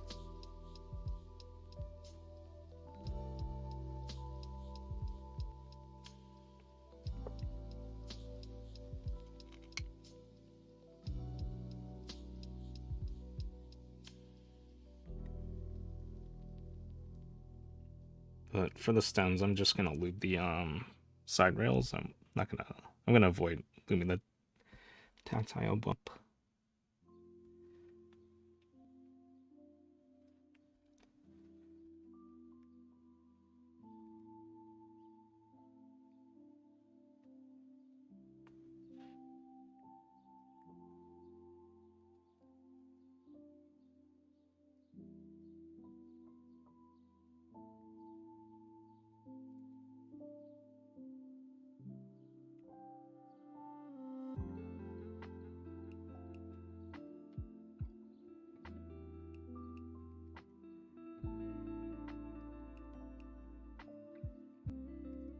And I'm probably not going to film these because the housings seem pretty tight already. So unless I really wanted to change how they sounded, which I'm probably not going to do, then I would film them. But I haven't had to film switches in a very long time. I mean, I did it last year when I got into this hobby because that was like everyone was saying you should film and lube. But more recently I've been finding that the switches I use don't need film. I got the Dracula base kit from the Omni Vault. Ooh, congrats. It's a pretty nice looking kit. I like it a lot.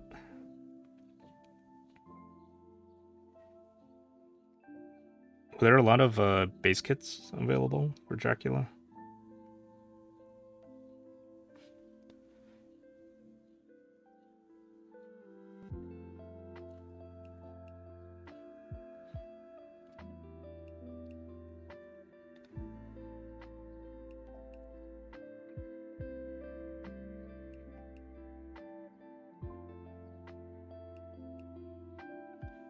Not a ton, but it stayed in stock for a few minutes more than I expected. Oh, interesting.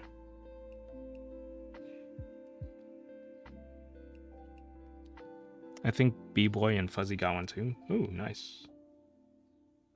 Yeah, I remember that set took a very long time to produce. And then... yeah, didn't they sell extras at some point? So these are like extras.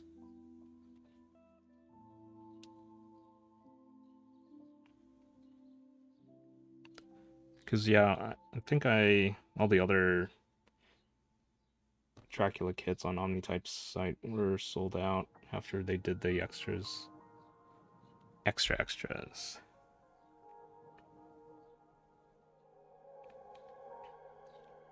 So do vendors just like keep extra stuff and don't sell it just for? I mean, well, I don't know what the reason is for, but I do recall like Omnitype giving some sets away on stream that weren't available anymore.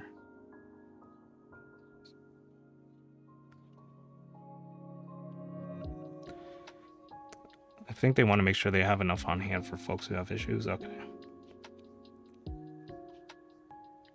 So I guess if like no one complains after a certain amount of time, then it's it's all fair game.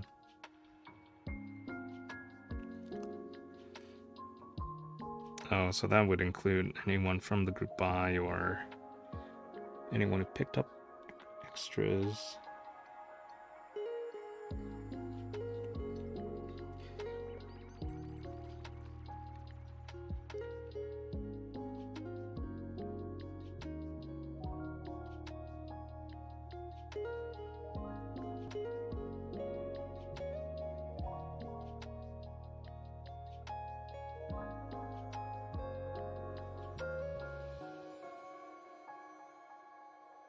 So we're going to wait for our 2 extras for it. Oh, we wanted the highlight kit, but those Food Fest.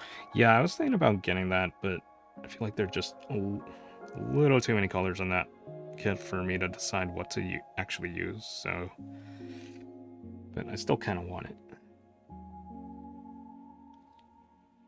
it. Yeah, our 2 extras in 3 years.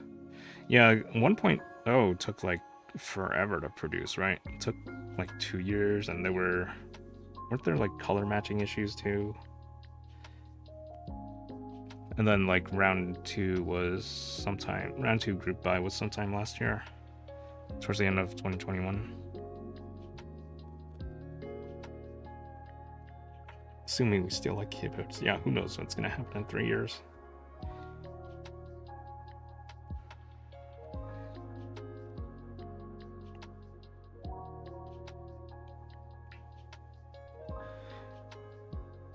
Yeah, I've noticed that when I browse mech group buys now versus like a year ago, there are way less things on mech group buys than what I was seeing last year.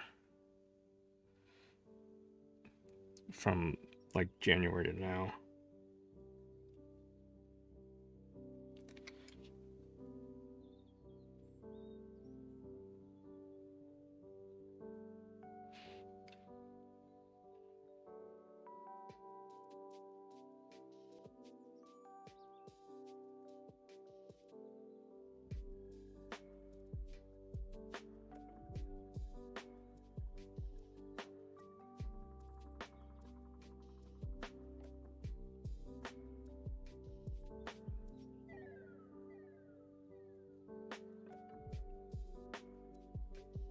Oh, I should test this PCB before I solder it. I don't remember if I tested it or not.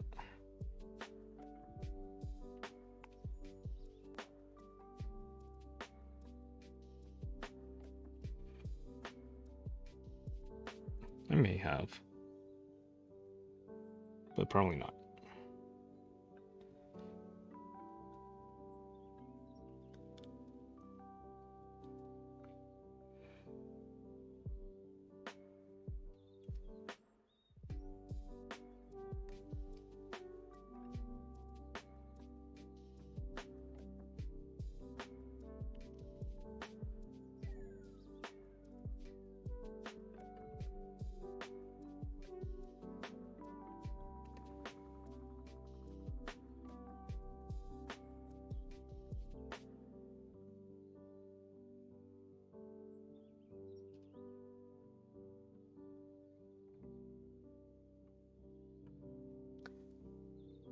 Kim Linwin, LMFAO.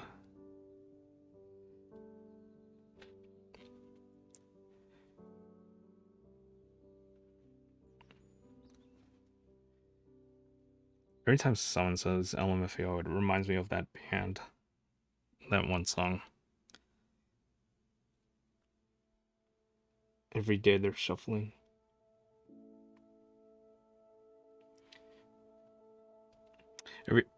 I didn't realize that line was like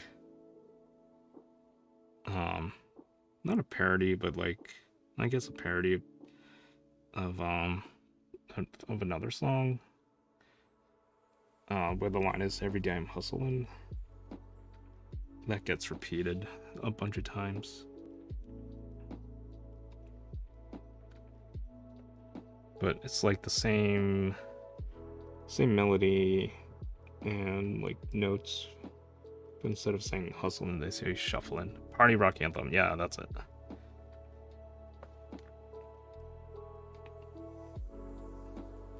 I wasn't really a big fan of LMFAO. I didn't like that song either.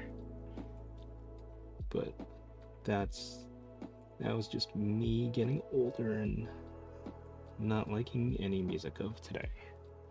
I do like Doja Cat though. Her songs are so catchy.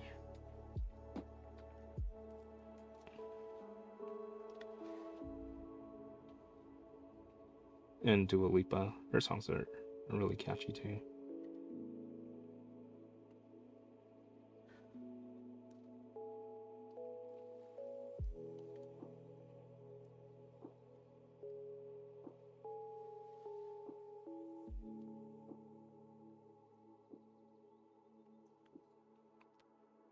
Why the frick can't I get channel points? I've been here for like 2 hours. You know, sometimes that happens to me too on some people's streams, and I don't know why. Like, I'll be watching for a while, and the channel point thing won't go up. I don't know why. Because it's based on how long you watch, right? And I know if you like subscribe, like that multiplies the points that you accumulate. But like even someone just following should get points. Gotta click the bonus. Damn it, Cham Cham. I refreshed. Does refreshing help? I don't know. I hope it does.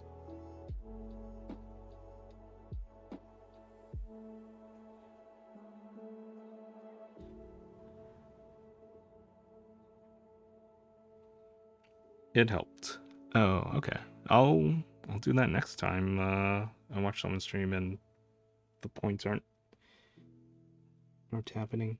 Oh, hydrate. I will hydrate. 1 second. Posture check.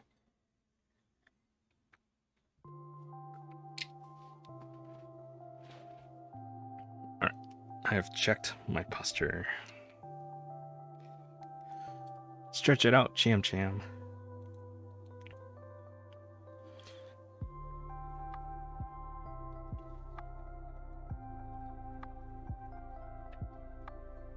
I'll take that posture check. Out here sitting like a goblin. Oh, was that not a good posture check? Do I do the like wiggle like everyone else? It's not how I fix my posture. I gotta sit up straight, but I gotta lean forward, so but I can't do this. Like a goblin. Keep your back straight. Chest up.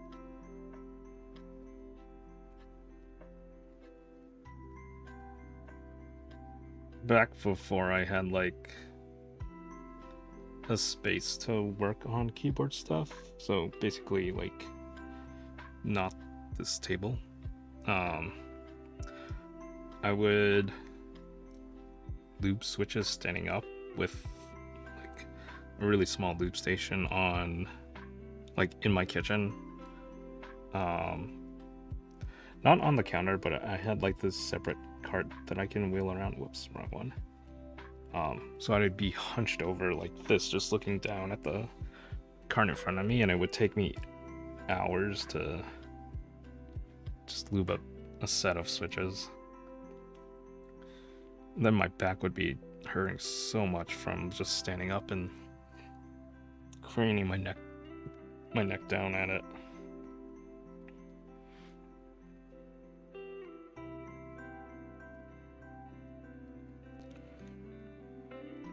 Don't recommend lubing switches while standing up for hours.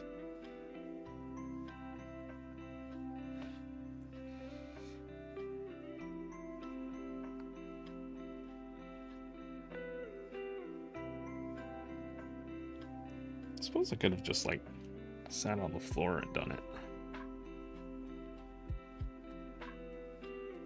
But I would be afraid that my cat would like try and eat a switch or like lick the lube.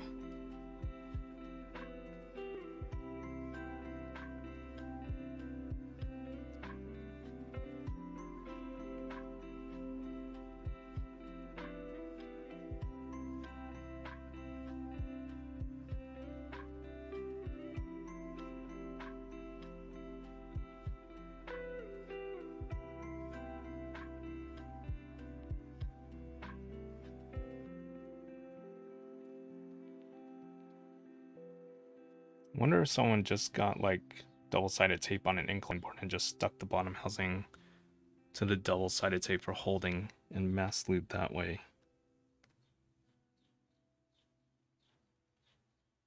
Oh, I guess that would work. Although, would that work? Probably. You have to make sure that each of the pins is making contact. So no craning looking down. Yeah. That would be more ergonomic. So, could take this board and just like drill it to plywood. Or maybe I could hold it like this.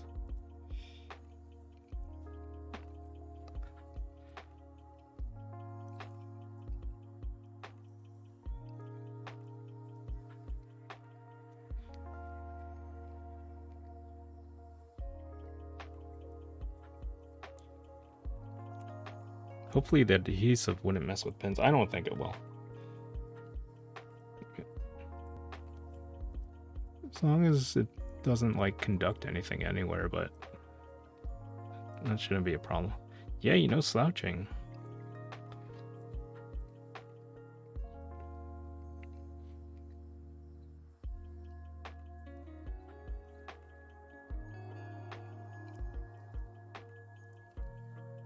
Yeah, I guess it would be easier to put it on like an incline. When I was at Disney, in one of the shops, they had like artists working there, and they were sitting in a chair, but instead of drawing on a table, they had like, it wasn't really an easel, but it kind of was. But they had a cool thing where like whatever their thing was mounted on could also rotate, so they could really rotate it and keep their hand in the same position, like move it around without having to move their hand around or like change seating positions. Whoops. That'd be an interesting thing to do for keyboards, I guess.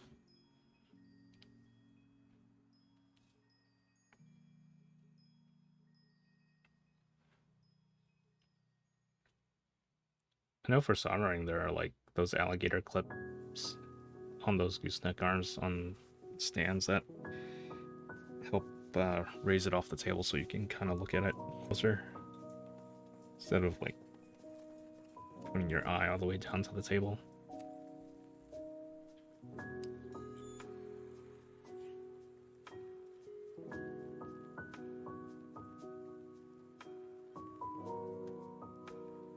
Helping hands. Yes, those things.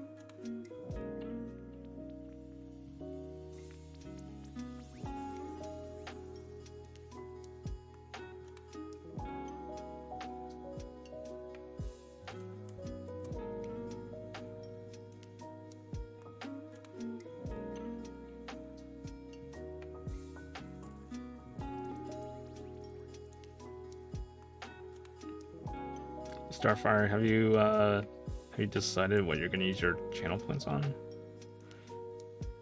There are a lot of things you can redeem.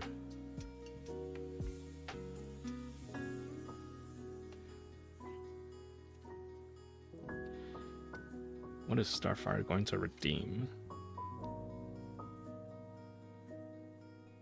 I have no idea. Maybe she'll just accumulate points forever. And I don't have to like make special new point redemptions.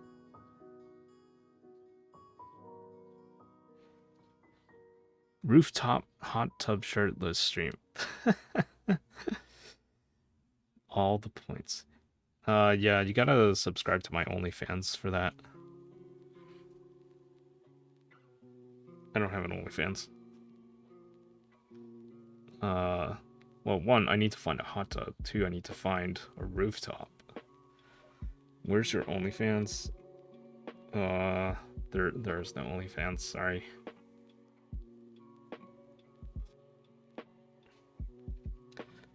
OnlyFans? More like Only Chan.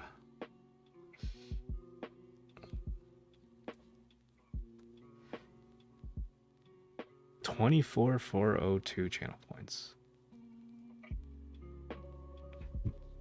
Oh, I have infinite points on Twitch for myself.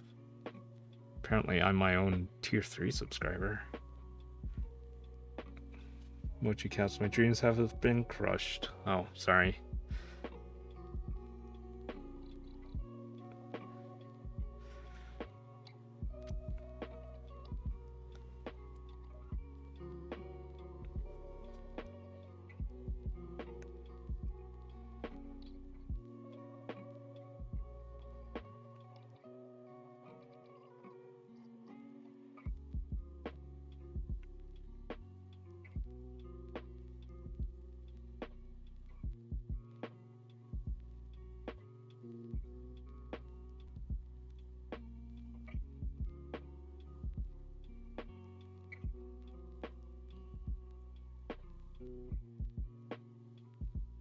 Alright.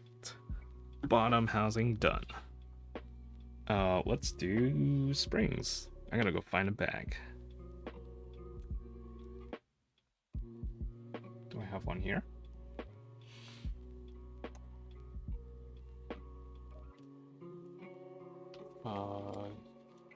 Nope, that's not gonna work. Wait a minute. What is this? Oh, wait a minute. No, is that? Do I have an extra bag here? Sure, let's use this.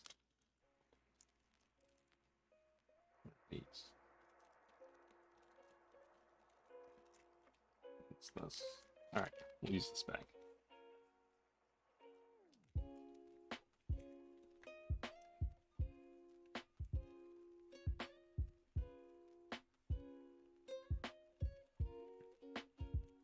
I really want some ice cream right now. Not sure what kind I want though. Oh, I have a question for everyone. Do you prefer, so if you like ice cream, do you prefer vanilla bean or French vanilla? I personally like French vanilla a lot more than just plain old vanilla. Just regular vanilla is so vanilla. But French vanilla, I don't know what it is about French vanilla, but it's really good. It's just like creamier, more flavor. The more premium ice creams don't have French vanilla choices, which I find kind of weird. That is pretty weird. I was all about French vanilla as a kid. Yeah, me too. Ooh, yes, this bottle will be done. No more GPL 106. Come on. Squeeze every last drop out of there.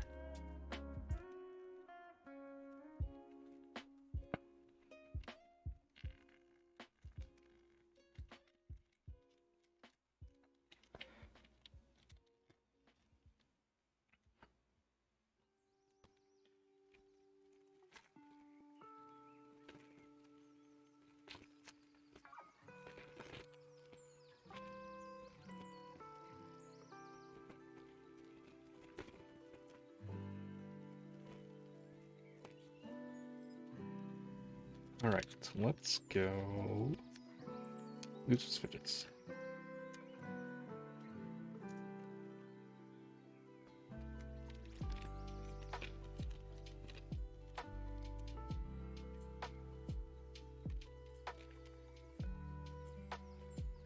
Vanilla bean is delicious. What? Vanilla's okay. You know what? You know what? I actually don't like chocolate ice cream. I know a lot of people do. Chocolate ice cream just doesn't strike me as good. I like chocolate in various forms. I just don't like chocolate ice cream. I think Ben & Jerry's has the best vanilla bean. Yeah, Ben & Jerry's is actually pretty good. I've never been to their factory tour. They're really not that far either. Only like a few states away. I mean, well, it is a long drive, but it's not far. I don't really like chocolate ice cream either. Oh, if you go to the Ben & Jerry's factory tour, they have an ice cream graveyard, and it's like all their old flavors that they don't make anymore. Starfire Penguin. Chocolate ice cream almost leaves like a dirty mouthfeel. Yeah, I haven't had chocolate ice cream in so long, so I don't even remember what it feels like. All I remember is I didn't like whatever frozen stuff was available at the supermarket. I tend to like butter pecan or hints of chocolate and vanilla.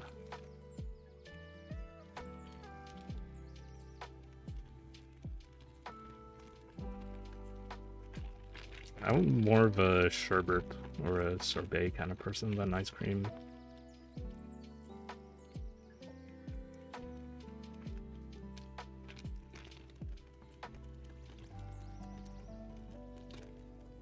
Or gelato especially. Very, very, very good. Oh, maybe I should get some gelato. I don't like soft serve either. It's something about that texture just like kind of weirds me out. Salted caramel is pretty great. Yeah, pretty much it's pretty good. Wongo Bongo. OMG, gelato is way better. Oh, has anyone had frozen custard? It's not like frozen yogurt. Custard is the best. Yeah, so frozen custard. I don't see a lot of frozen custard places, but there was a place in Rochester called Abbott's. Oh, you have frozen custard? That's cool. Yeah, okay, so I'm glad I'm not the only one, but like, frozen custard is it's so rich and creamy, but without like the, you don't have the like crystallization that that ice cream usually gets, depending how you freeze it. So it's like it's smooth and it's like delicious. Definitely get frozen custard if you can. Good ice cream doesn't get that either. Yeah, that's true too.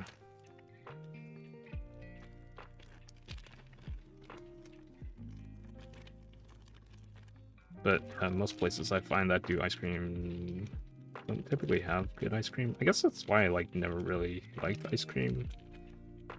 It was just like rock hard, crystallized, very like icy kind of crystallized ice cream. And then it would just like melt and like make a mess of it. Okay, I don't need these springs anymore. I'm just talking and pushing the springs around. Artisanal ice cream is legit with it. Yeah, I agree. If you do, definitely, if you can spring for it, definitely go for like good ice cream.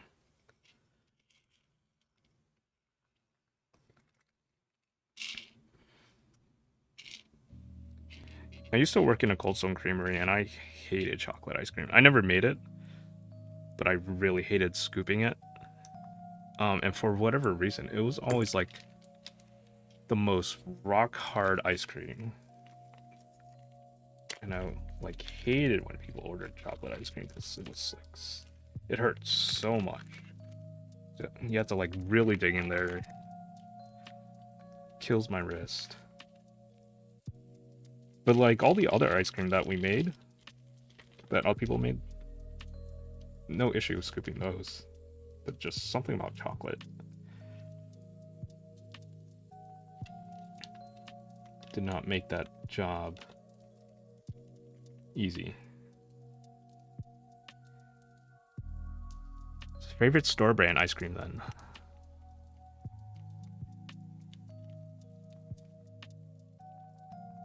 There's Salt and Straw. Oh crap, I lost the spring. It got caught on the bag and I don't know where it went. Crap.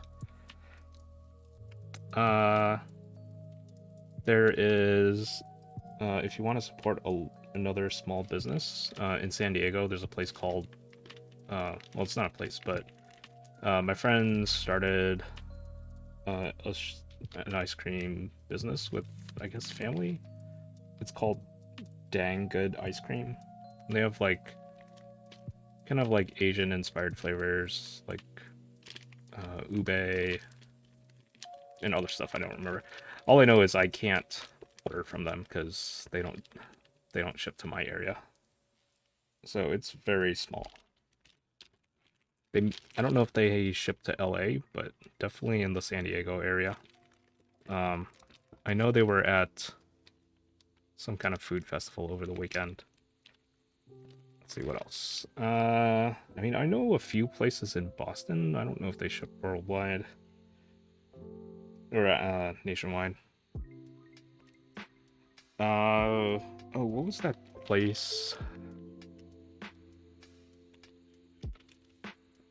I think it was called Lewiston's or Louis something. They made the Macraft mac and cheese ice cream, which is not good at all. But they have other ice cream that is actually pretty good. There's a place in Brooklyn that also ships nationwide. And I ordered a few pints from them, but I also do not remember what that place is called. Jenny's is infamous. I have heard many things about Jenny. I know they sell frozen pints of Jenny's in the freezer, but at the supermarket, but I can't imagine it's the same as going to an actual Jenny's.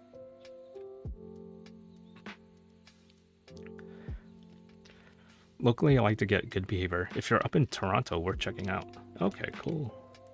Toronto's fun. I'm gonna need to ask for a list of them. It's only some places. Oh, Kim Linwin doesn't have any of those places. So, Mad Asian, so glad I'm eating something frozen because I'd be hungry right about now.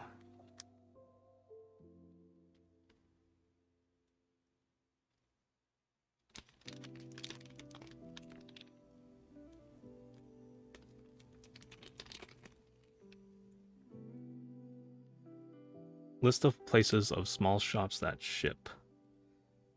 All right, let me. You know what? Let's do an interlude.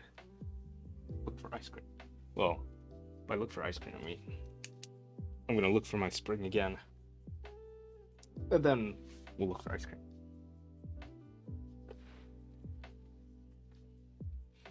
Okay, I don't know where it is. Yeah, that's gonna bug me so much. I mean, I have bar right here, but I'd rather... Do magnets work? What do you mean?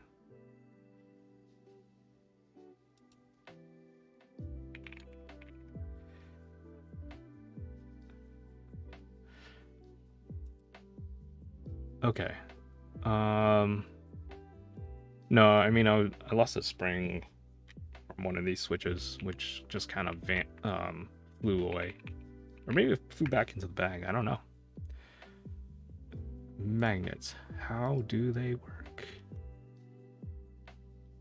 La la la la la la la. La la la la la la la la la la. What is this email from PayPal? Oh, that's what that is. Okay. Wait. I don't want to show that. All right. Ice cream.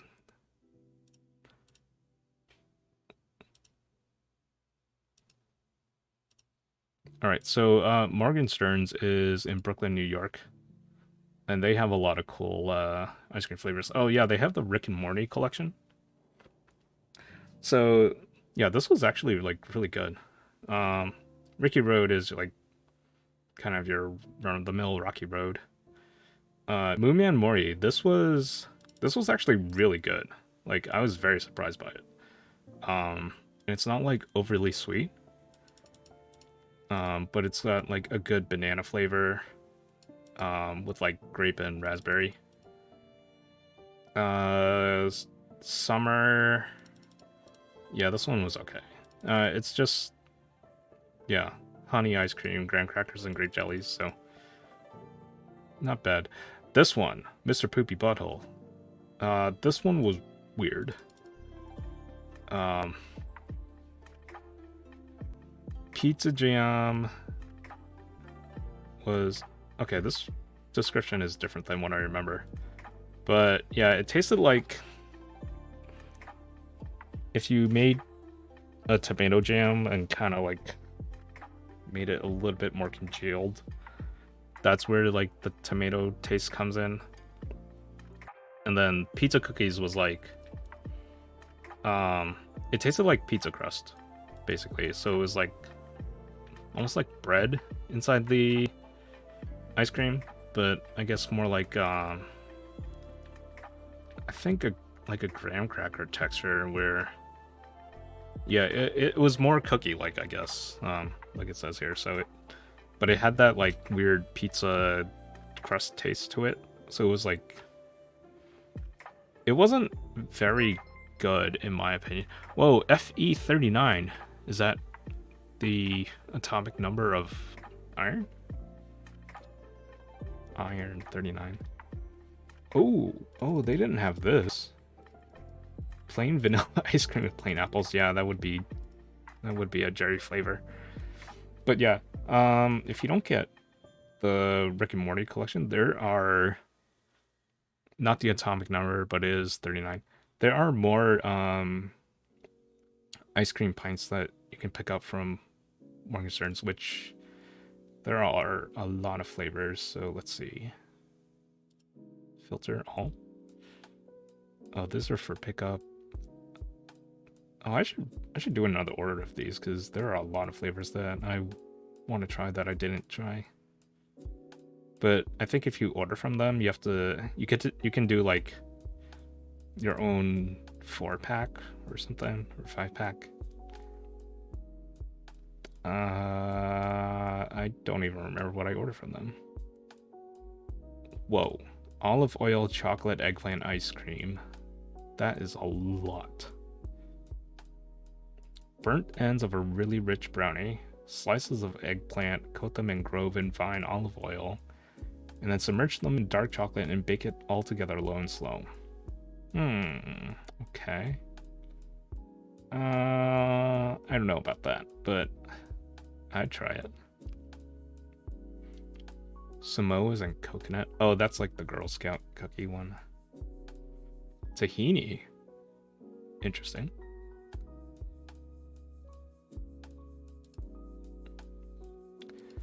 Alright, so tahini. Oh, it's tahini and jelly. Oh, I think I tried this one. Yeah, I thought this was okay. This one actually sounds interesting. Wait, did I order this one? This one actually sounds really good. Olive oil and strawberry ice cream.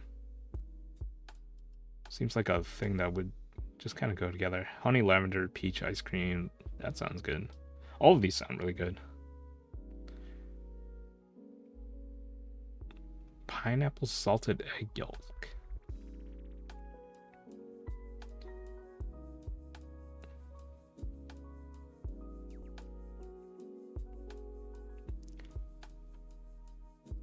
Yeah, these are pickup. Oh, what are the new flavors for 2022? These look like all their old flavors. Fig Newtons, raw milk.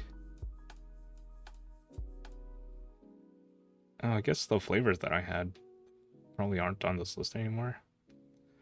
Most of these don't look familiar. Alright. This is the other place I've ordered from that also ships. Van Leeuwen. Get the honeycomb. That one's delicious. Wait, hold on. Let's go with ice cream. Black cherry chip, raspberry layer, Marionberry, chocolate. Yeah, honeycomb is really good. Earl Grey is also really good. Pumpkin cheesecake with graham cracker crust. That sounds pretty good. Vanilla bean. Yeah, Van Leeuwen is the one that made the mac and cheese ice cream, which was not good.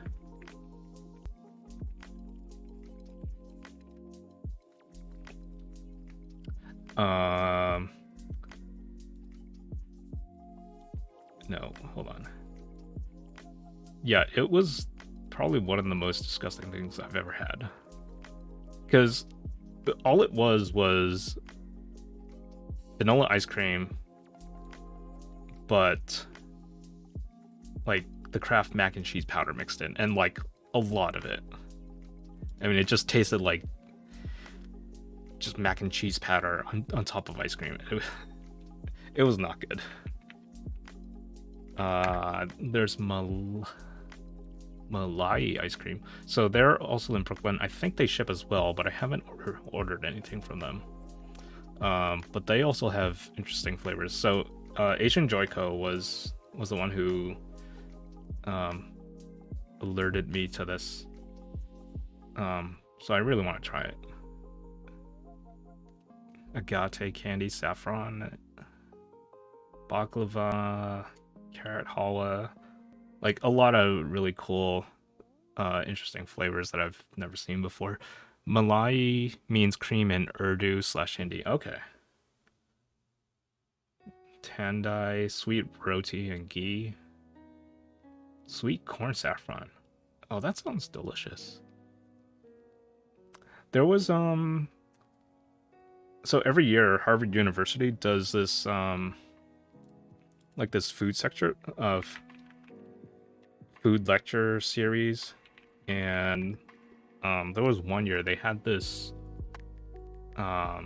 this Michelin star chef from I think Barcelona or somewhere in Spain. I think it was actually Barcelona. And it was cool like watching the video of like what they do with food, but like they had a sample of like roasted corn ice cream, which was like they actually had roasted corn in like this creamy like ice cream base, which was actually also really good. So it's like, wow, corn and ice cream works really well. Okay, yeah, so this is my friend's side business. I don't think they ship everywhere, but okay, so they ship to a few places. Canada, no, not Canada, California, Nevada, Arizona, Washington, and Texas. But you can buy it in San Diego and Orange County. So yeah, it looks like they're going for mostly like Vietnamese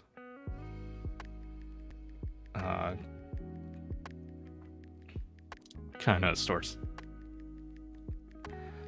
So yeah, I really want to try this durian one and jackfruit. The ube one, taro.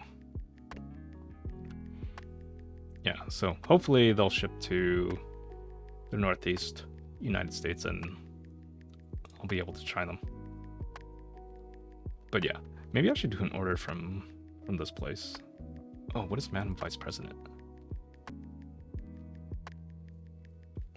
Coconut and mango. Candied lotus seeds. Oh, wow. Masala chai, orange fennel, red chili chocolate. Ooh.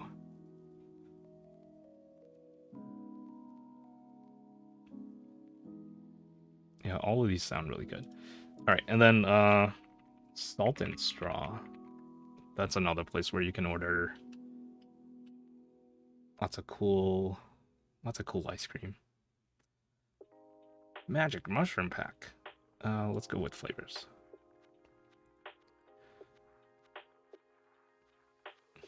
Yeah, so they have a lot of very interesting flavors, and they do like new flavor combinations all the time. And they're mostly, I think they're mostly along the West Coast. So I think they're in, yeah, California and I think Seattle as well. Yeah, Bay Area.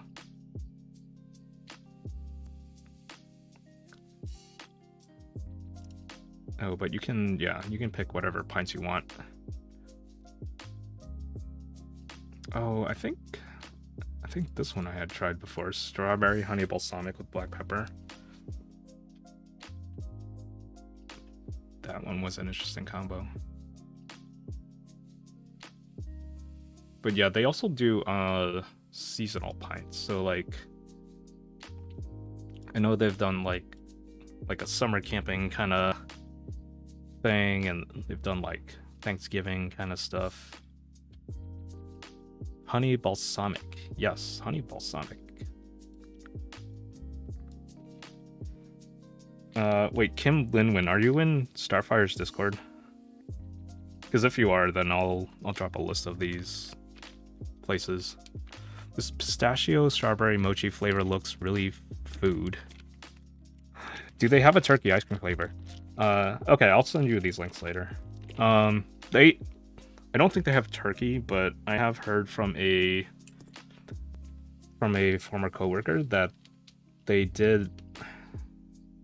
I don't think it was turkey. It might have been like turkey skin, fried turkey skin, and like mashed potatoes or something. Very like Thanksgiving dinner. I don't remember what was in it, but she said like they definitely had a Thanksgiving dinner kind of flavor. And it was not her favorite, but you know, it was a bold direction that they took.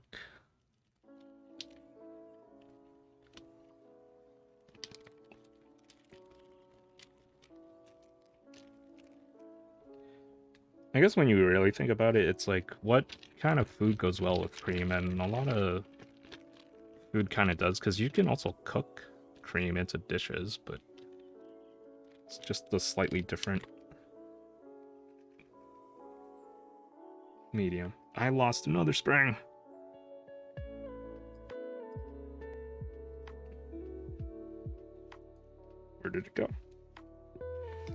spring could have gone anywhere. I don't know why it would be under the keyboard. Alright, well, we'll move on.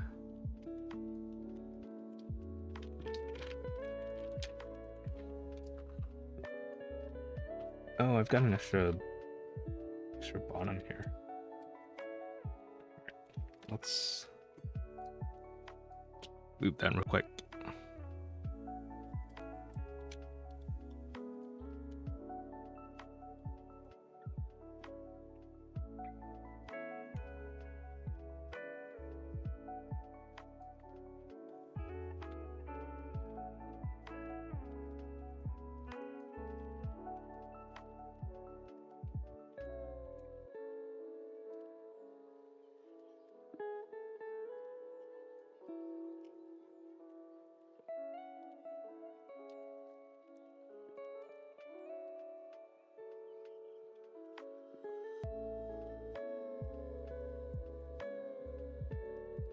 So yeah, if you order from any of those ice cream places, they will ship them overnight, packed in dry ice.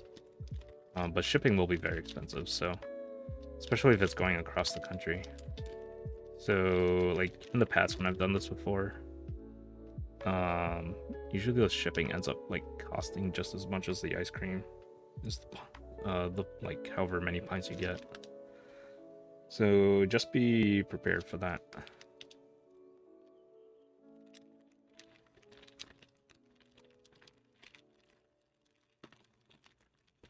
I have this, but I haven't tried it yet. I see mochi. I press purchase. Wait, is that the salt and straw one from flavor? Please eat for me. Will you eat it on stream for us, Starfire?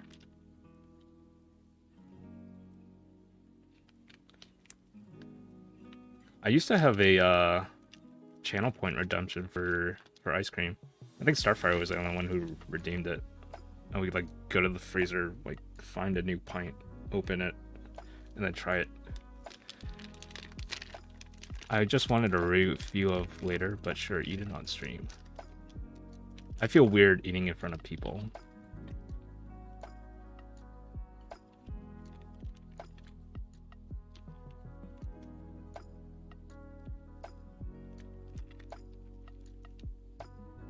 I'll eat it on stream.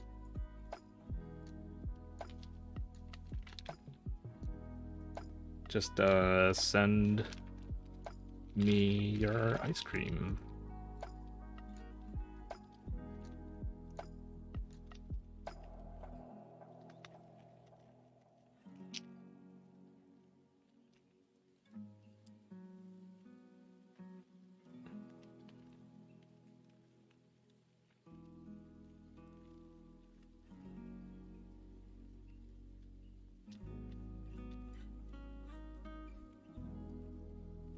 So Quispy is talking about ice cream on the Discord right now. Weird timing.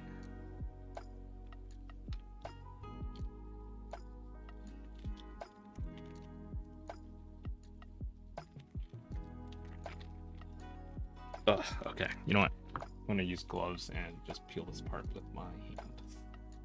These tweezers are just not working right now. Oh, I took too many gloves. Dang.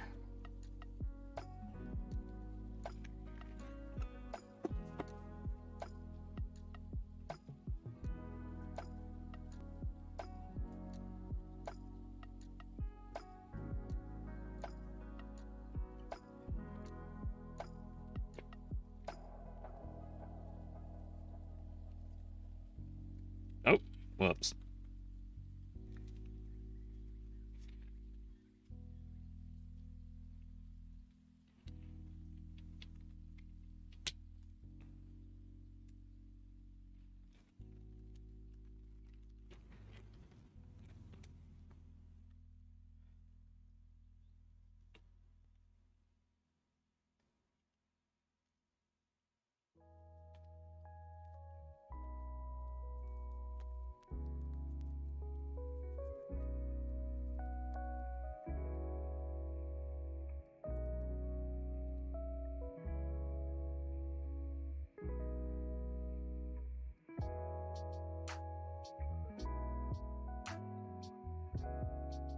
Oh, in Boston, every year there's this thing called the Scooper Bowl, and you pay like, I don't know, $10 or $15 to get in, and it's basically like all you can eat ice cream from like various vendors in the Boston area or like in New England.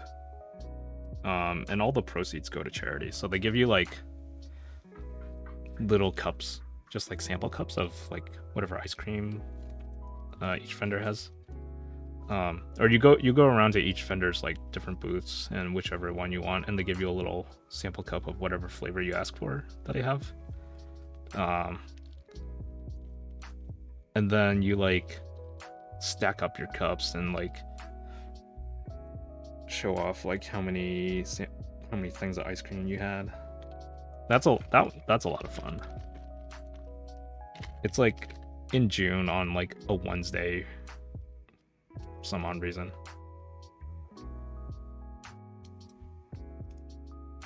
But it happens like late afternoon and after work hours, so it goes for a while.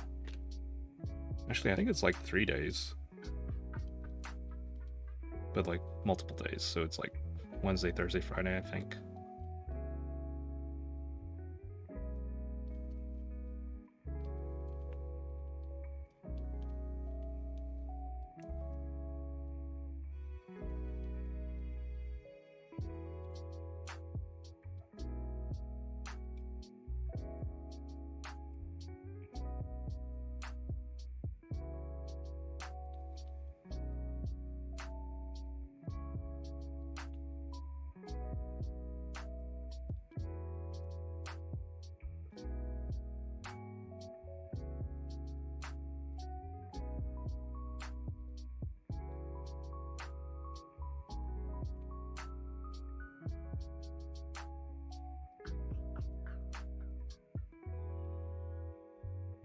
Wait a minute.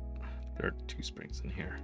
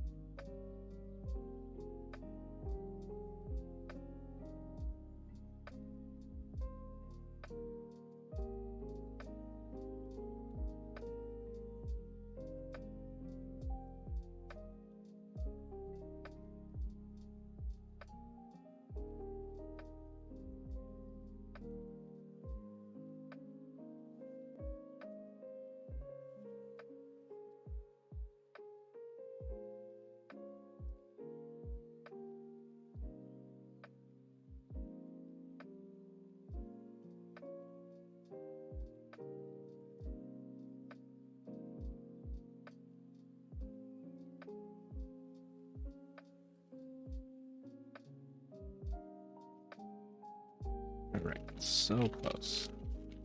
Yep, so far. So many springs.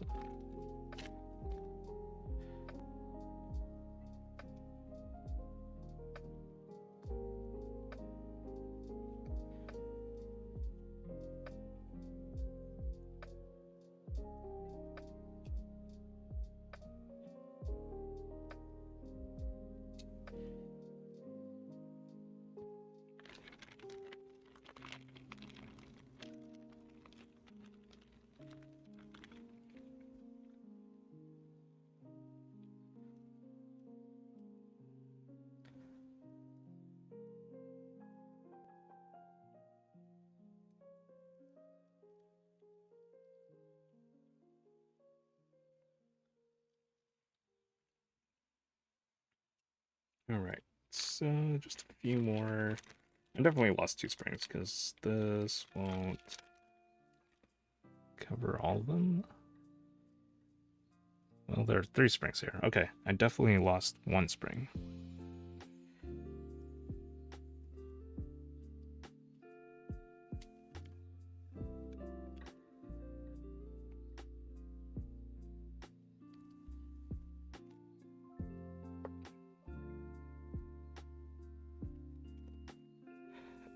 Alright, well, I do have some extra unused springs here. I have no idea what these spring weights are. But this looks close enough.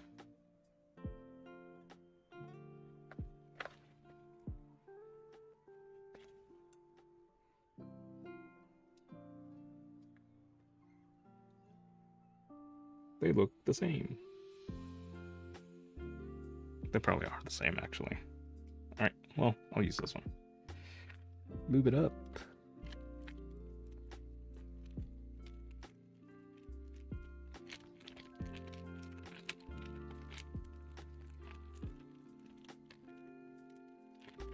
Spring swap the missing one with something really heavy. Like a 90-gram spring? Oh, I have 150-gram springs. Put it randomly on your keyboard. Oh, it could be like the princess and the P, but like instead of a P, it's a keyboard. Like she can't fall asleep because there's like 1 spring under the mattress that's like, or a keyboard that's like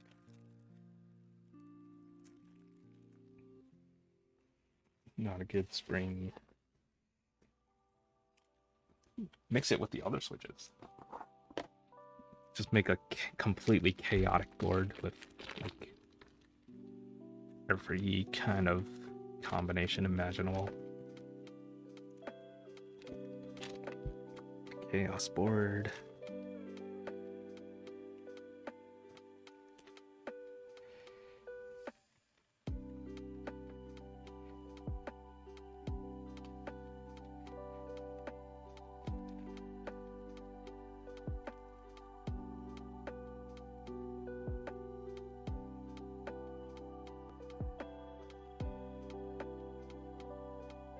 Alright, it's STEM time.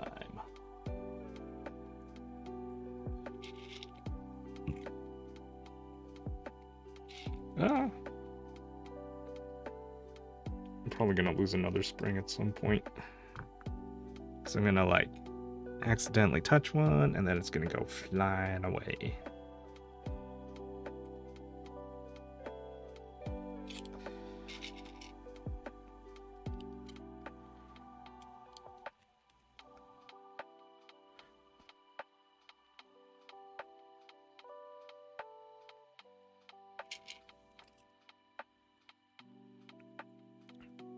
I kind of want to get a clicky switch, like Kale box jades. Because the only clicky switches I've used are cherry blues and cherry greens.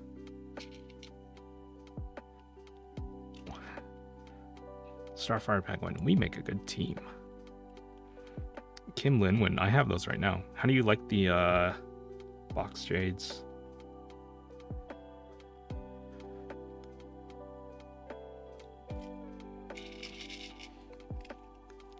Sometimes you just need clicky in your life.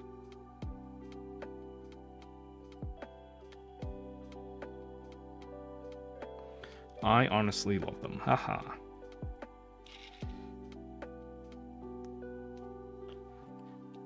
Yeah, because the click mechanism in the box jades or in the Kale clicky ones they use a click jacket, which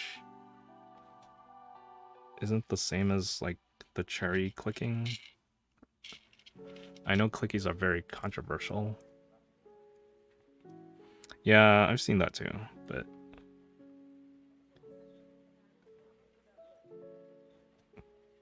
there is no reason for people to hate on clickies just because they don't like them.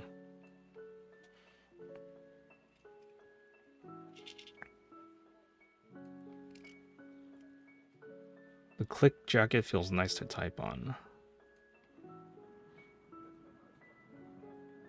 Good clickies are good.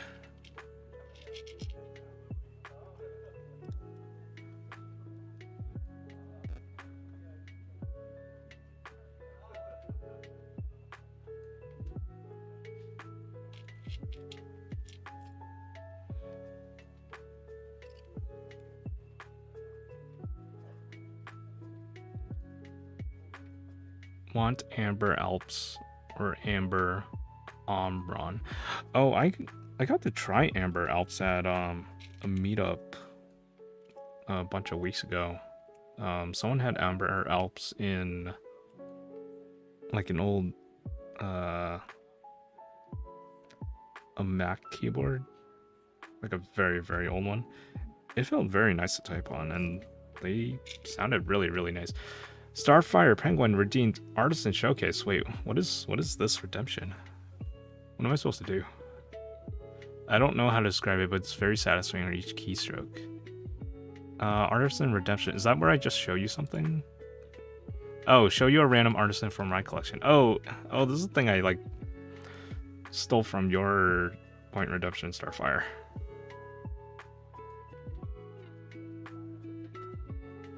Alright, I'll show you a random artisan.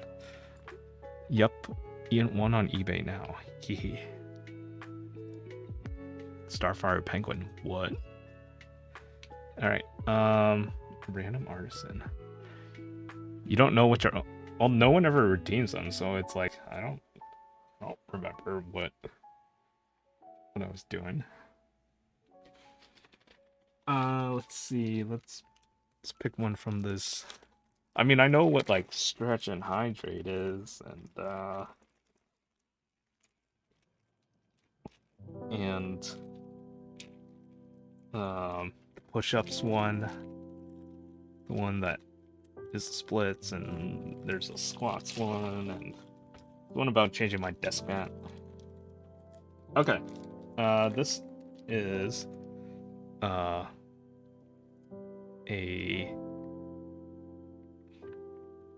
coughing. This is from Bob Keycaps, who makes the Gengars. But yeah, this coughing is really nice. They take a while to arrive, and like you don't really get any progress updates, and then one day they just show up at your door.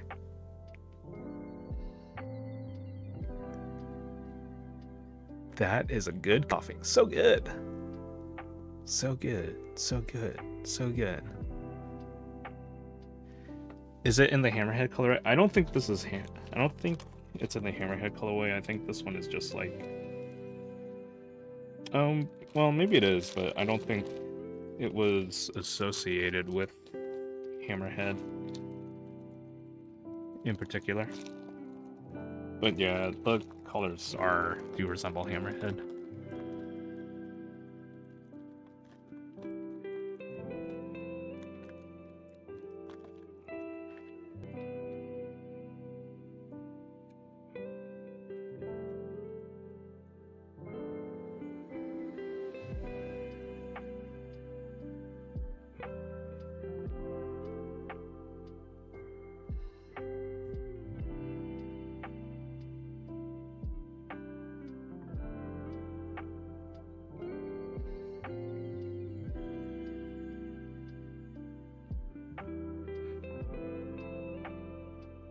Oh, it's sunny again.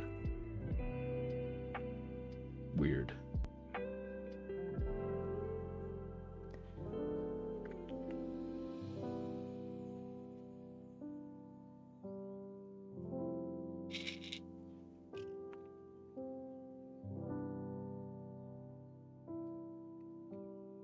Moving switches takes forever.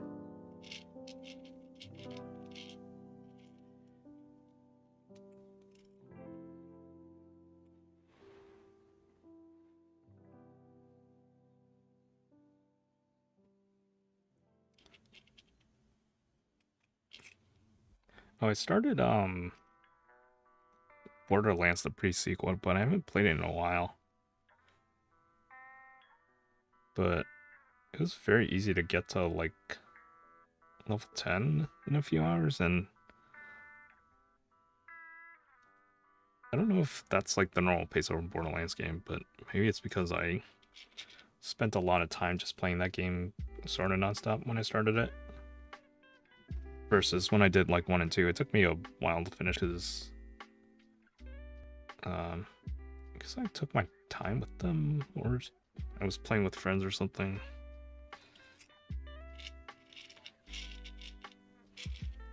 I still haven't done Tiny Tina's DLC for Borderlands 2, but that's something I want to do with other friends.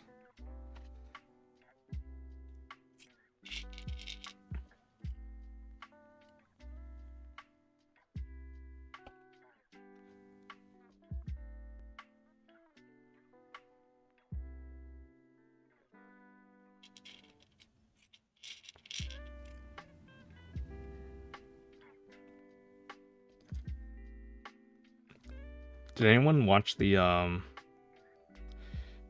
when Noki had a New Jersey meetup last year, and Grundleswab, who is an artisan keycap maker, they had a typing test for everyone where you had to like roll a dice. I mean, it was done on the phone, and you would get like a random number, and that was the target number you had to hit for your words per minute.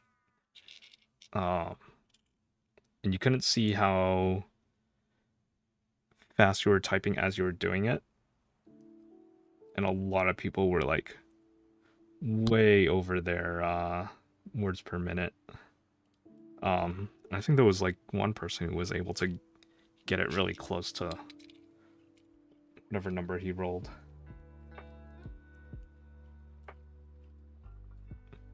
But yeah, that was a really amusing competition to watch.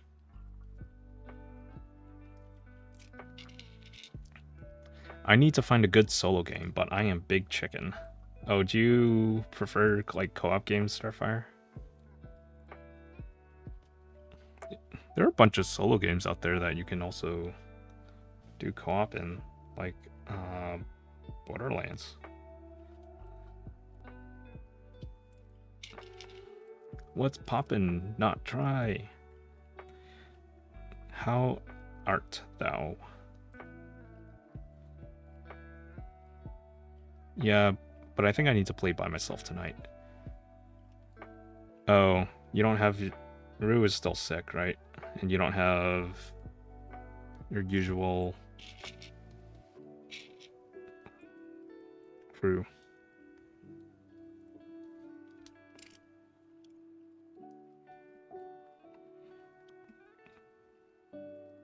Let's see, what's a good solo game? There are lots of solo games you can play. Not try, just making some arsons.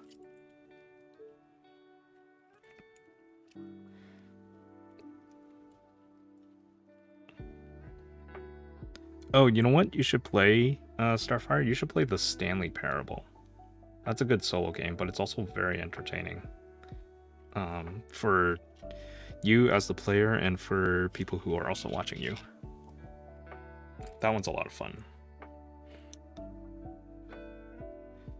And that game also has a lot of replay value as well. So once you play through it, which may or may not take too long, you can also do another playthrough.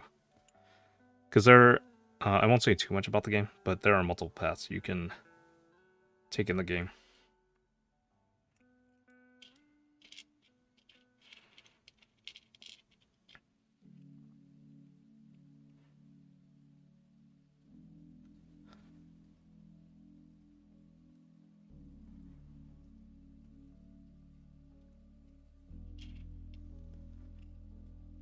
There was also another game that I played sometime last year that was also really cool. That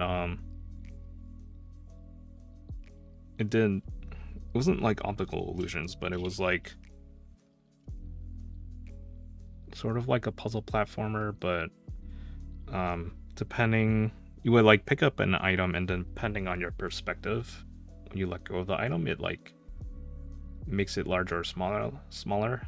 It's like that optical illusion with the room where it's like one side looks bigger than the other, so like two people are the same size,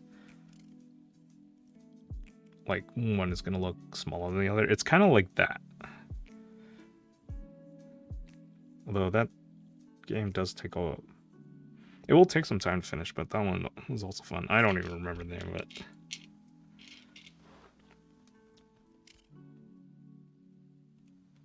But that game was kind of short.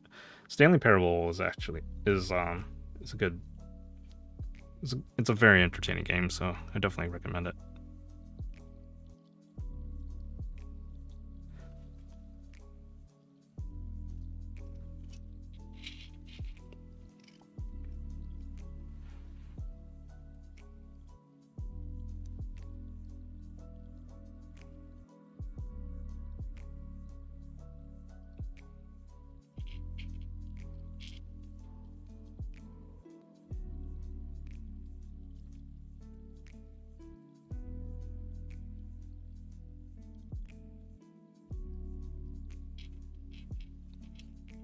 Yeah, we'll pick Borderlands up again tonight.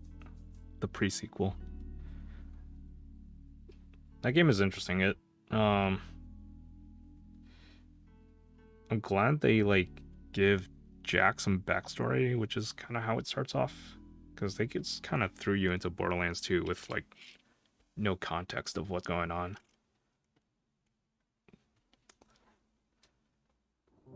But in the pre-sequel, the thing that I like that I found interesting is you're basically on a space station, and then you get launched to the moon because the space station is blown up.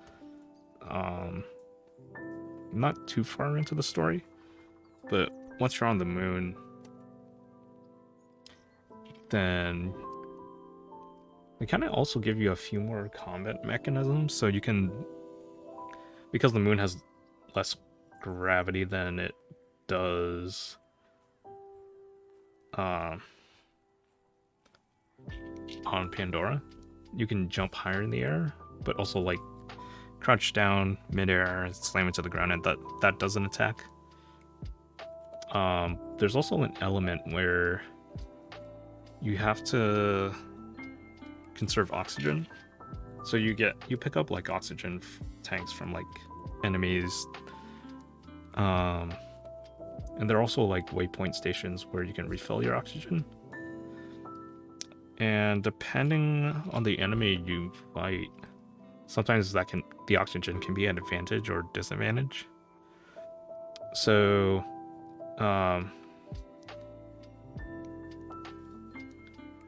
if you're in an oxygen-filled environment and you like shut it off, and your enemies aren't wearing helmets, they'll like slowly take damage from lack of oxygen. Or like same thing if you like blast their helmets off, they'll start taking damage from oxygen. And there are also enemies where if you're there are some enemies that have like jetpacks or something, and you can ignite them, but you need to do that in an oxygenated requirement. Otherwise, it's not going to ignite and explode on them. So, interesting stuff. Haven't really gone anywhere beyond various places on the moon. I'm still not even sure what happens. But I guess I did make it to like the central hub world where you like branch out and do stuff. Moxie has a bar. Mad Moxie has a bar there.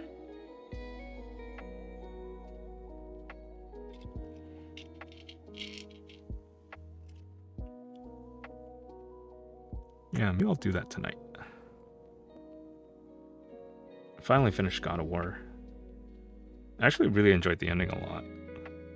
I thought it was pretty nice. But I felt like the story kind of dragged out and took a long time to get there.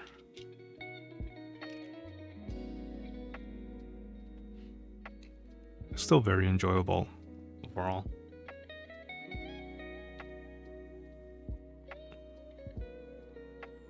I've still yet to finish Horizon Zero Dawn. It's been like a year since I played that game because I started playing it last year and then summer came around and I was like, I'm gonna go outside. So I've like completely forgotten how the combat mechanics in that game work. I kind of want to brute force my way through that game and just like stab everything even though I know I shouldn't. And like invest time into like crafting upgrades or like traps and whatnot.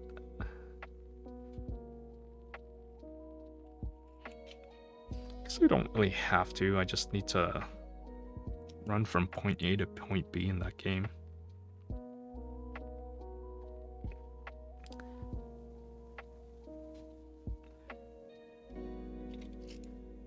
But there are also a number of indie games that I have on my list to play.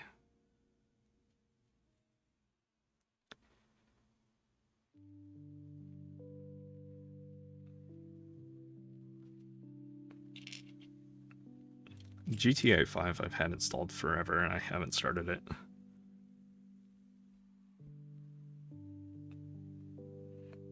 I've always liked that series. I liked GTA 4 a lot. GTA 3 was fun.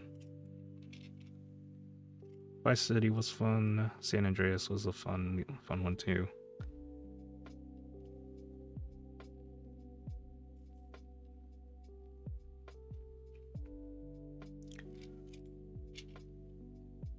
And the really fun parts of those games are like, it really gives you this kind of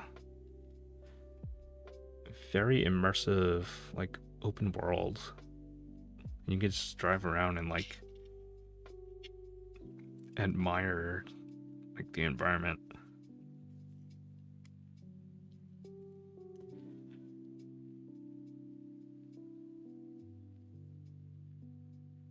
And it's kind of almost like being in like the actual cities they're modeled after.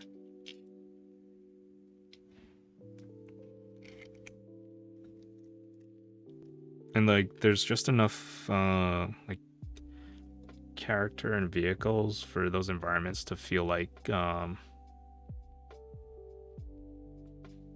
they're alive.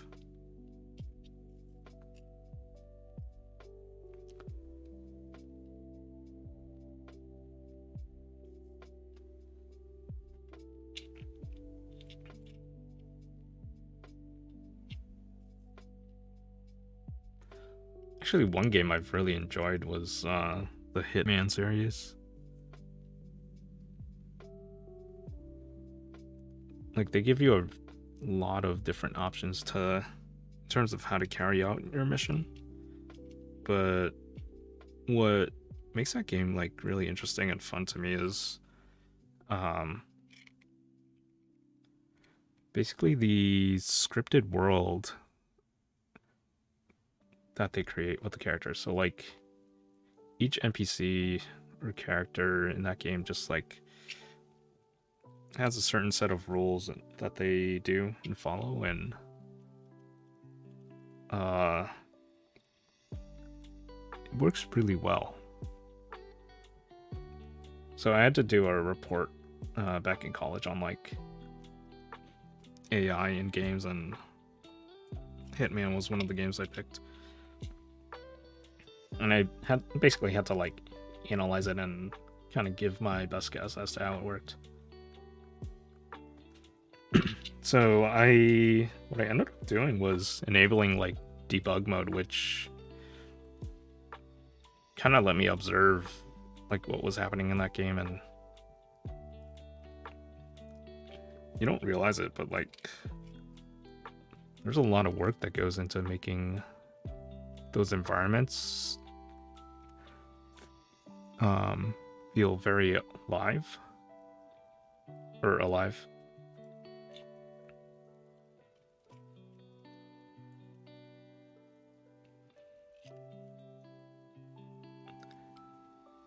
And the game also has like established rules of like what happens if you do this, what happens if you do this, and like how other NPCs react to that.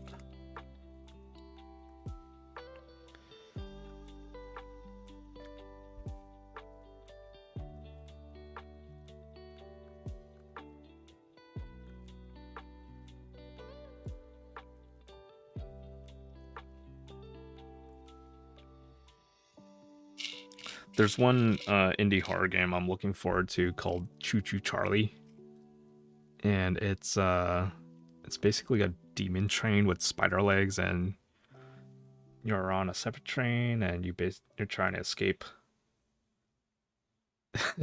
Choo Choo Charlie. Okay, I'm glad I'm not the only one who's heard of it. But yeah, it's a terrifying looking train. And then there are parts in the game where you have to like get out of the train and like flip a switch or do something, and all the while Choo Choo Charlie is chasing you.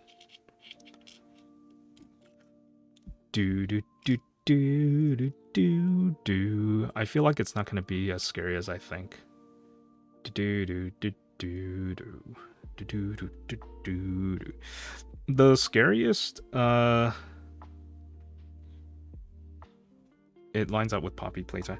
The scariest games I've found are the ones where you're like really helpless and you have nowhere to go, and you just have to run. Because you can resort to trope, like jump scare tropes and music, which definitely do help. Puppet combo games. But yeah, a good example, Dead by Daylight.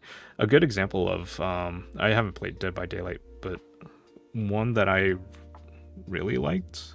So Resident Evil, like, had that jump scare kind of thing, and eventually it kind of morphed into this like action-ish game. Like Resident Evil 4 was still very good, and it was really about like the lore, but Resident Evil 6 was like not very good. And then they kind of like, they didn't reboot the series, but they took it in a very different direction. Where in Resident Evil 7 they made it first person, and you're in a very, very isolated environment with like nothing to help you because you get captured immediately. So then you have like a psychopathic family that's like out to murder you. It's like kind of like almost your typical horror movie setting, just out in like a swamp somewhere. And you're like essentially helpless, so like all you can do is just run. But they also do like the jump scare tropes, but it's worse when they like, you already get a feel for the characters' personalities because they were like really they leave an impression on you. So, and then when you get to the boss battle, you're like, oh crap. But that game like gets less scary once you like get more guns, because then you can just shoot your way through everything.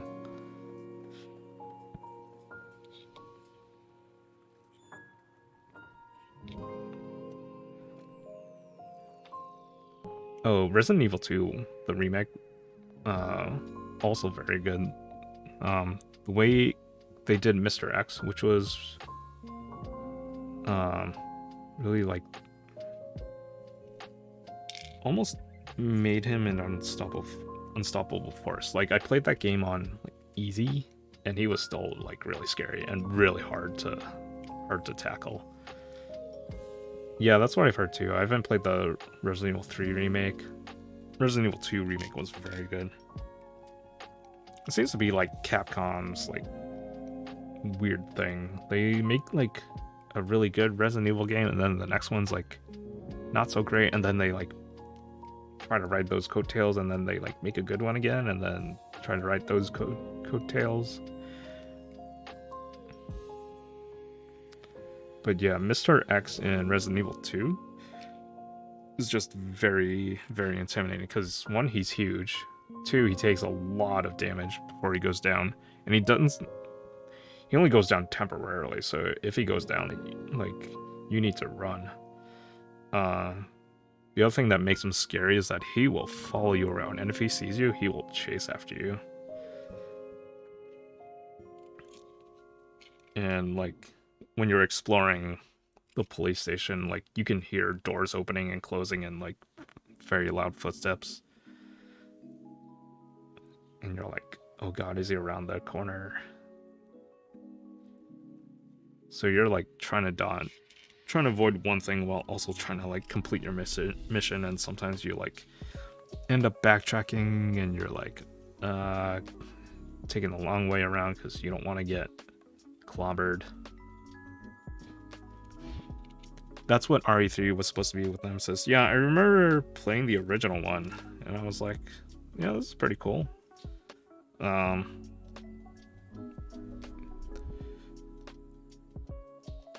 remember they gave you like moments to like make a choice of like things like, do you want to take the ladder or do you want to take the sewer?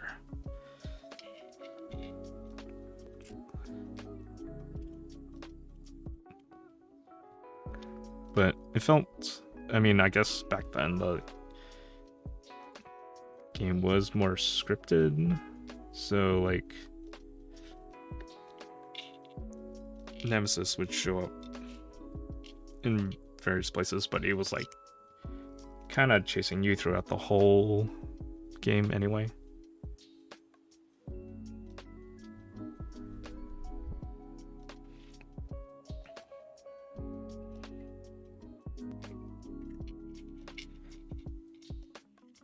I haven't played Alien Isolation. I know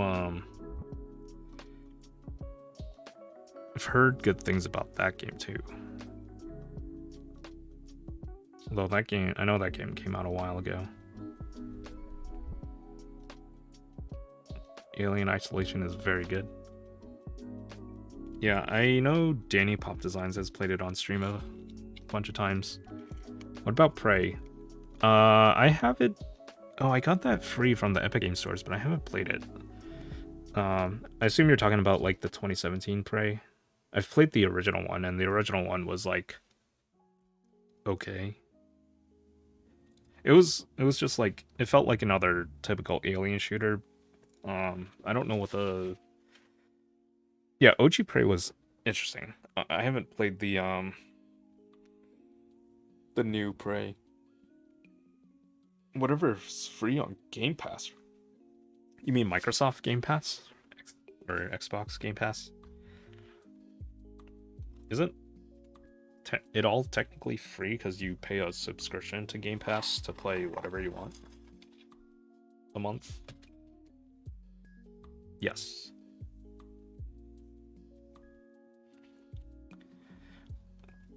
When most people talk about Prey, they talk about the new one. Yeah, I can't imagine anyone would be talking about the old one these days. Most don't remember the OG. Yeah, definitely. I'm not surprised. I actually like the original one, but I don't think a lot of I don't think it was a very critically acclaimed game.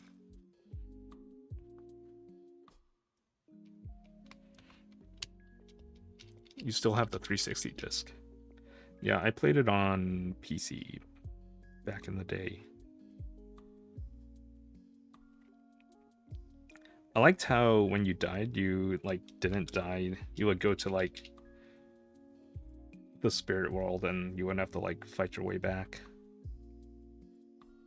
But I did like that it had the cool like thing where you could like walk on walls, which you wasn't part of like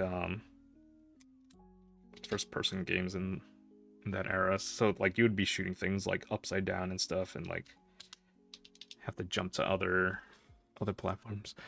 Am I playing scary games? No, we're just talking about games, and I was just talking about games in general. Then I just went off to the scary game path. I think Starfire is playing a solo game tonight, but I'm not sure what. I suggested the Stanley Parable, which is hilariously entertaining for the player and for viewers, and has a lot of replay value. I'm not sure what either. Play the Stanley Parable, or watch the trailer for it and then decide, because you're all alone.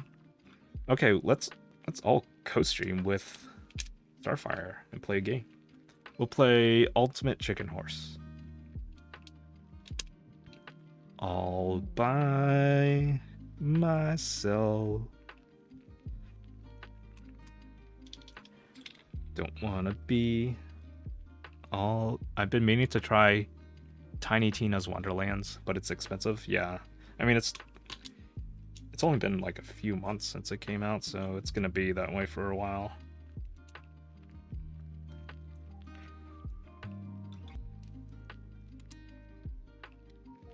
Ooh, play Minecraft or League of Legends. We got a free code on Xbox for it, and we game share, so we got it for free. Looks fun. Oh, that's right. Like you can share like games on those accounts, right? I know Steam has something where it has like a family something. I keep forgetting that exists, but I'm wondering if like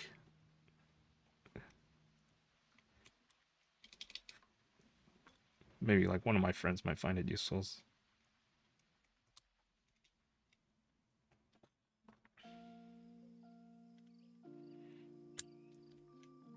Oh, you know what game you should play? Grounded. It is a survival crafting game where you're shrunk down to itty bitty sizes and you have to survive in a backyard and like craft stuff out of like grass and whatnot and contend with bugs.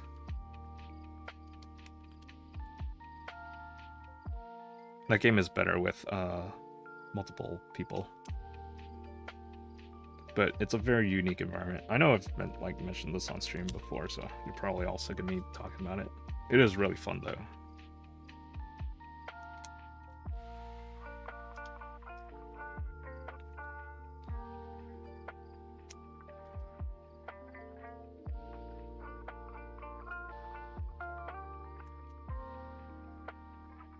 Oh, they did push out an update recently where the update was called the Bug Strike Back, and the one notable thing that they changed was the spiders can now jump, so you're not safe anywhere. Because before you could just like go on top of a rock and just shoot arrows at a spider, or stand on top of a plant and just shoot arrows at a spider. Yeah, not anymore. But I mean, once you upgrade your armor enough, then like, and weapons, then like taking down a spider is actually not that hard.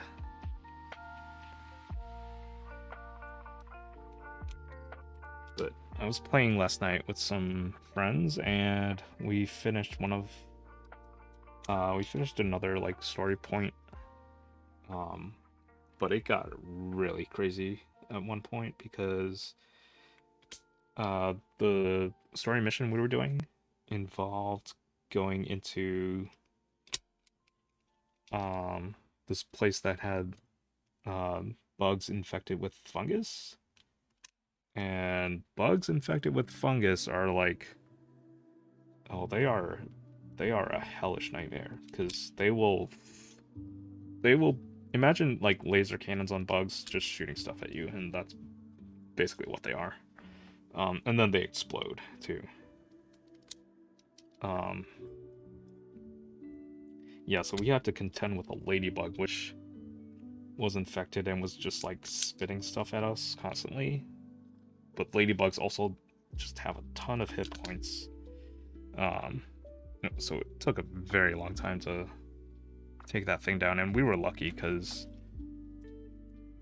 it was stuck inside a room, and we were on the other side of the door, like down a hallway, so it couldn't get through.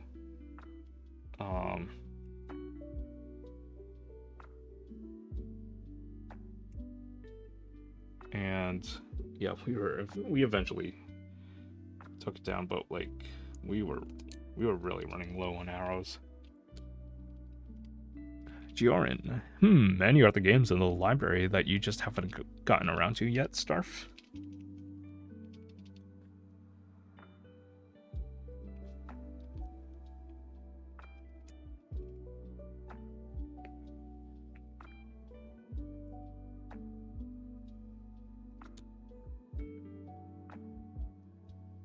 Is there a certain type of game you like to play, Starfire? Or like a genre of games? Otherwise, I'm just gonna like name stuff that I like playing. I have Game Pass, so I'm eyeing Prey. Oh, okay. Pew pew pew pew. Starf, do it. Prey. Yeah, let's play Prey. I like shooting things, but I can't handle scary. Is it scary? I don't actually know. I thought it was like aliens or something in space and, you know, shoot all the aliens.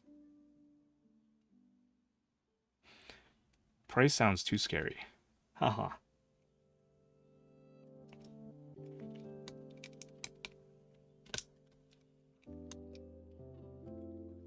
But I don't think they're really meant to be. When I played Shadow of the Tomb Raider, I thought the bad guys were scary, but I don't really think they're meant to be. I don't remember that game very well. But yeah, I don't think that game was scary either.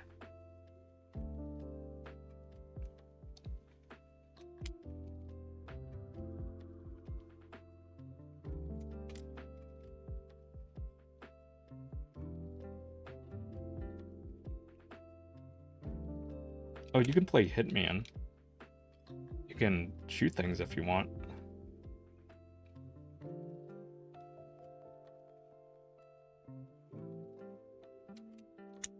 It's not scary until you see the blobs trying to eat you. There isn't a lot outside the game, but a lot in the game, Star. Are you talking about Prey, Mandation?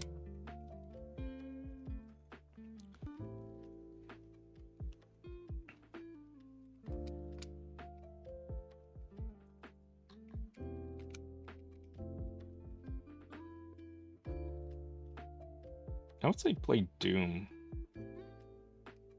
Or Doom Eternal. Like, it isn't really scary, but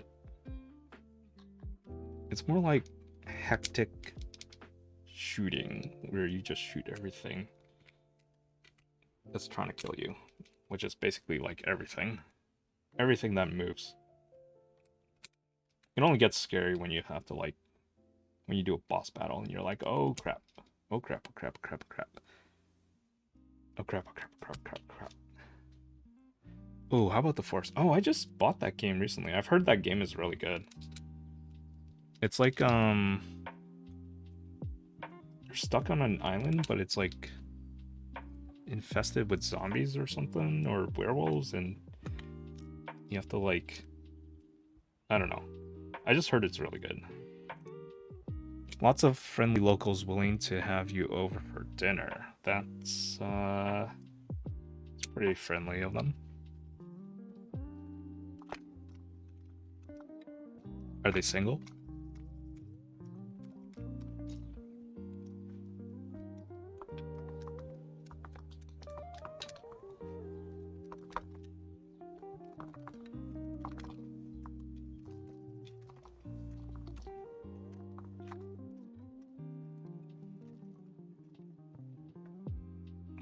All right.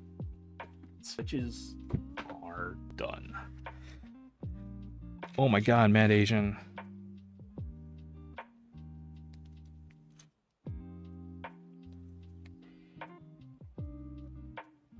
I might just get Tiny Tina's Wonderlands.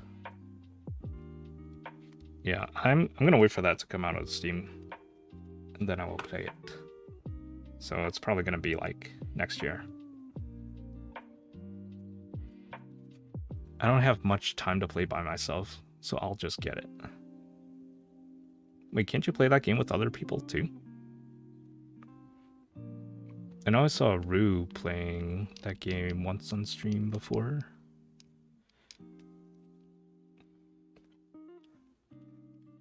Don't stop, get it, don't stop, get it, get it.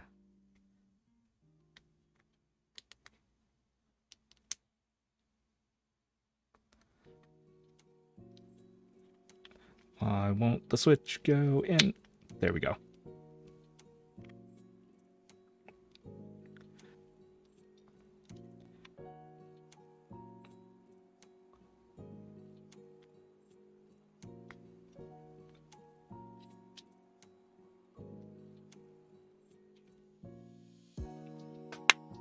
What the? Should I be putting the switches in the plate first before putting them in the PCB?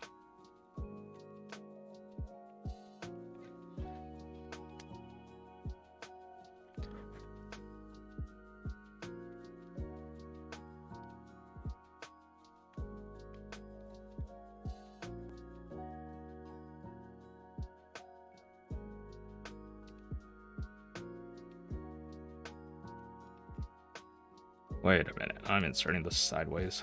What a dummy.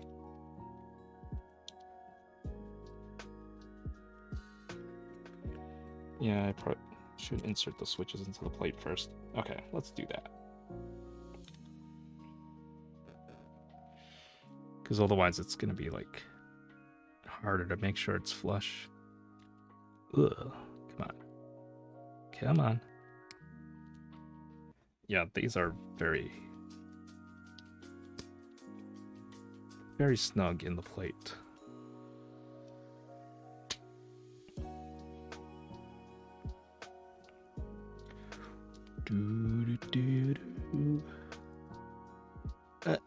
Come on, come on.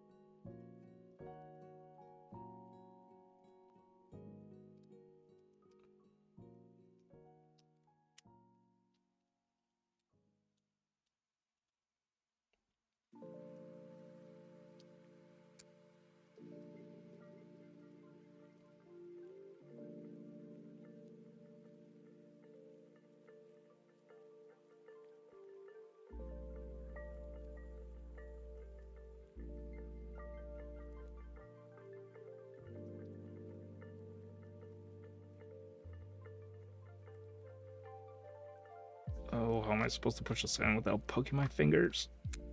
Ow. Okay.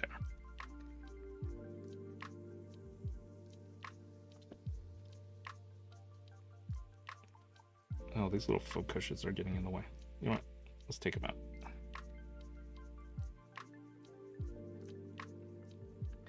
Save these for another day.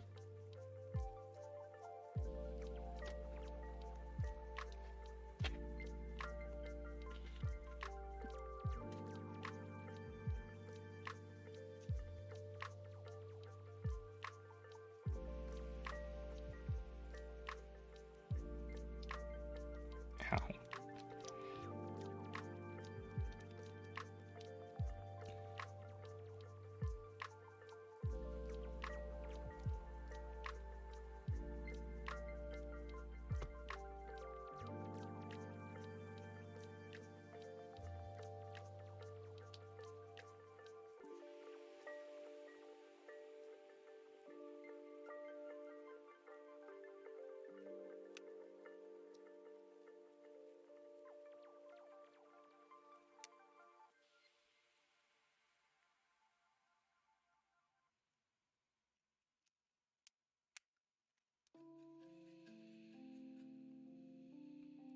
All right, nice.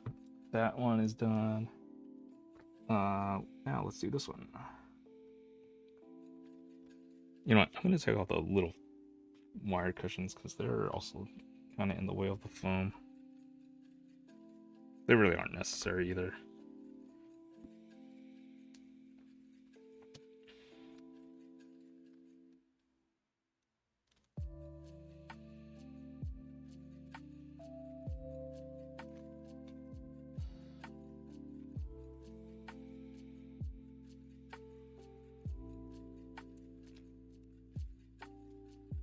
Tiny Tina, like, kind of reminds me a lot of Harley Quinn. Like, the mannerisms, the voice. Feels very much like a Harley Quinn kind of personality.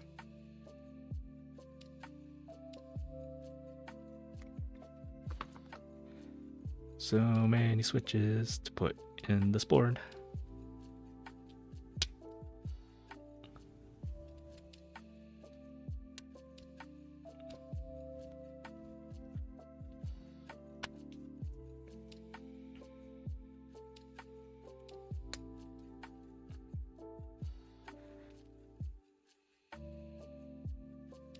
Oh, did I not close this one? Whoops.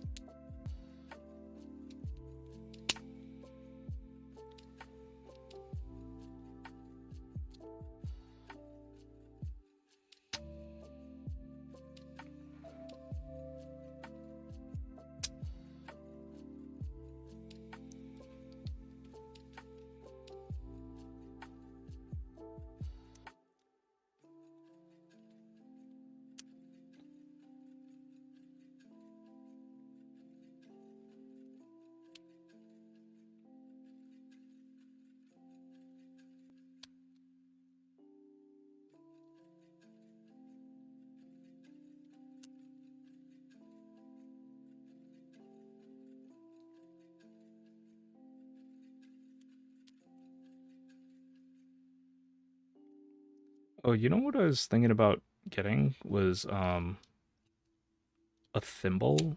So I was wondering if like using a thimble would help push the switches into the plate. But probably not, because I don't think thimbles are meant to be used for... I actually don't know what thimbles are used for. I know they're used for like sewing, but I don't know how they're used in sewing. But I was thinking like there's got to be a better way than like pushing these in with my bare thumbs.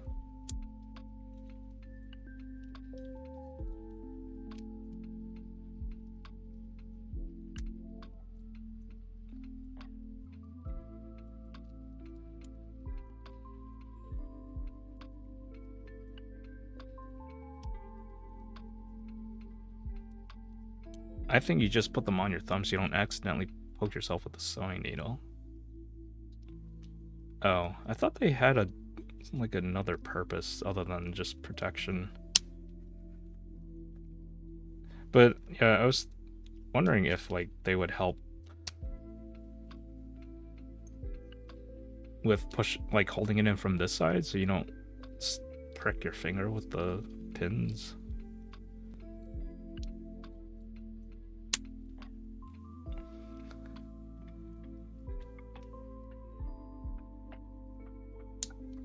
I thought thimbles helped with traction. I don't know. So I really don't know what thimbles are used for.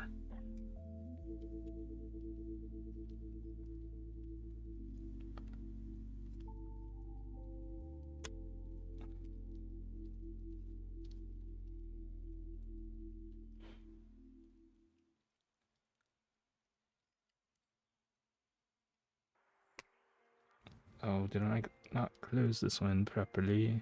No, I did. Okay.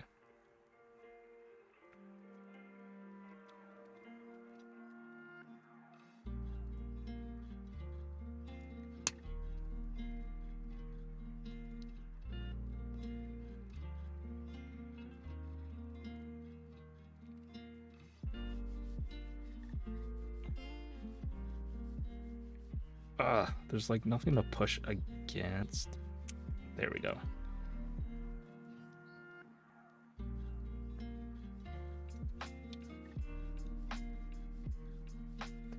Crap.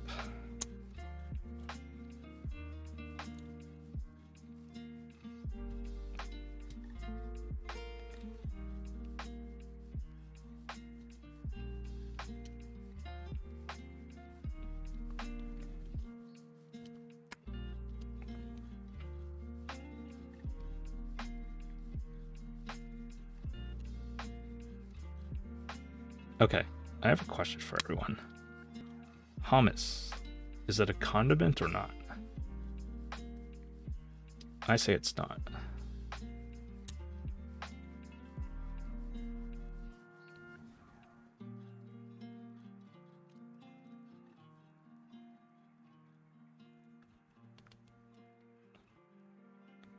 I thought it was. I don't think it's a condiment. Because even if you like put it on a sandwich, it's not really...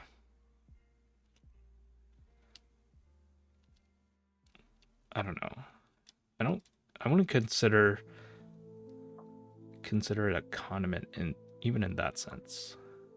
Hummus spread on a turkey sandwich? Yum. I like hummus with what the heck? Pita chips. Is it a dip? It's for dipping a lot. Been to some places where hummus was an entree. Yeah, so that's basically my argument. Like, you don't just put hummus on, like, randomly on like whatever sandwich you have. Like, there's specific sandwiches that have hummus, but it's not like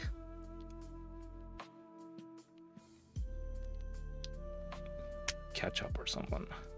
There's something about these switches where they're really hard to push in, but once they're in, they are a lot easier to take out.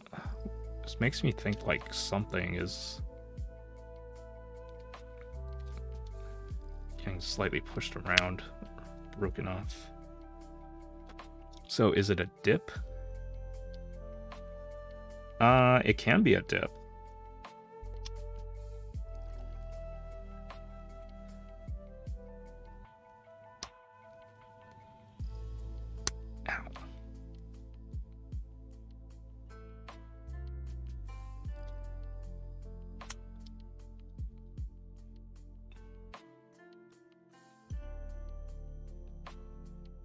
It can be a spread, dip, and just plain good, especially eating with great olive oil.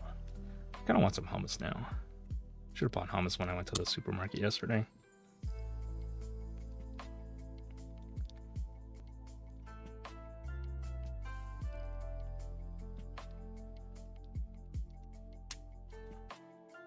Okay, I have a question. After you do your grocery shopping, do you push your cart back into like those little corralling stations, or do you just leave your shopping cart out in the parking lot?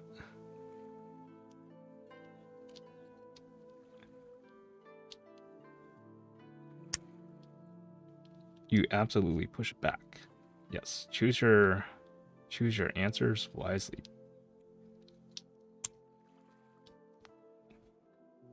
Yeah, I can't stand it when people just leave their carts out, because one, it could roll into someone's car, and then you're the asshole for not putting your cart away. Two, you're just creating more work for the people who have to go fetch all the carts.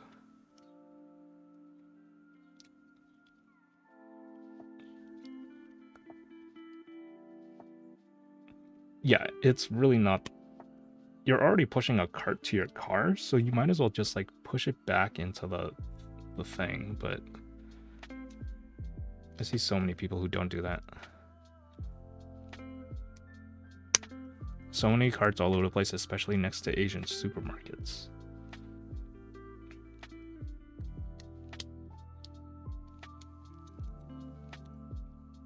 Ugh.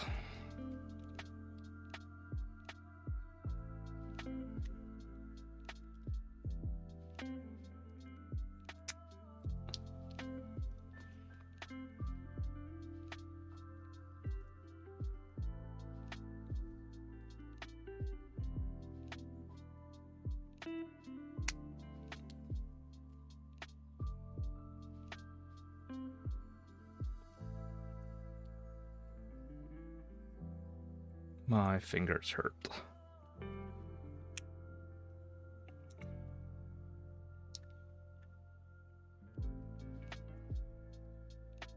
I think it was used as an analogy for evaluating, for judging someone's ethics, because it's just a minor gesture to help tremendously in the overall result. All carts are in one area.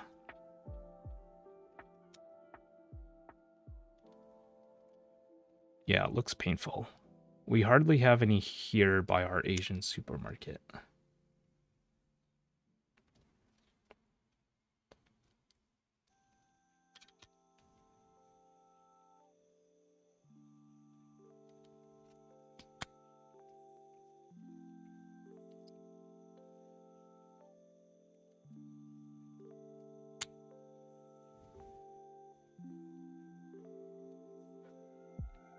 People here are really good about carts. That's good.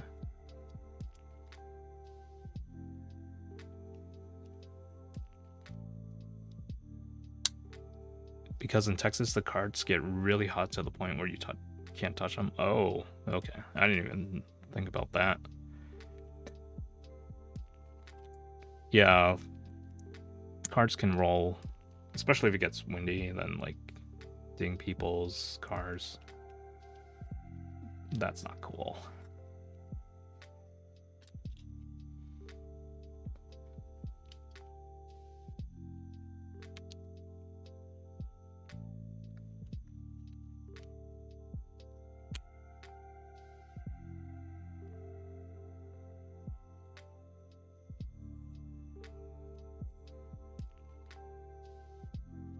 Yeah, that's really annoying. Or they take up an entire parking spot. Yeah, that's the other thing too. Like, you don't push your cart away. It's just blocking parking.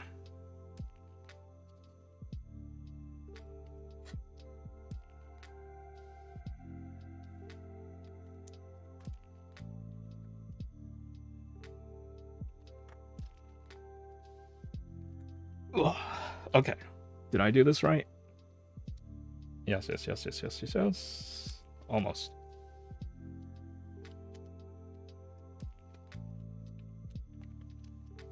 Yeah. They all answered it pretty well. Just gotta make sure it's like secure, because it is kind of loose. And I gotta cut loose. Foot loose.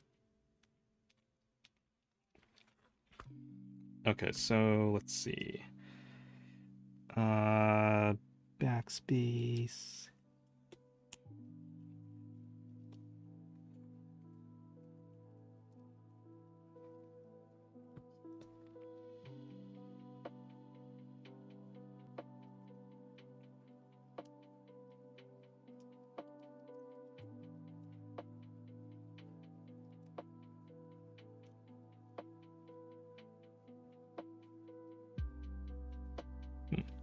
This is like...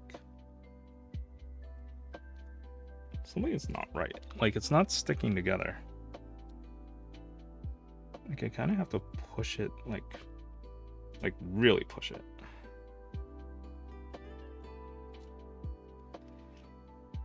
I wonder if it's because, like, the pins are, like, smaller, just small enough that they're, like, kind of loose. So I guess I will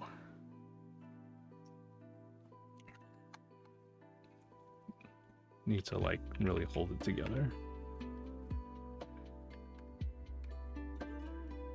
Let me check this layout. So if I do a 7U, okay, so yeah, it's just one.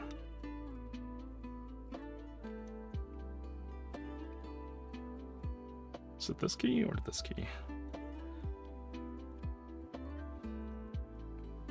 And it's 1.5, 1U. Yeah.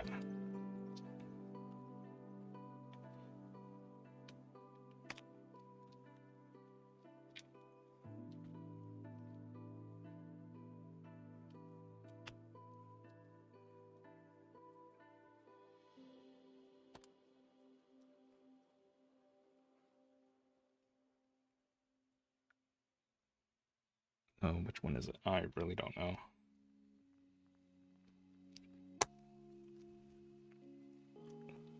Does it say on the PCB?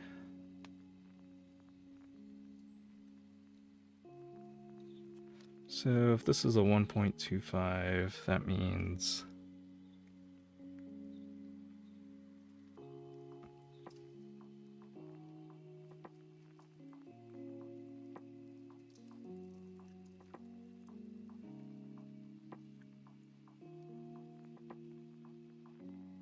it's the one closer to the spacebar.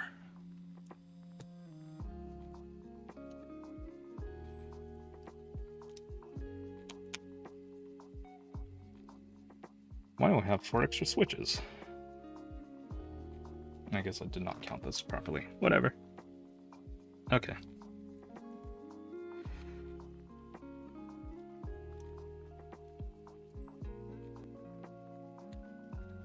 Oh, this is like loose. The switches don't... they really don't want to, like, stay in those holes. Let's see, how do I...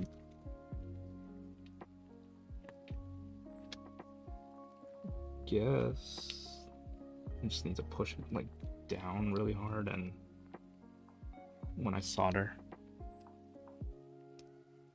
Alright, so let me get my soldering equipment. I'm gonna use the bathroom real quick too.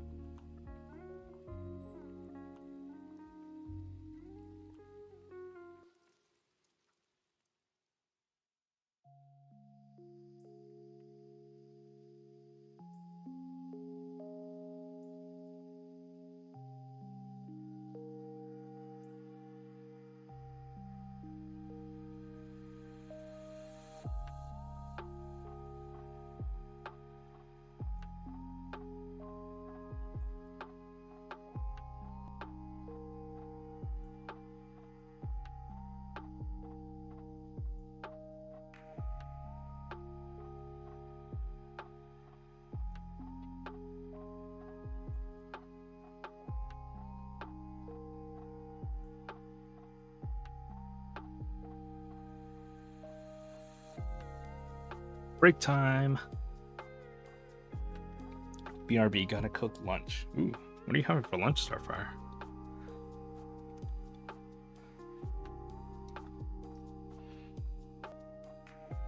Is it stir-fry noodles?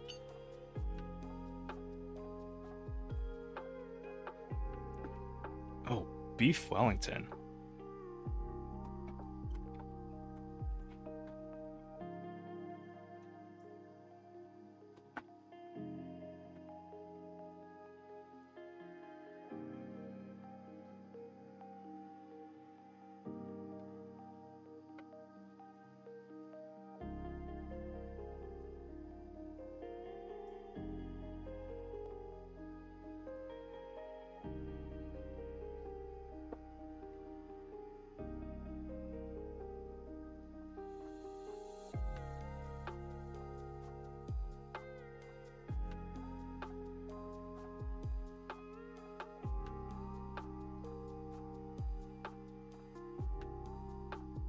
Fried pork with fried eggs and rice and Maggie.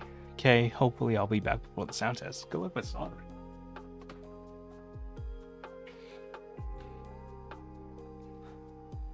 Wait, I kind of want lunch now. Oh, what if I bought the Windex 65 foam kit? Cause Kim Linwin has sticky rice with Vietnamese ham roll / sausage. Oh, will the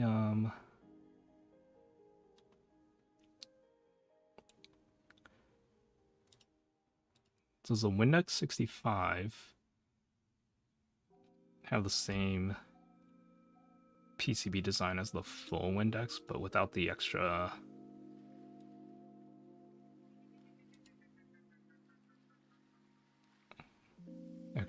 thing? Get more foam. I had to Google what it was in English. Let's see. Oh, it is the same layout.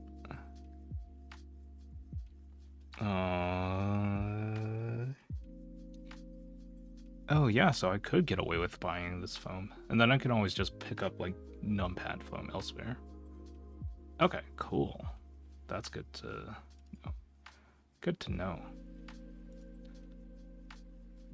So yeah, I could, that means I can have foam in my hot swap build too. Yeah, I think I'm gonna have to like basically push the plate and the PCB together to make sure that these pins like stick through so I can solder them. Because otherwise if I don't, then they're gonna like sit a little bit high on the PCB. Yeah, I guess it's these the switches, the switch pins, the center column, and the extra like stabilizer pins that don't really hold the switch in the socket very well. Just that it seems to be fine here though. So maybe it's the PCB? No, actually it is the switch. Like, yeah, they're loose. Okay, so I'll do the numpad first since that's smaller and will be easier to get through. Alright, extra switches, goodbye.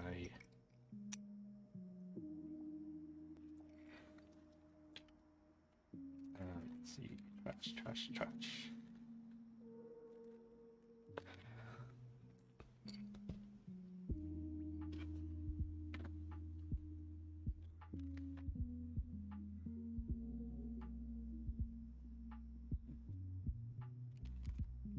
So I need my soldering equipment.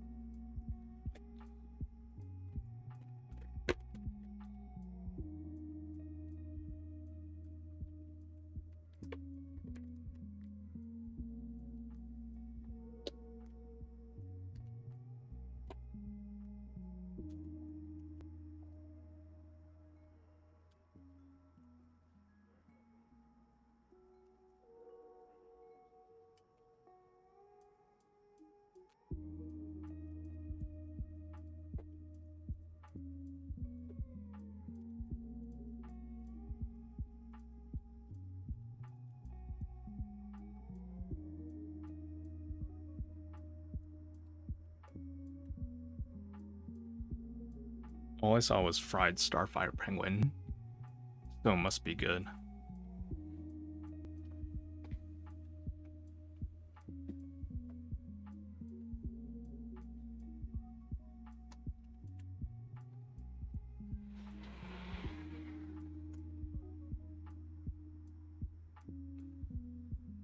Yeah, I kind of wish, kind of want what Starfire's having for lunch right now.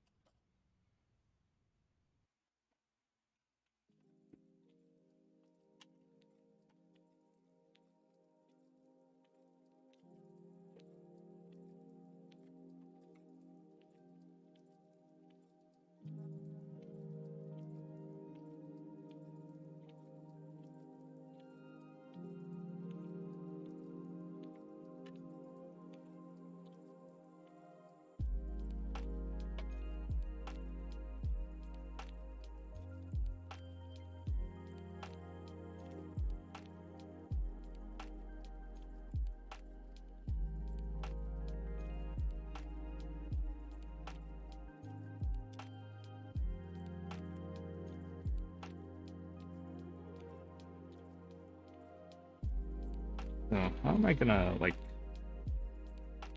keep this clamp together when I solder?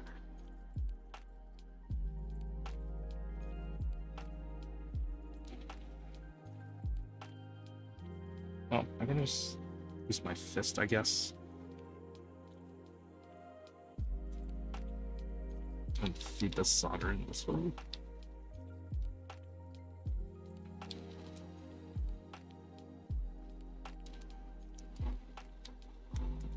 That seems kind of hokey. Man, if I only had something that was heavy. No, maybe I can tape it together. Let's try tape.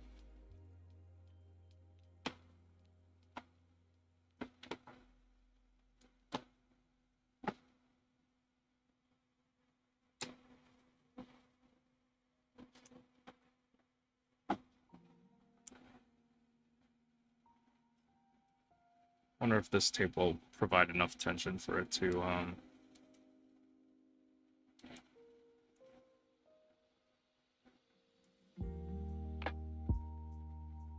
hold the plate and the PCB together.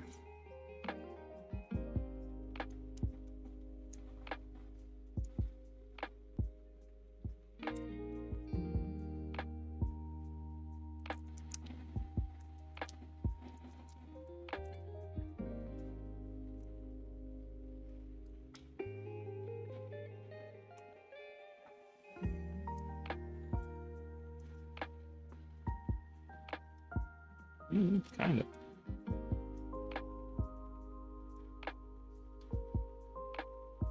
That might be sufficient. As long as the pins don't, like, fall out. Just, like, kind of key.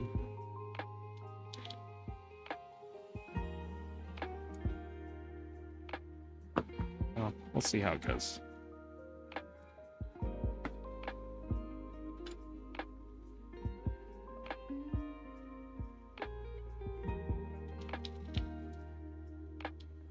Guess I can, like, do it like this too.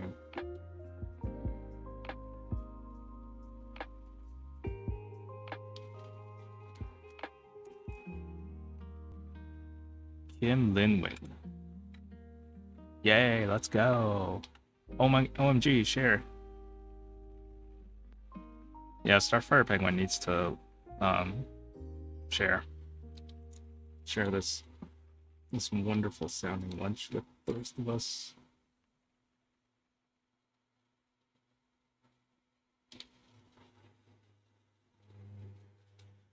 Pork all around.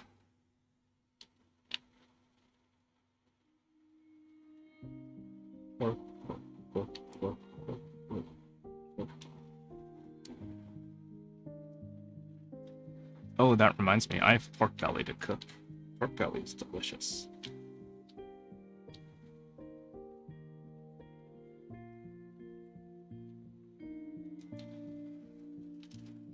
Star needs to share with Char. Chat.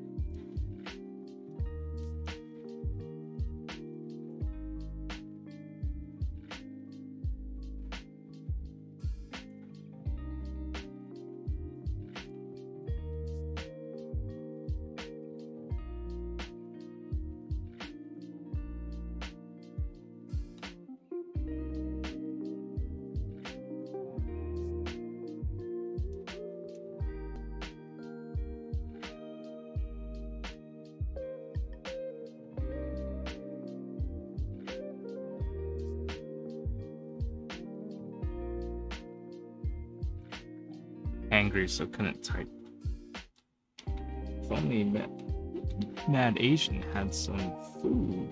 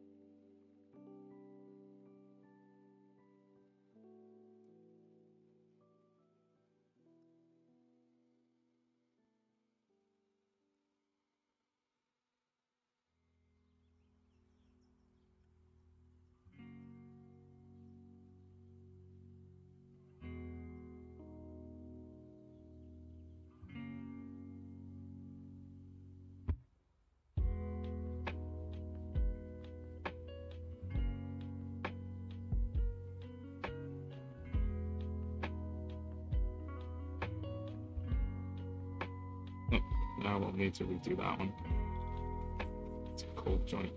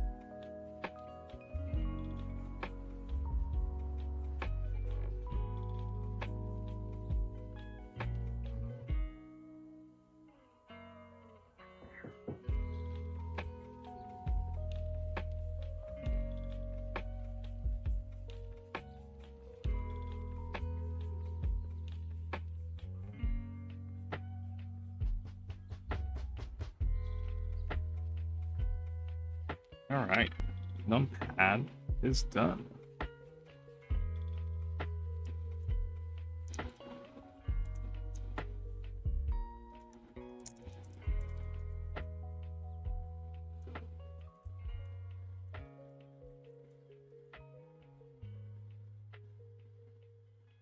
Oh, no, just kidding. I forgot one switch.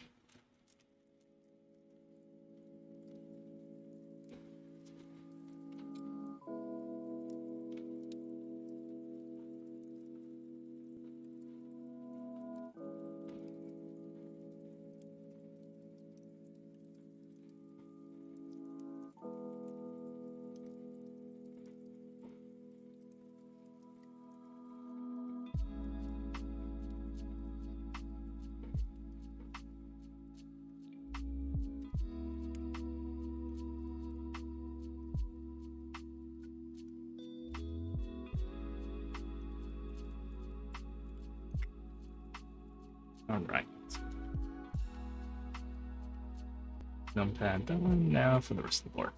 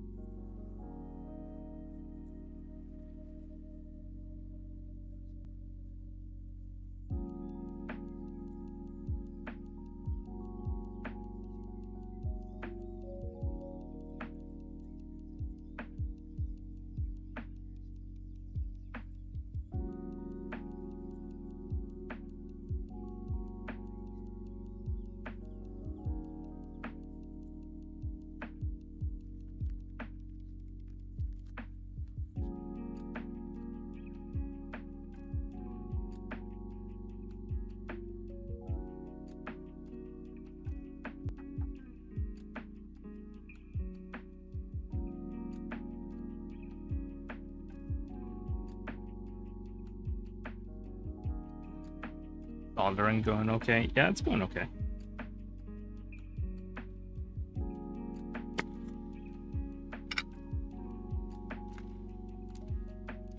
Pretty straightforward. Nothing too complicated. Yeah, it's... As long as the plate and the PCB are pushed together, then that's really what matters.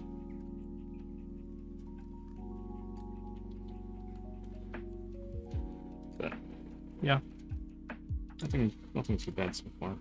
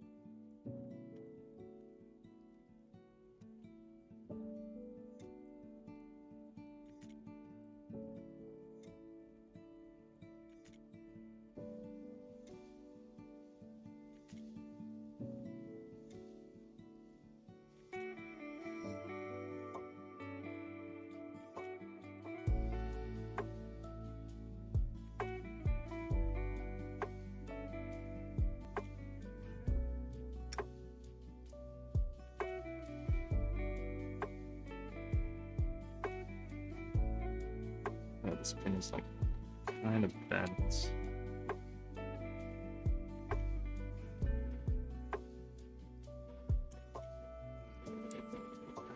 Okay, that should be fine.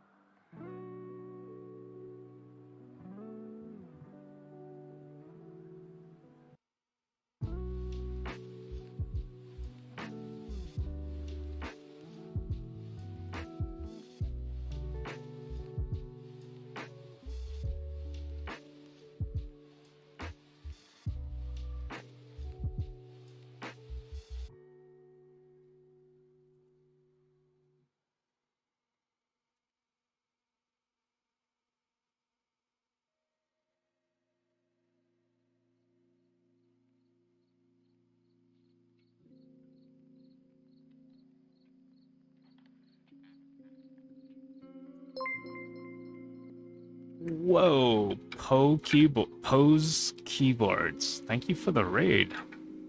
How's it going? How's your stream? Hey everyone, how's it going? Hey Raiders. Yeah, so today I am doing a Windex build. Soldering a PCB with Tecsee Purple Panda switches and phones and a carbon fiber plate.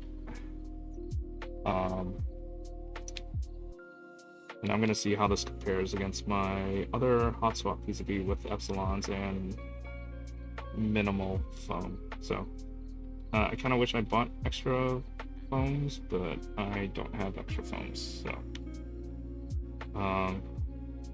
the one thing when I built this yesterday that kind of was a little funky was there's a lot of like weird case pinging or the case resonance in certain areas of the keyboard.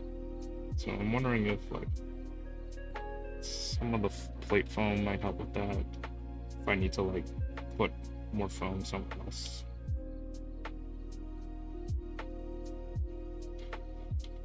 But either way, GMK Dracula is going on the sport, which I used yesterday. Hello, Equinox. How's it going? How's it going? Pose Keyboards. How are you? How's your... What'd you do on stream today?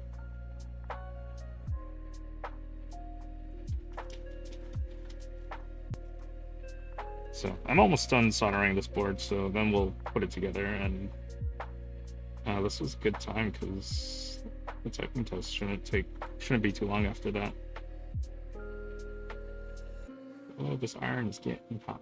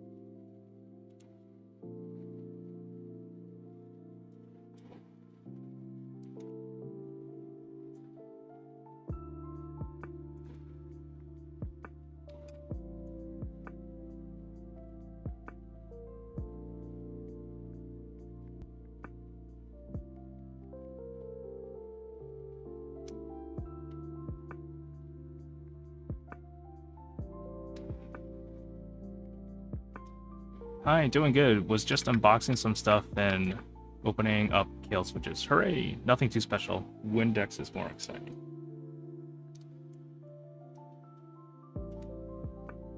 Cool. Alright, so we're almost done with this.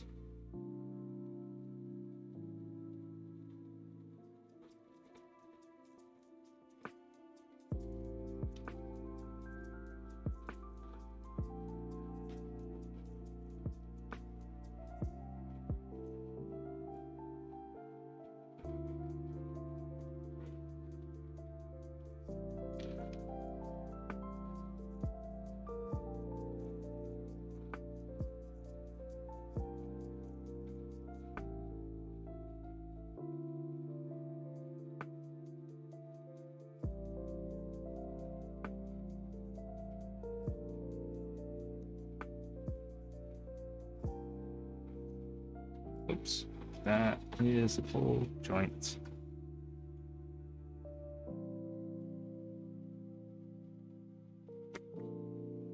Oh, darn. Hold on.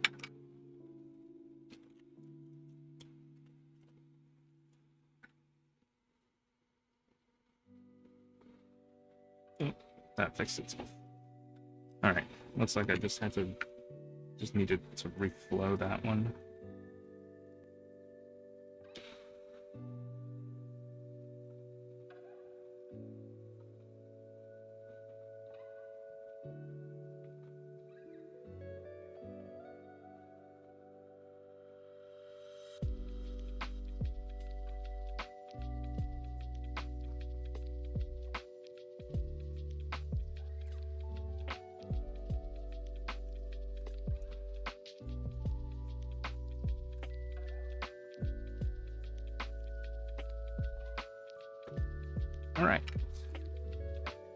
What kind of switches did you get? Silent Grays. Ooh.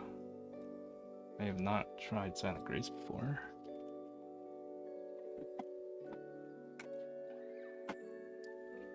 Alright, let's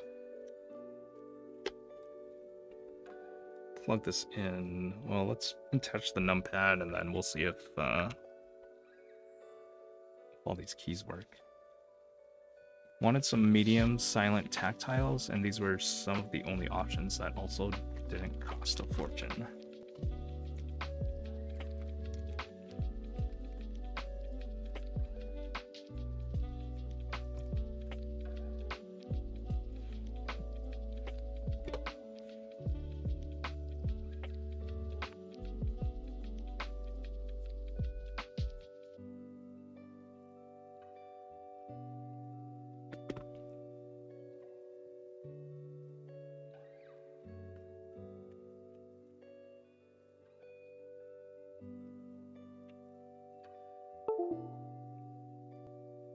Oh, right, the daughter board.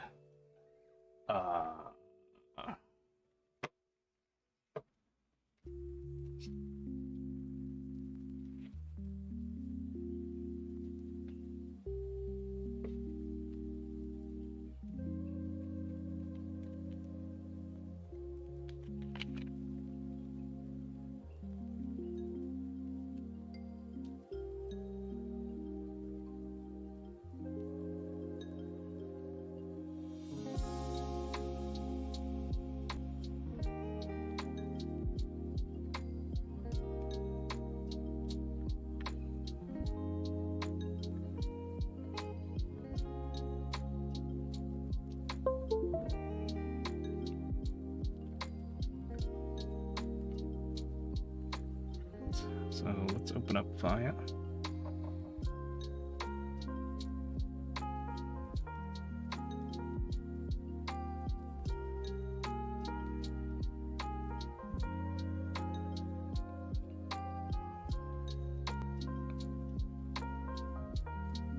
All right, and then we'll load up the JSON definitions.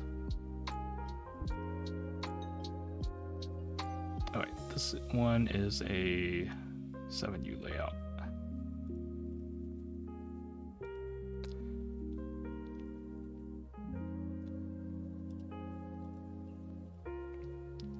All right, and then I'm gonna just flip some or change some of the keys around to my liking.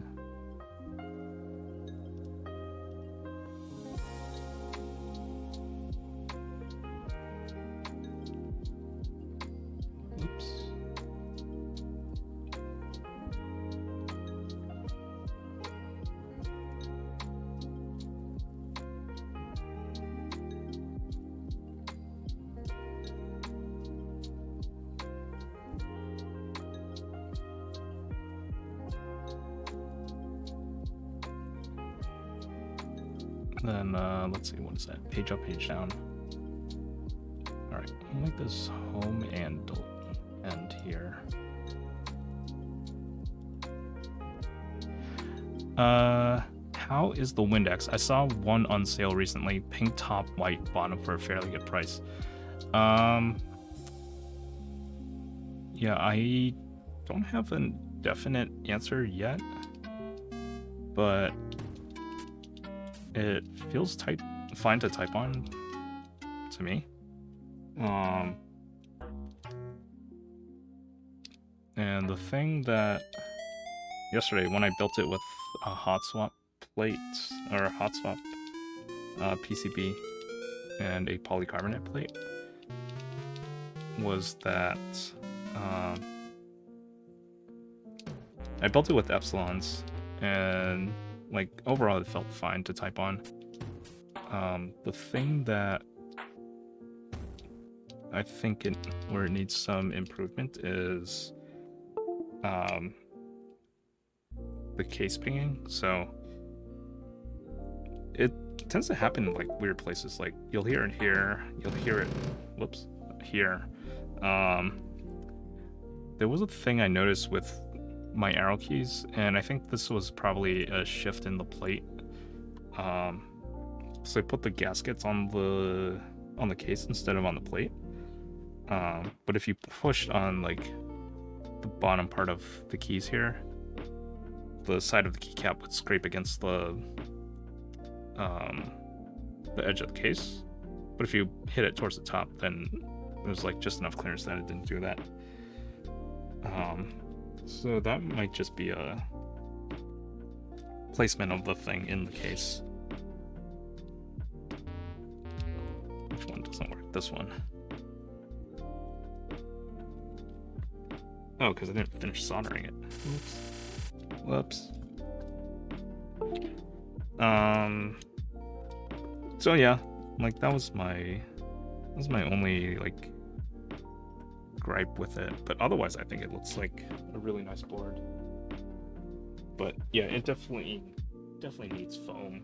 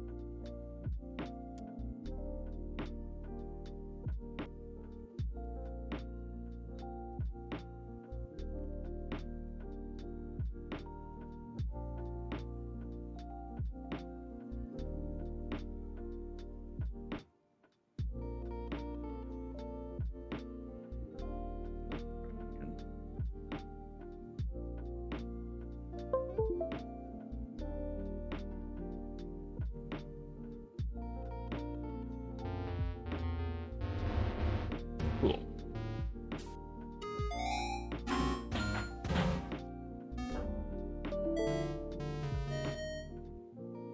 I'm not convinced yet then. Whoa. What did I just do?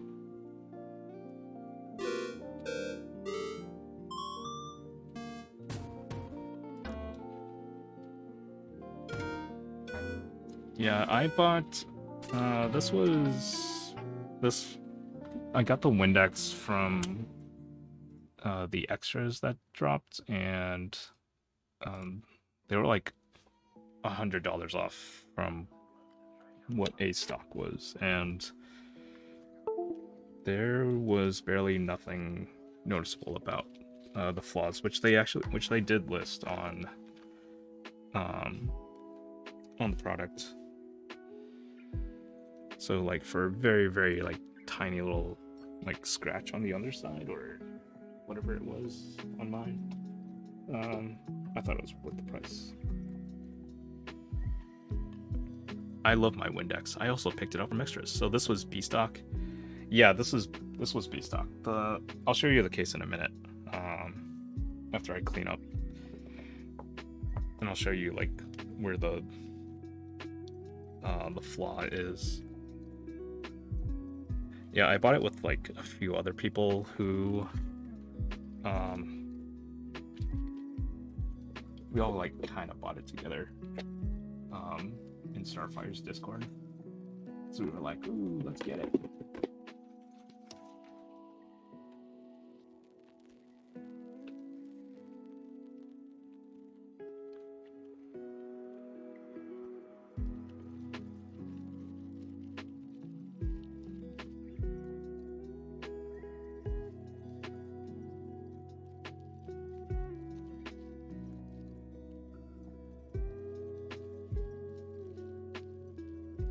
So the B stock came with a hot swap PCB and a polycarbonate plate. I bought an extra PCB and a carbon fiber plate.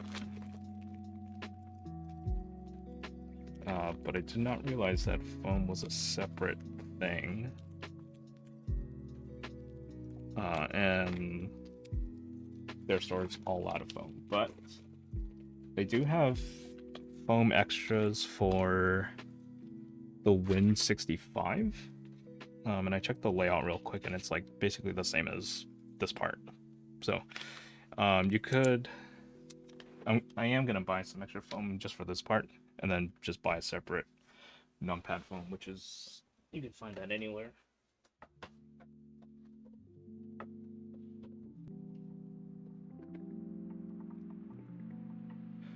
Not sure I would want another pink board though, so that was the main reason I didn't go for it yet. Yeah, makes sense.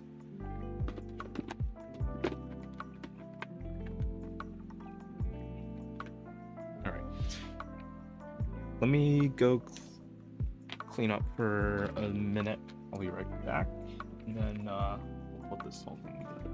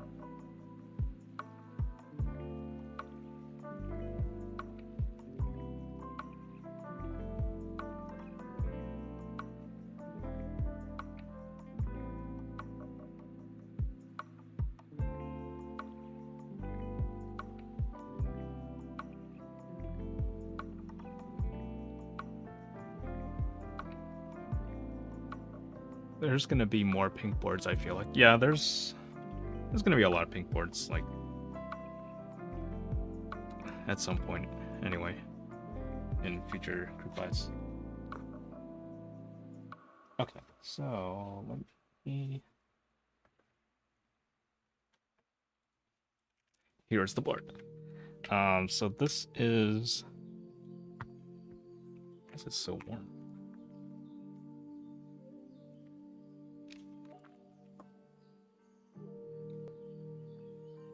Weird. Okay.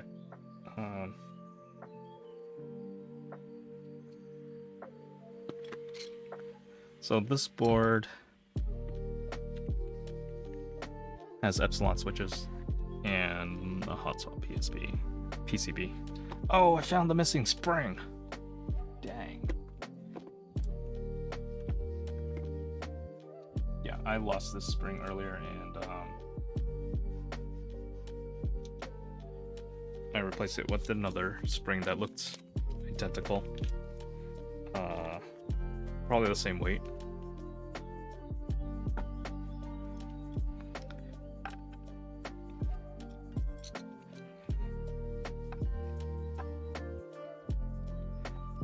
So this board is interesting in that it's 3 pieces. So this orange piece you see right here is like basically the case, and then there's like the top part and the bottom part, which is like the frame that goes all around it.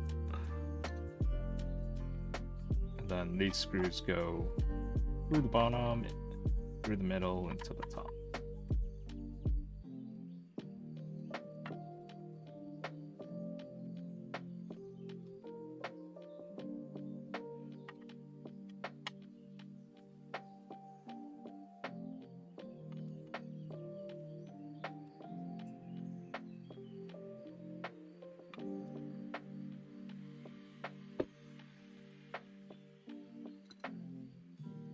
So there's the... Whoa, hold on.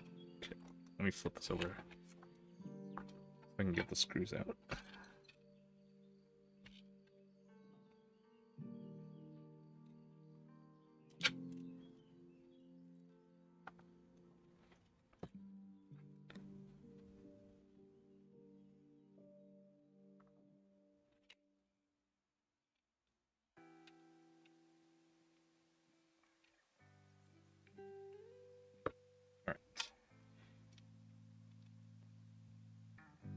So that's the...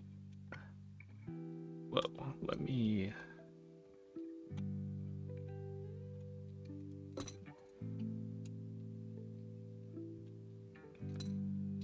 I missed the raid. Yeah, Starfire, you're back. Everybody wanted lunch, your lunch. They were like, can you cook us lunch too? And yeah, there was a raid while you were gone. From Pose Keyboards. Alright, so... here's the top piece. And then this is the PCB, which is connected to this JST cable. Okay, and then this is just more foam on the bottom. So lots of case foam all around. So much fun. Lunch, 11 o'clock here. What we eat for lunch? Yeah, Starfire, you have to tell us how was your lunch? Oh, this is foam for the hot swap. Right, we can still use it. Maybe I should force break mod these screw holes. Is that worth doing? It's 2 o'clock, which Starfire is. It is 5 p.m. Oh my god. I had leftover fried pork shoulder with fried rice, with fried eggs, rice, and Maggie. Surprises me that it pings with the gasket mount and so much foam. Yeah, that was my reaction too. There's so much foam. I basically built mine the same and no ping for me. That's interesting.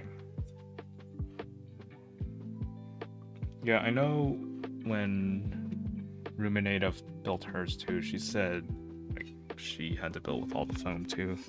I don't know if she got like residents in it, but she might have. I don't remember. The rest of the mods are good. Oh, I don't have ping, but I have weird resonance at my backspace. Yeah, that's basically what I was finding. Like,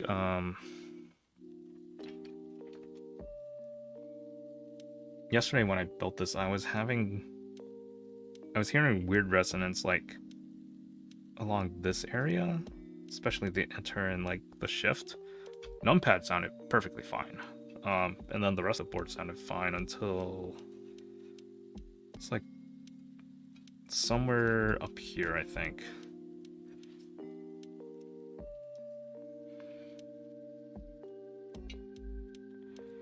All right, so let's see. How do I do this again?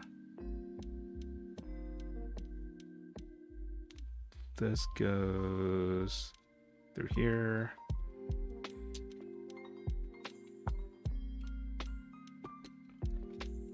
Could it be from the daughterboard wire cutout? Probably. I mean, there is a lot of, like, empty space there. Shove some foam in that. I like how you phrase it. Shove some foam in there.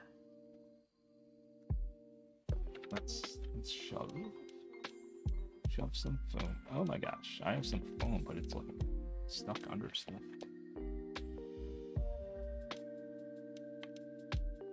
Here we go. Shoving foam solves all. Yeah.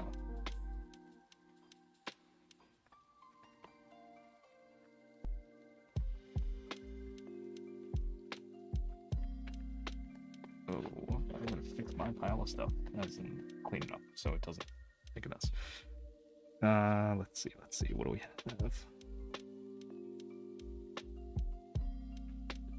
So we'll cut out a little square, and we'll probably just like fill this thing up with foam. Oof. Get out of the way. Zam! He's still going wild though. Wild man. Seriously.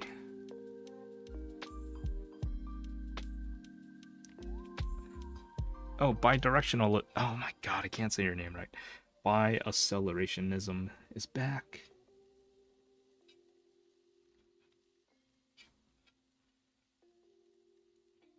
You using sponge foam? I can. It's I don't know. I guess it's sponge foam. I don't know what it's called. It was just like foam I had from something. Just lying around here. Nice. I just got off of work.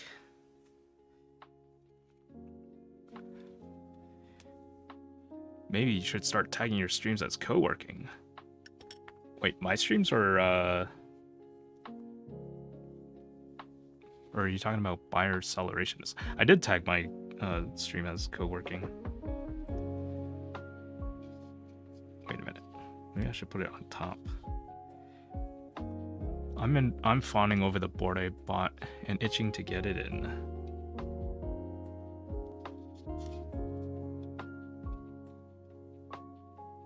Gonna be a little while.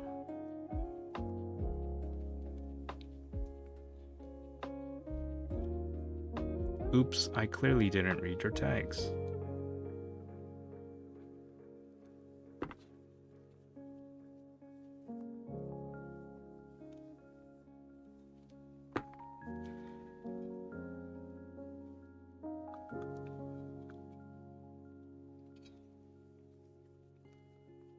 There's a woman tag. Is there a man tag?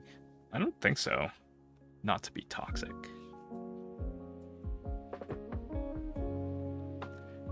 But that is like the only tag you are missing. Wait, should I put a man tag? Wait, are you saying I need a man tag or a woman tag?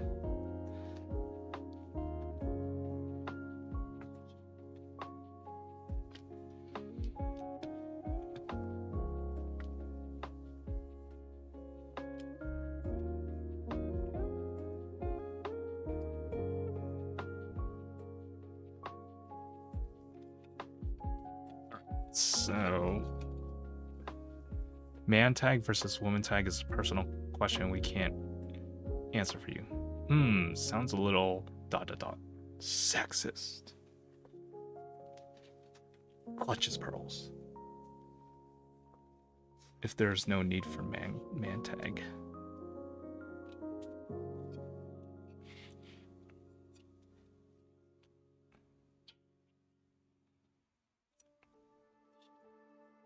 I don't need a man tag, I need a man tag.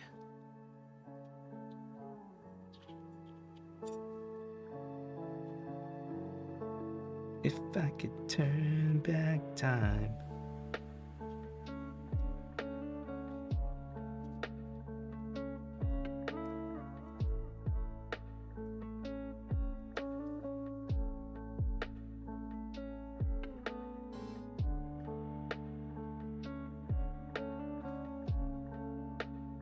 Oh, it's supposed to go through that thingy thing. I don't need no man tag. I could buy my own tags.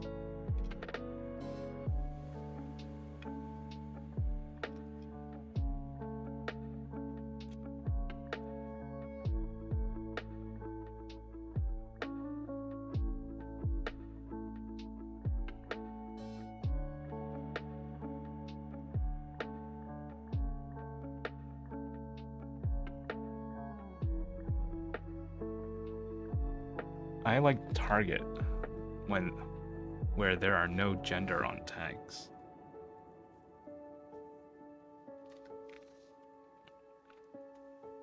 Which way does this go? This way.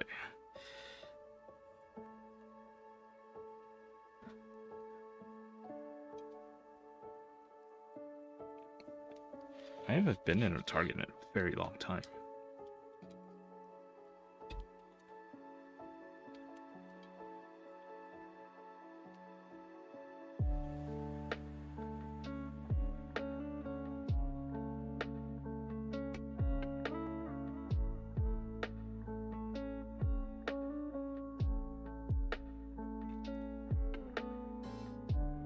There we go.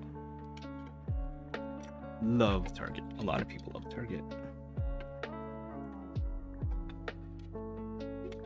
Last year during the pandemic when there was like nothing to do, I would go walk around Target. That was like my activity. And then I would like buy chips or like deodorant or like laundry detergent. Oh, it's where I got these jars to hold my switches. I go there like every week. Definitely go there. Yeah, Target is definitely like a thing people do. Let's shove some foam in here. Let's shove some foam in there. I don't buy food from Target. I only get like chips at Target.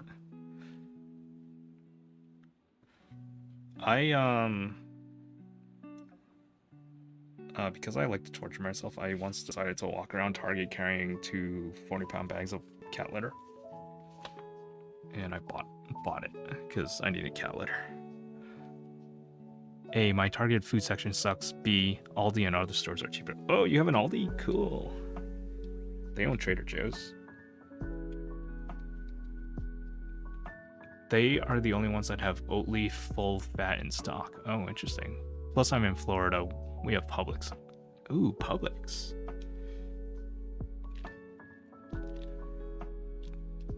Maybe that's why I don't like oat milk, because it's not full fat. The food at Target in North Dallas is pretty good quality, but I do just get processed foods at Target. We have Trader Joe's. The full fat is the only one I like. It's creamy.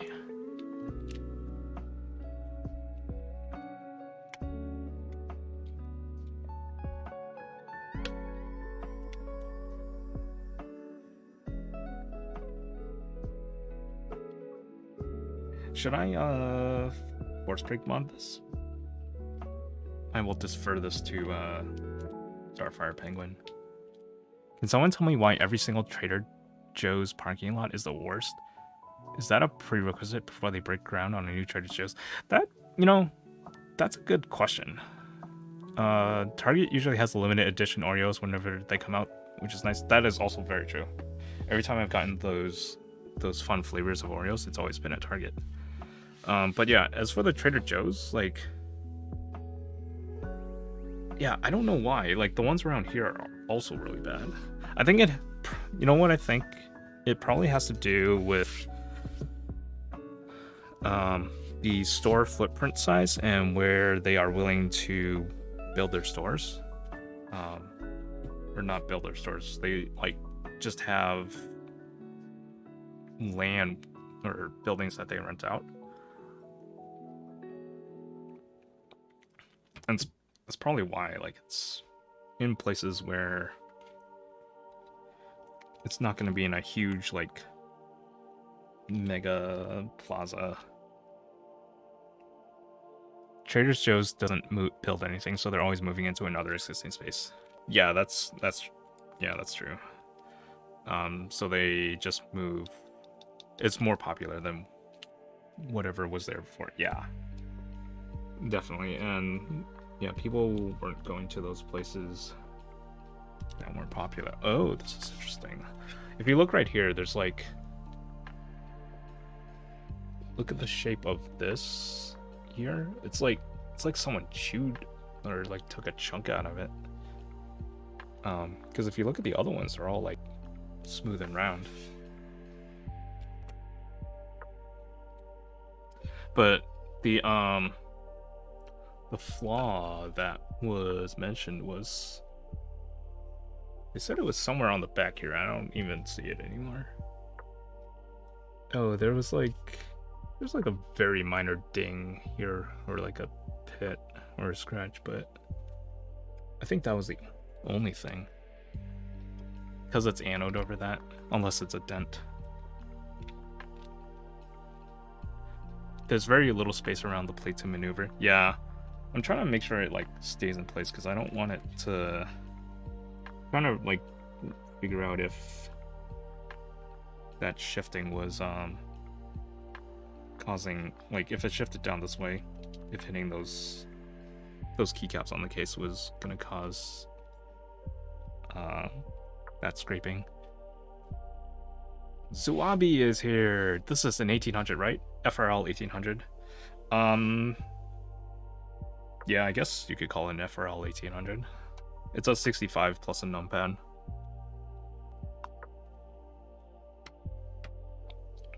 That's how I think of it.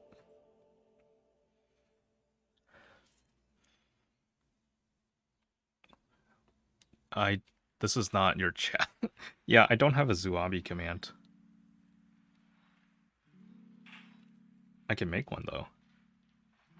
Oh, maybe I should just add Starfire Penguin as like stream manager or whatever. I don't even know how to do that.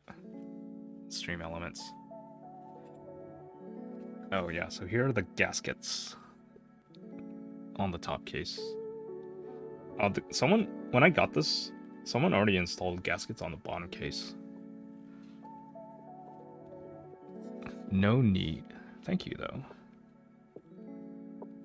What happens if I pull this like really hard? Okay, I'm not gonna do that.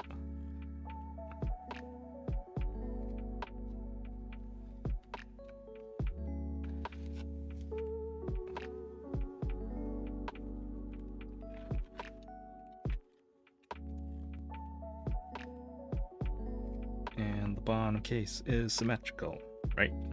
Right. Is that top piece alu? Yes, it is aluminum. The whole thing is aluminum. Yeah, so this thing was like really weirdly annoying to put together, and I am not sure how to screw it in together without just holding it together with my bare strength. Like this.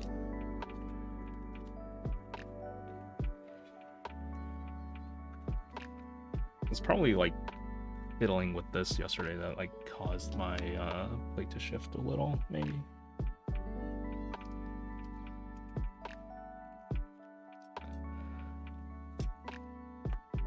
You can't really tell, but I am gripping this very tightly to make sure it stays in place and doesn't move around.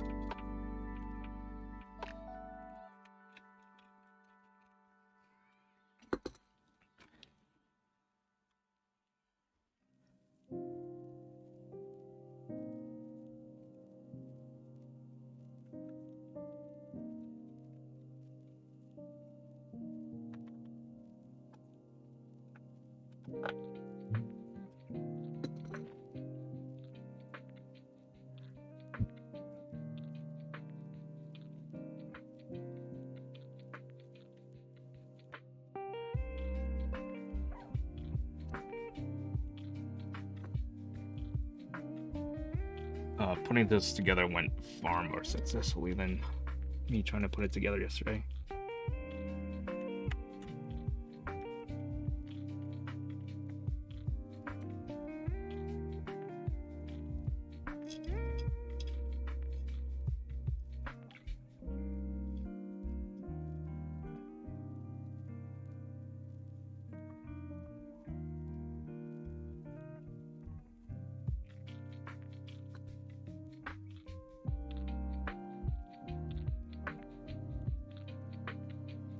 Has anyone played the Tecsee Assist?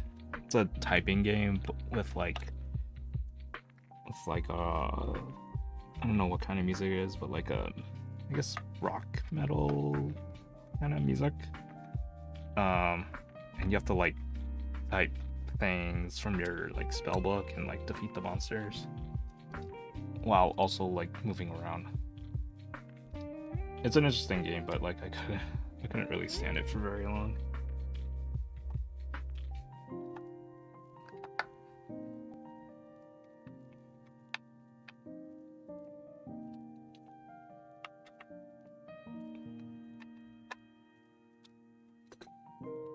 Yeah.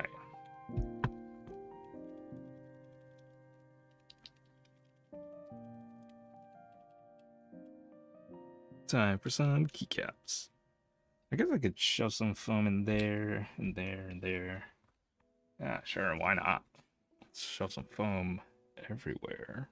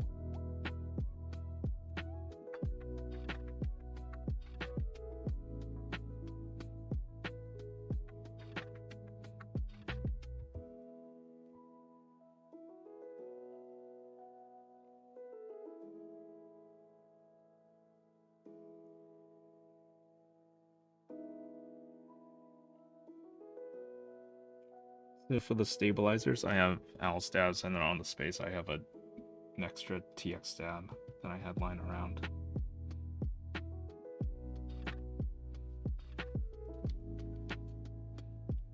Can I show some foam in there? Ooh, I can.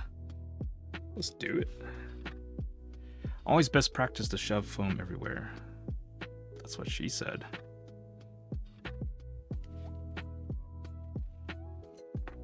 Actually, in my in a commission build I did for my friend, I have one of these sheets, and the Scarlet TKL has no foam whatsoever, so I took this, and that board has like almost no room between the PCB and the case bottom, so I had to like really just like stuff that whole thing in there, and it actually made it sound better. But like after I did that, I was like, yeah, you know, maybe tape bonding would have been fine, because it sounded like a board that if you had tape bonded it would have sounded the same. That is what I said, and Kim. Yes, that is what Starfire and Kim said. Shove foam everywhere. Yes, that is what she said.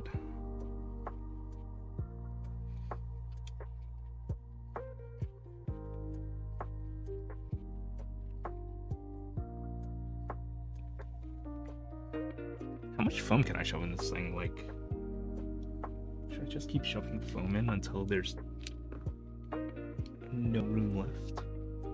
Ha ha ha, Sandy. Actually, same. I'm just a baby. I'm baby. Oh, wait, what? Oh. Baby.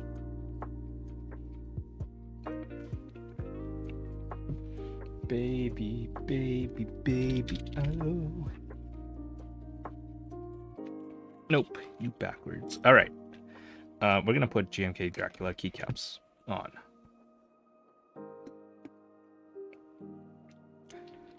I like enthusiasm. Matt reads messages with. I did not read that. I like the enthusiasm Matt reads messages with. I don't know why I like stopped mid phrase sentence for that. Yeah, who needs a switch puller? I got fingers. Oh, I'm probably it. No. It is very resonant still. But we'll transfer all the keycaps first and then go from there.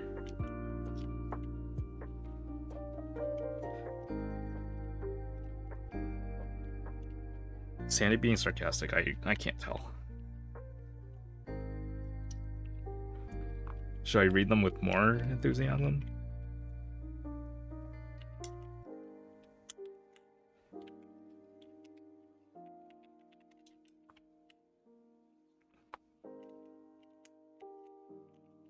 No, I'm not. Oh, okay. You kind of act it out when you read it. Oh, really? Do I?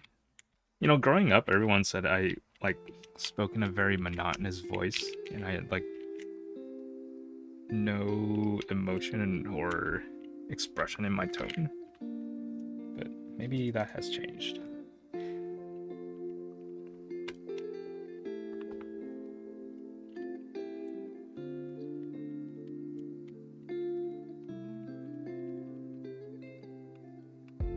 Oh, it resonates so badly. Make it stop. Okay, so it's not scraping on the side of the case down here like it was yesterday. Probably means I just, like, didn't have the plate in the right place.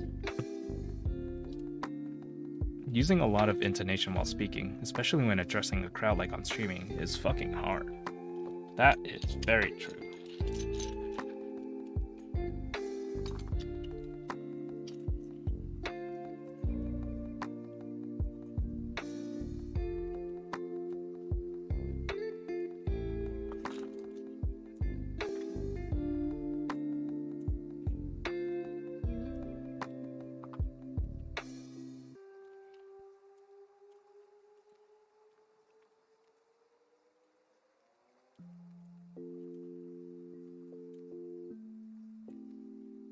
Reading is hard, period. Yes, also very true.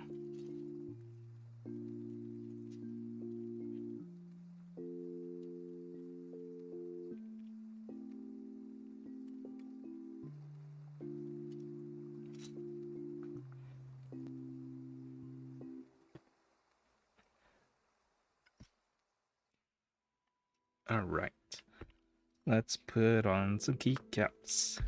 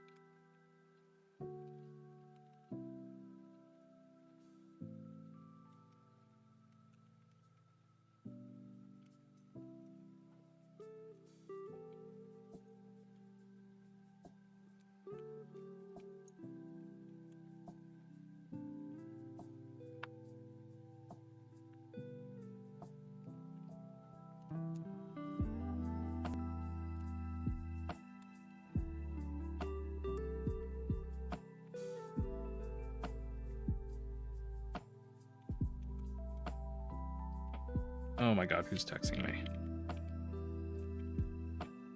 I hope it's nothing important.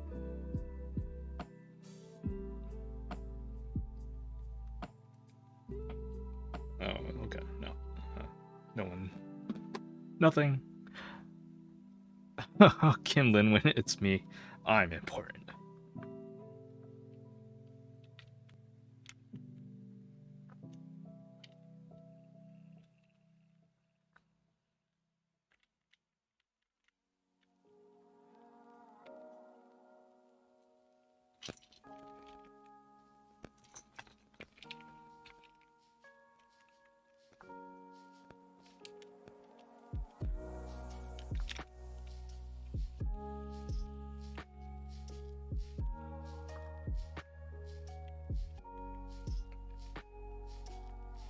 I never answer my phone. I never answer my phone either.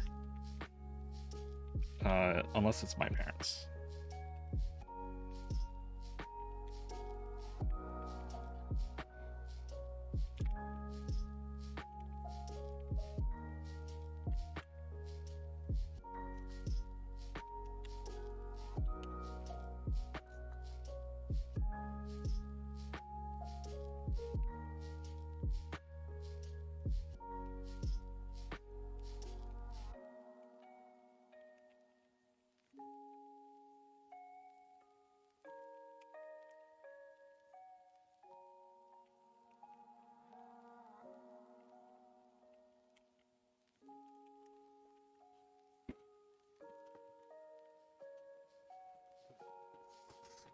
Spacebar? Oh, should I foam the spacebar? Let's foam the spacebar. Because why not? I'm pretty sure I have GMK spacebar. I always hang up on who's calling because they are always scammers. Unless it's my grandma, she calls me. Yeah, hardly anyone I know calls me. Like, not even, like, anything like banks or whatever. They usually send, like, snail mail. Or very important things. Because, yeah, you can't, like, trust anyone. I have a filter for scammers and my phone automatically silences calls for unknown numbers. Oh, yeah, I think my phone does that too. I don't pick up for anyone unless they leave a voicemail. Yeah. If it's important enough, they'll leave a voicemail. But if not, they just won't call back.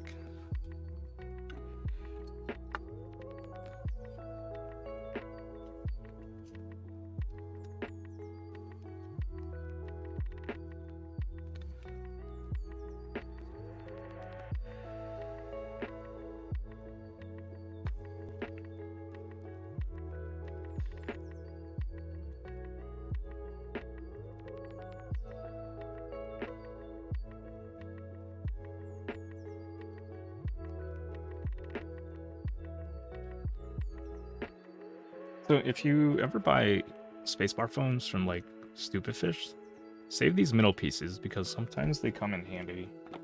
I mean, you take them out because otherwise it's going to interfere with the switch and you won't be able to press your spacebar down, but sometimes you just need some extra foam for your keys.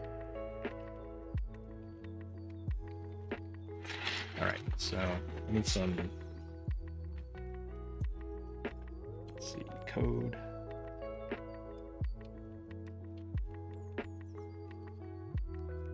Control. What else do I need? An alt function. Oh wait, that was... This one's too small.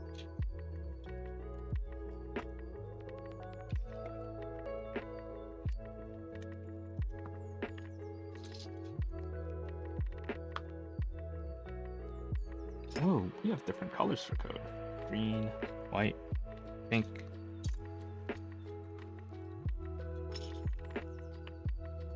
Alright, so I need a 1.5 alt. 1.5 function. There we go. 1.5 control. There. Alright. Let me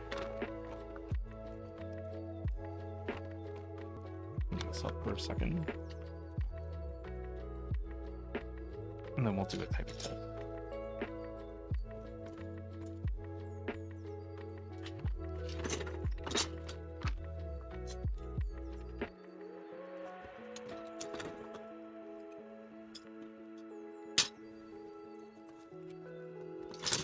I kind of like this 7U layout a little bit better than the Hotspot 6.25U layout.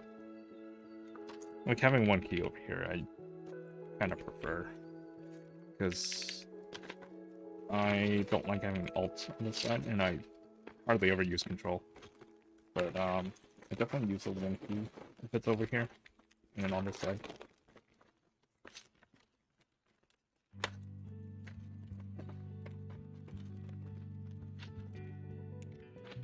Alright.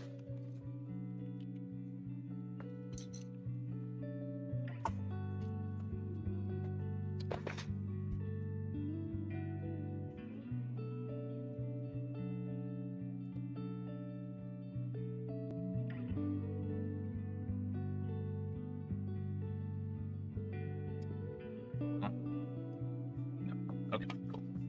Don't do what I did. Just did. You're gonna burn your hands.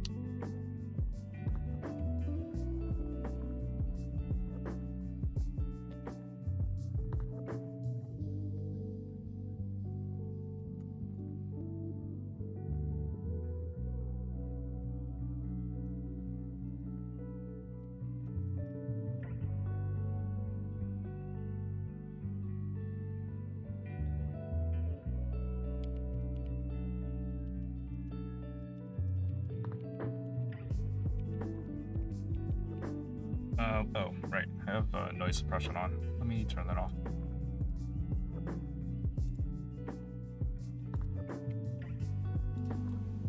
Okay. Whoops.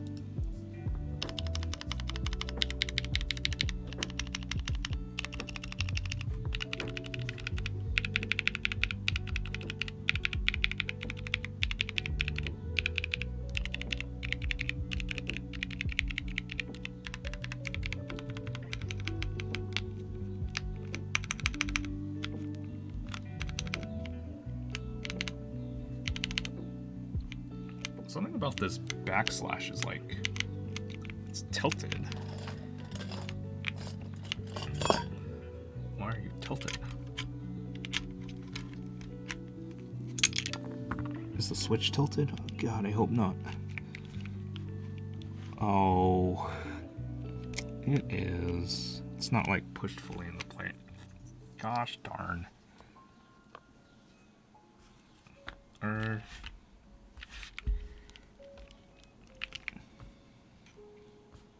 Yeah, like this corner is just ever so slightly raised. Frig. Oh well. Wait, can I see it again?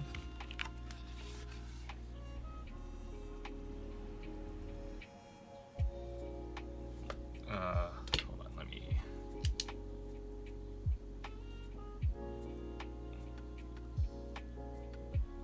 let me take this key off.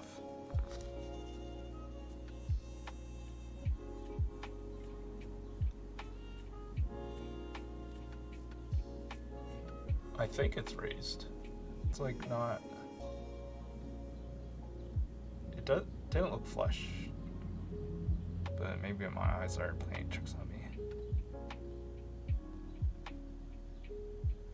But here is no, there's definitely space under there. Yeah. So.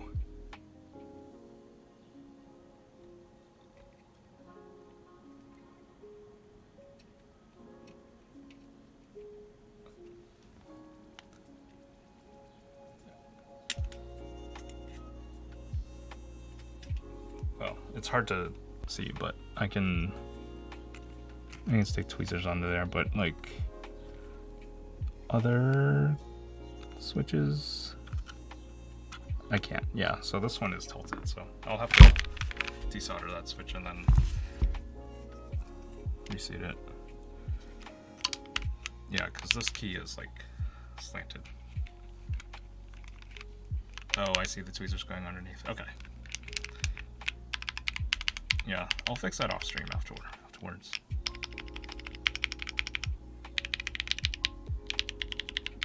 Yeah, so I'm not getting the scraping on the side, so I guess it was just plate placement.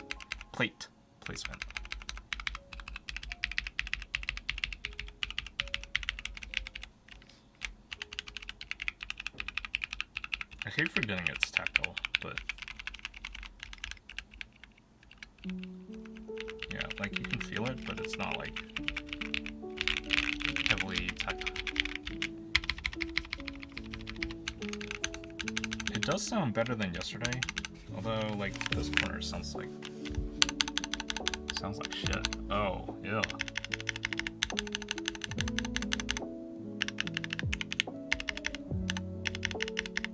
Yeah, yesterday when I built it, this shift sounded really horrible, but now it's like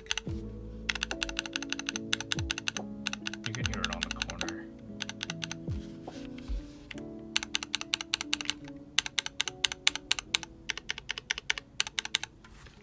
Yeah, it really echoes if it's placed against a solid surface, but if not,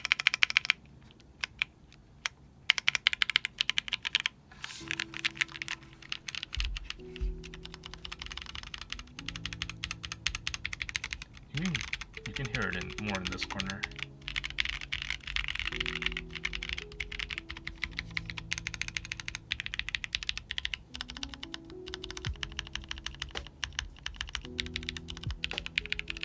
Numpad sounds fine though.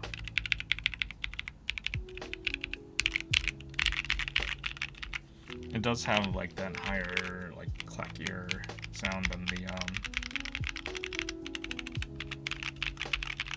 polycarbonate sound from yesterday. Oh my god, this corner just sounds so horrible.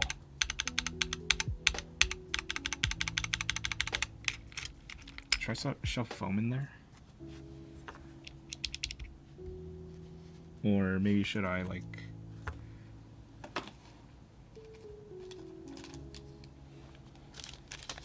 force brake mod it? Ah, more foam. Yeah, see, this is why I keep extra pieces. So maybe this will help, maybe not.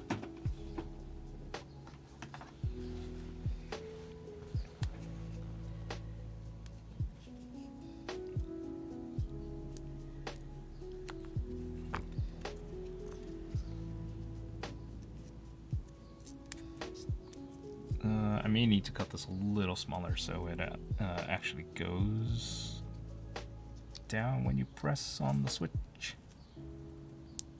Wait, did I put this in right? No. Yes? No.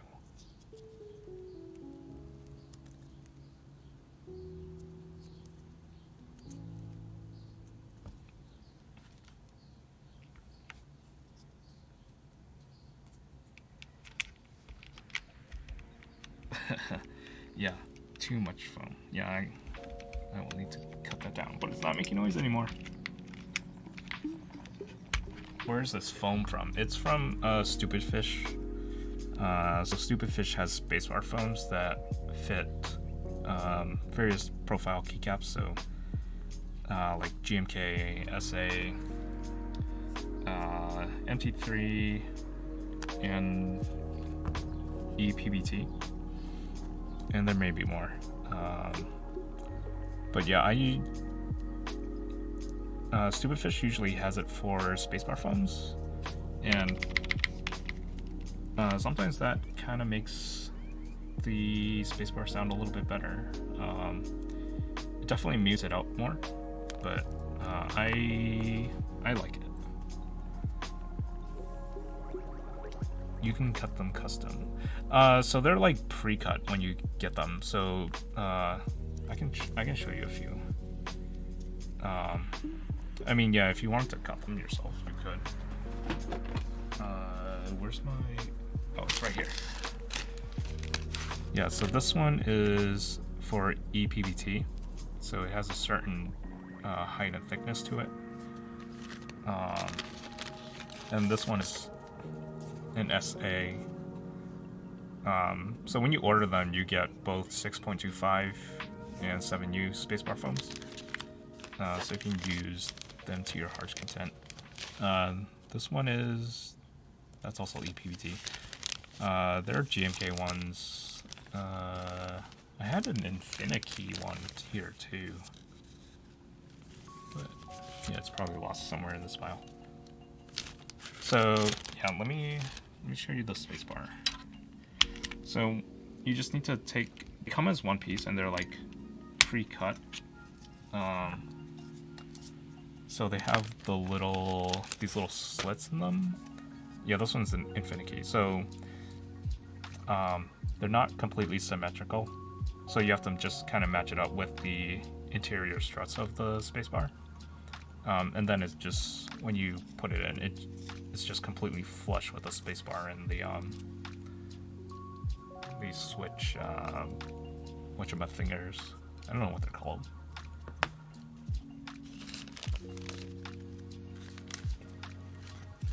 And then that basically eliminates like that hollow noise in your spacebar. So that's with foam. Actually, let me do it without foam so you can hear the difference.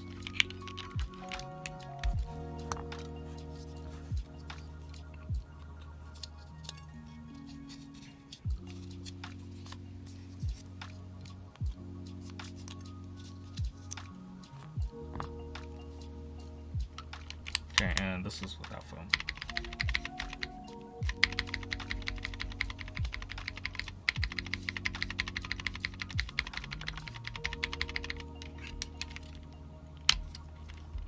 It actually kind of sounds the same to me.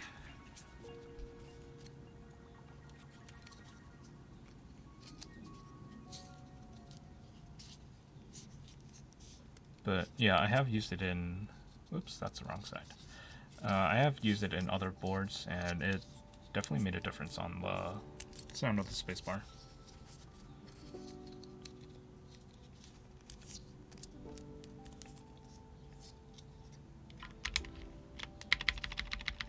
Yeah, it's just slightly more muted with the spacebar foam, but I'll probably just keep it in here anyway.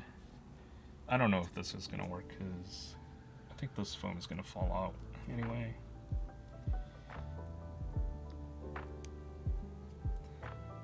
But probably isn't going to reduce the... Oh, it kind of does.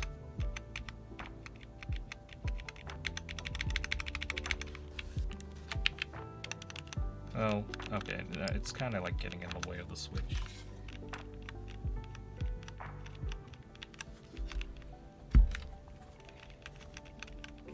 Oh, it fell out, that's why. So, I don't know if... I think these slits match up with, like, the spacebar foam. Or they don't match up with the, like...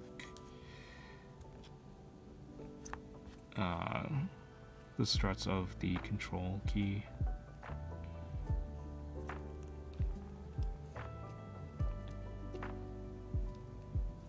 I mean, I could just cut it. Yeah, yeah.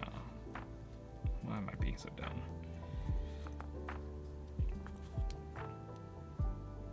I guess the trick is to cut it in the right place so it doesn't fall out, so it grabs onto that strut.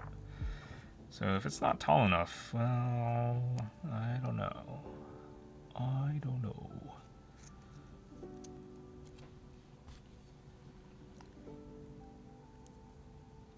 I didn't cut this in the right place, but whatever. Yeah, it's not gonna hold on.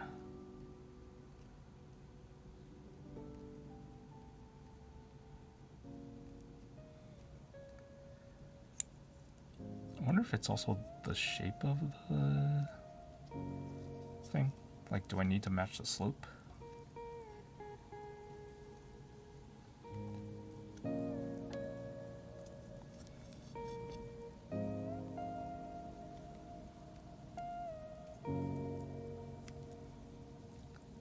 Should I put on the gauntlet? Put on the gauntlet. Starfire Vanguard redeemed Hydrate. Hydrate.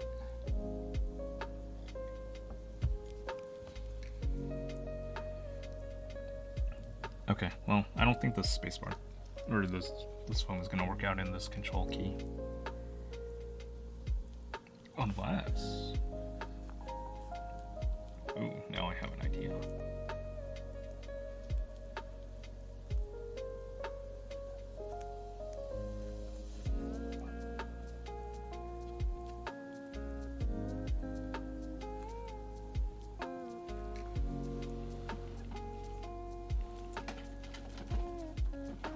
I swear, I've been here forever.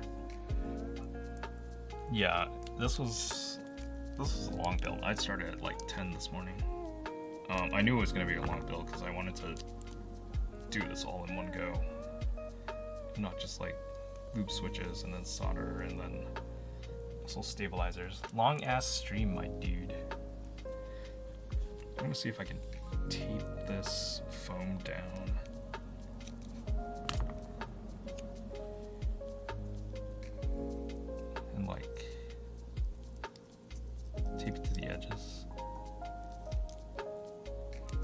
This also is not gonna work. Okay, you know what? Let's give up on the foam. No foam.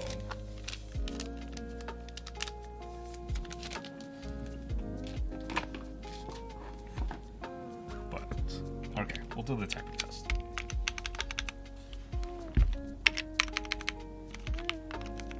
Oh yeah, tape.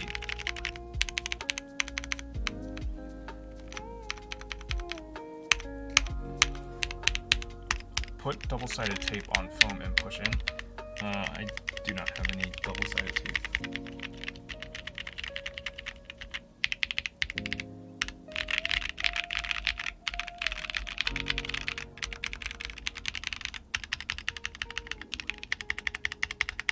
It sounds better than yesterday, but yeah, still very resonant on this side.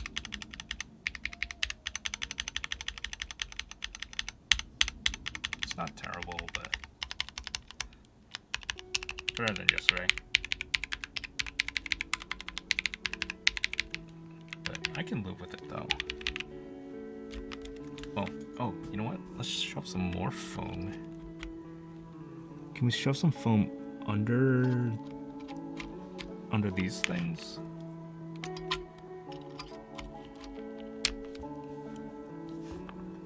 Let's see. No. No, not really.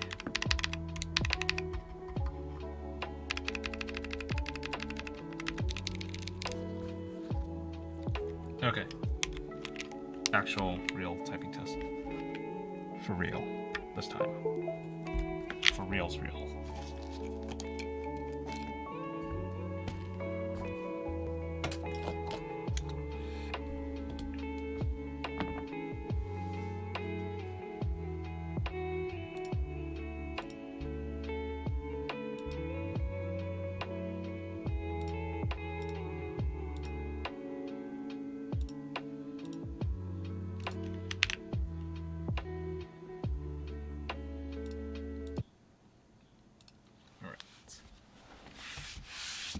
So, to recap this build, this is the Windex with carbon fiber plate, as much foam as I could possibly shove into this keyboard, GMK Dracula, and Tecsee Purple Panda switches.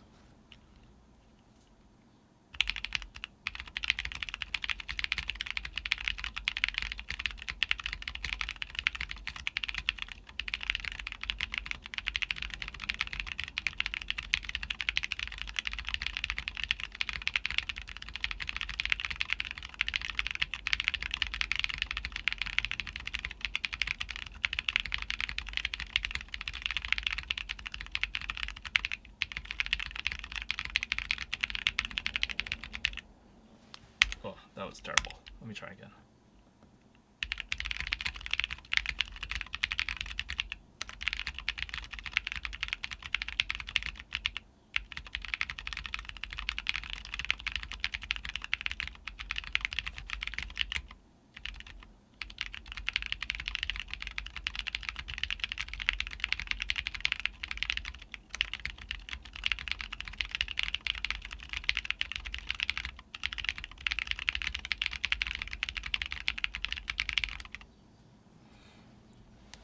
Man, Asian, you're back.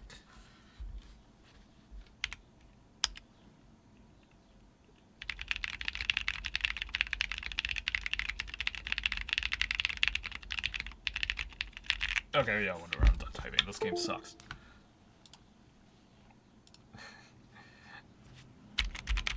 Cool. This key is really annoying because it's tilted, but yeah, I'm much happier with this build today than yesterday. I'll probably go back and try to acquire more foam so I can put it between the plate. Oh, let me get rid of the window. Thanks, Starfire, for clipping that.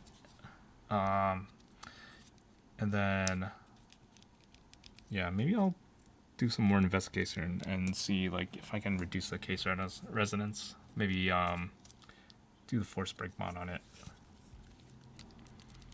But yeah, I actually like this build. I like this layout a lot. I think it just looks really cool.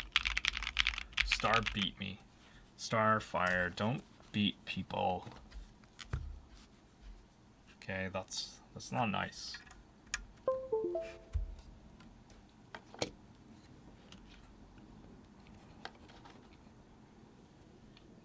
I don't think my clips are very good. No, your clips are very good, Starfire. Mad Asian better than me. You're both good, okay? No more arguing, you two.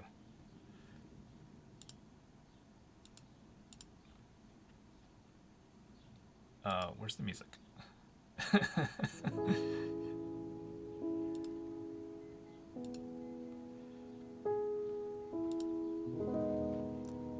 Alright, who's on? Only Disastertron. Really? No keyboard people are on? I guess it's like the middle of the day / dinner time. Alright, we'll go raid Disastertron. What's our raid message today?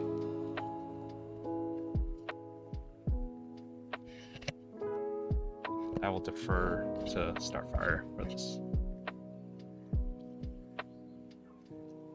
Shovel the foam. Okay, Kim Lin win, you win. Kim Lin win? Yes, Kim Lin win. Kim Lin win? Oh, I didn't see. Wait. Because of your last name. Wait, unless you're. Wait, is Lin part of your name? Lynn. Shove all the foam. Do we need an emoji? What's a good emoji? Sponge. Sponge emoji. Whoa. There. There is the raid message. What's Disastertron doing today? Picking stones, baling hay. Oh, he's still doing the, he's still modding his old Razer keyboard. Alright. I have no idea what he's doing right now, but that should be entertaining to watch. Okay, he's modding some stabs, and what? Replacing a diode. Yeah, this will be entertaining. All right, go say hi to Disastertron. Thanks everyone for hanging out. Today was a long stream, but all of you made it really fun. Everyone take care and see you next time. They're not melting. Oh, snap.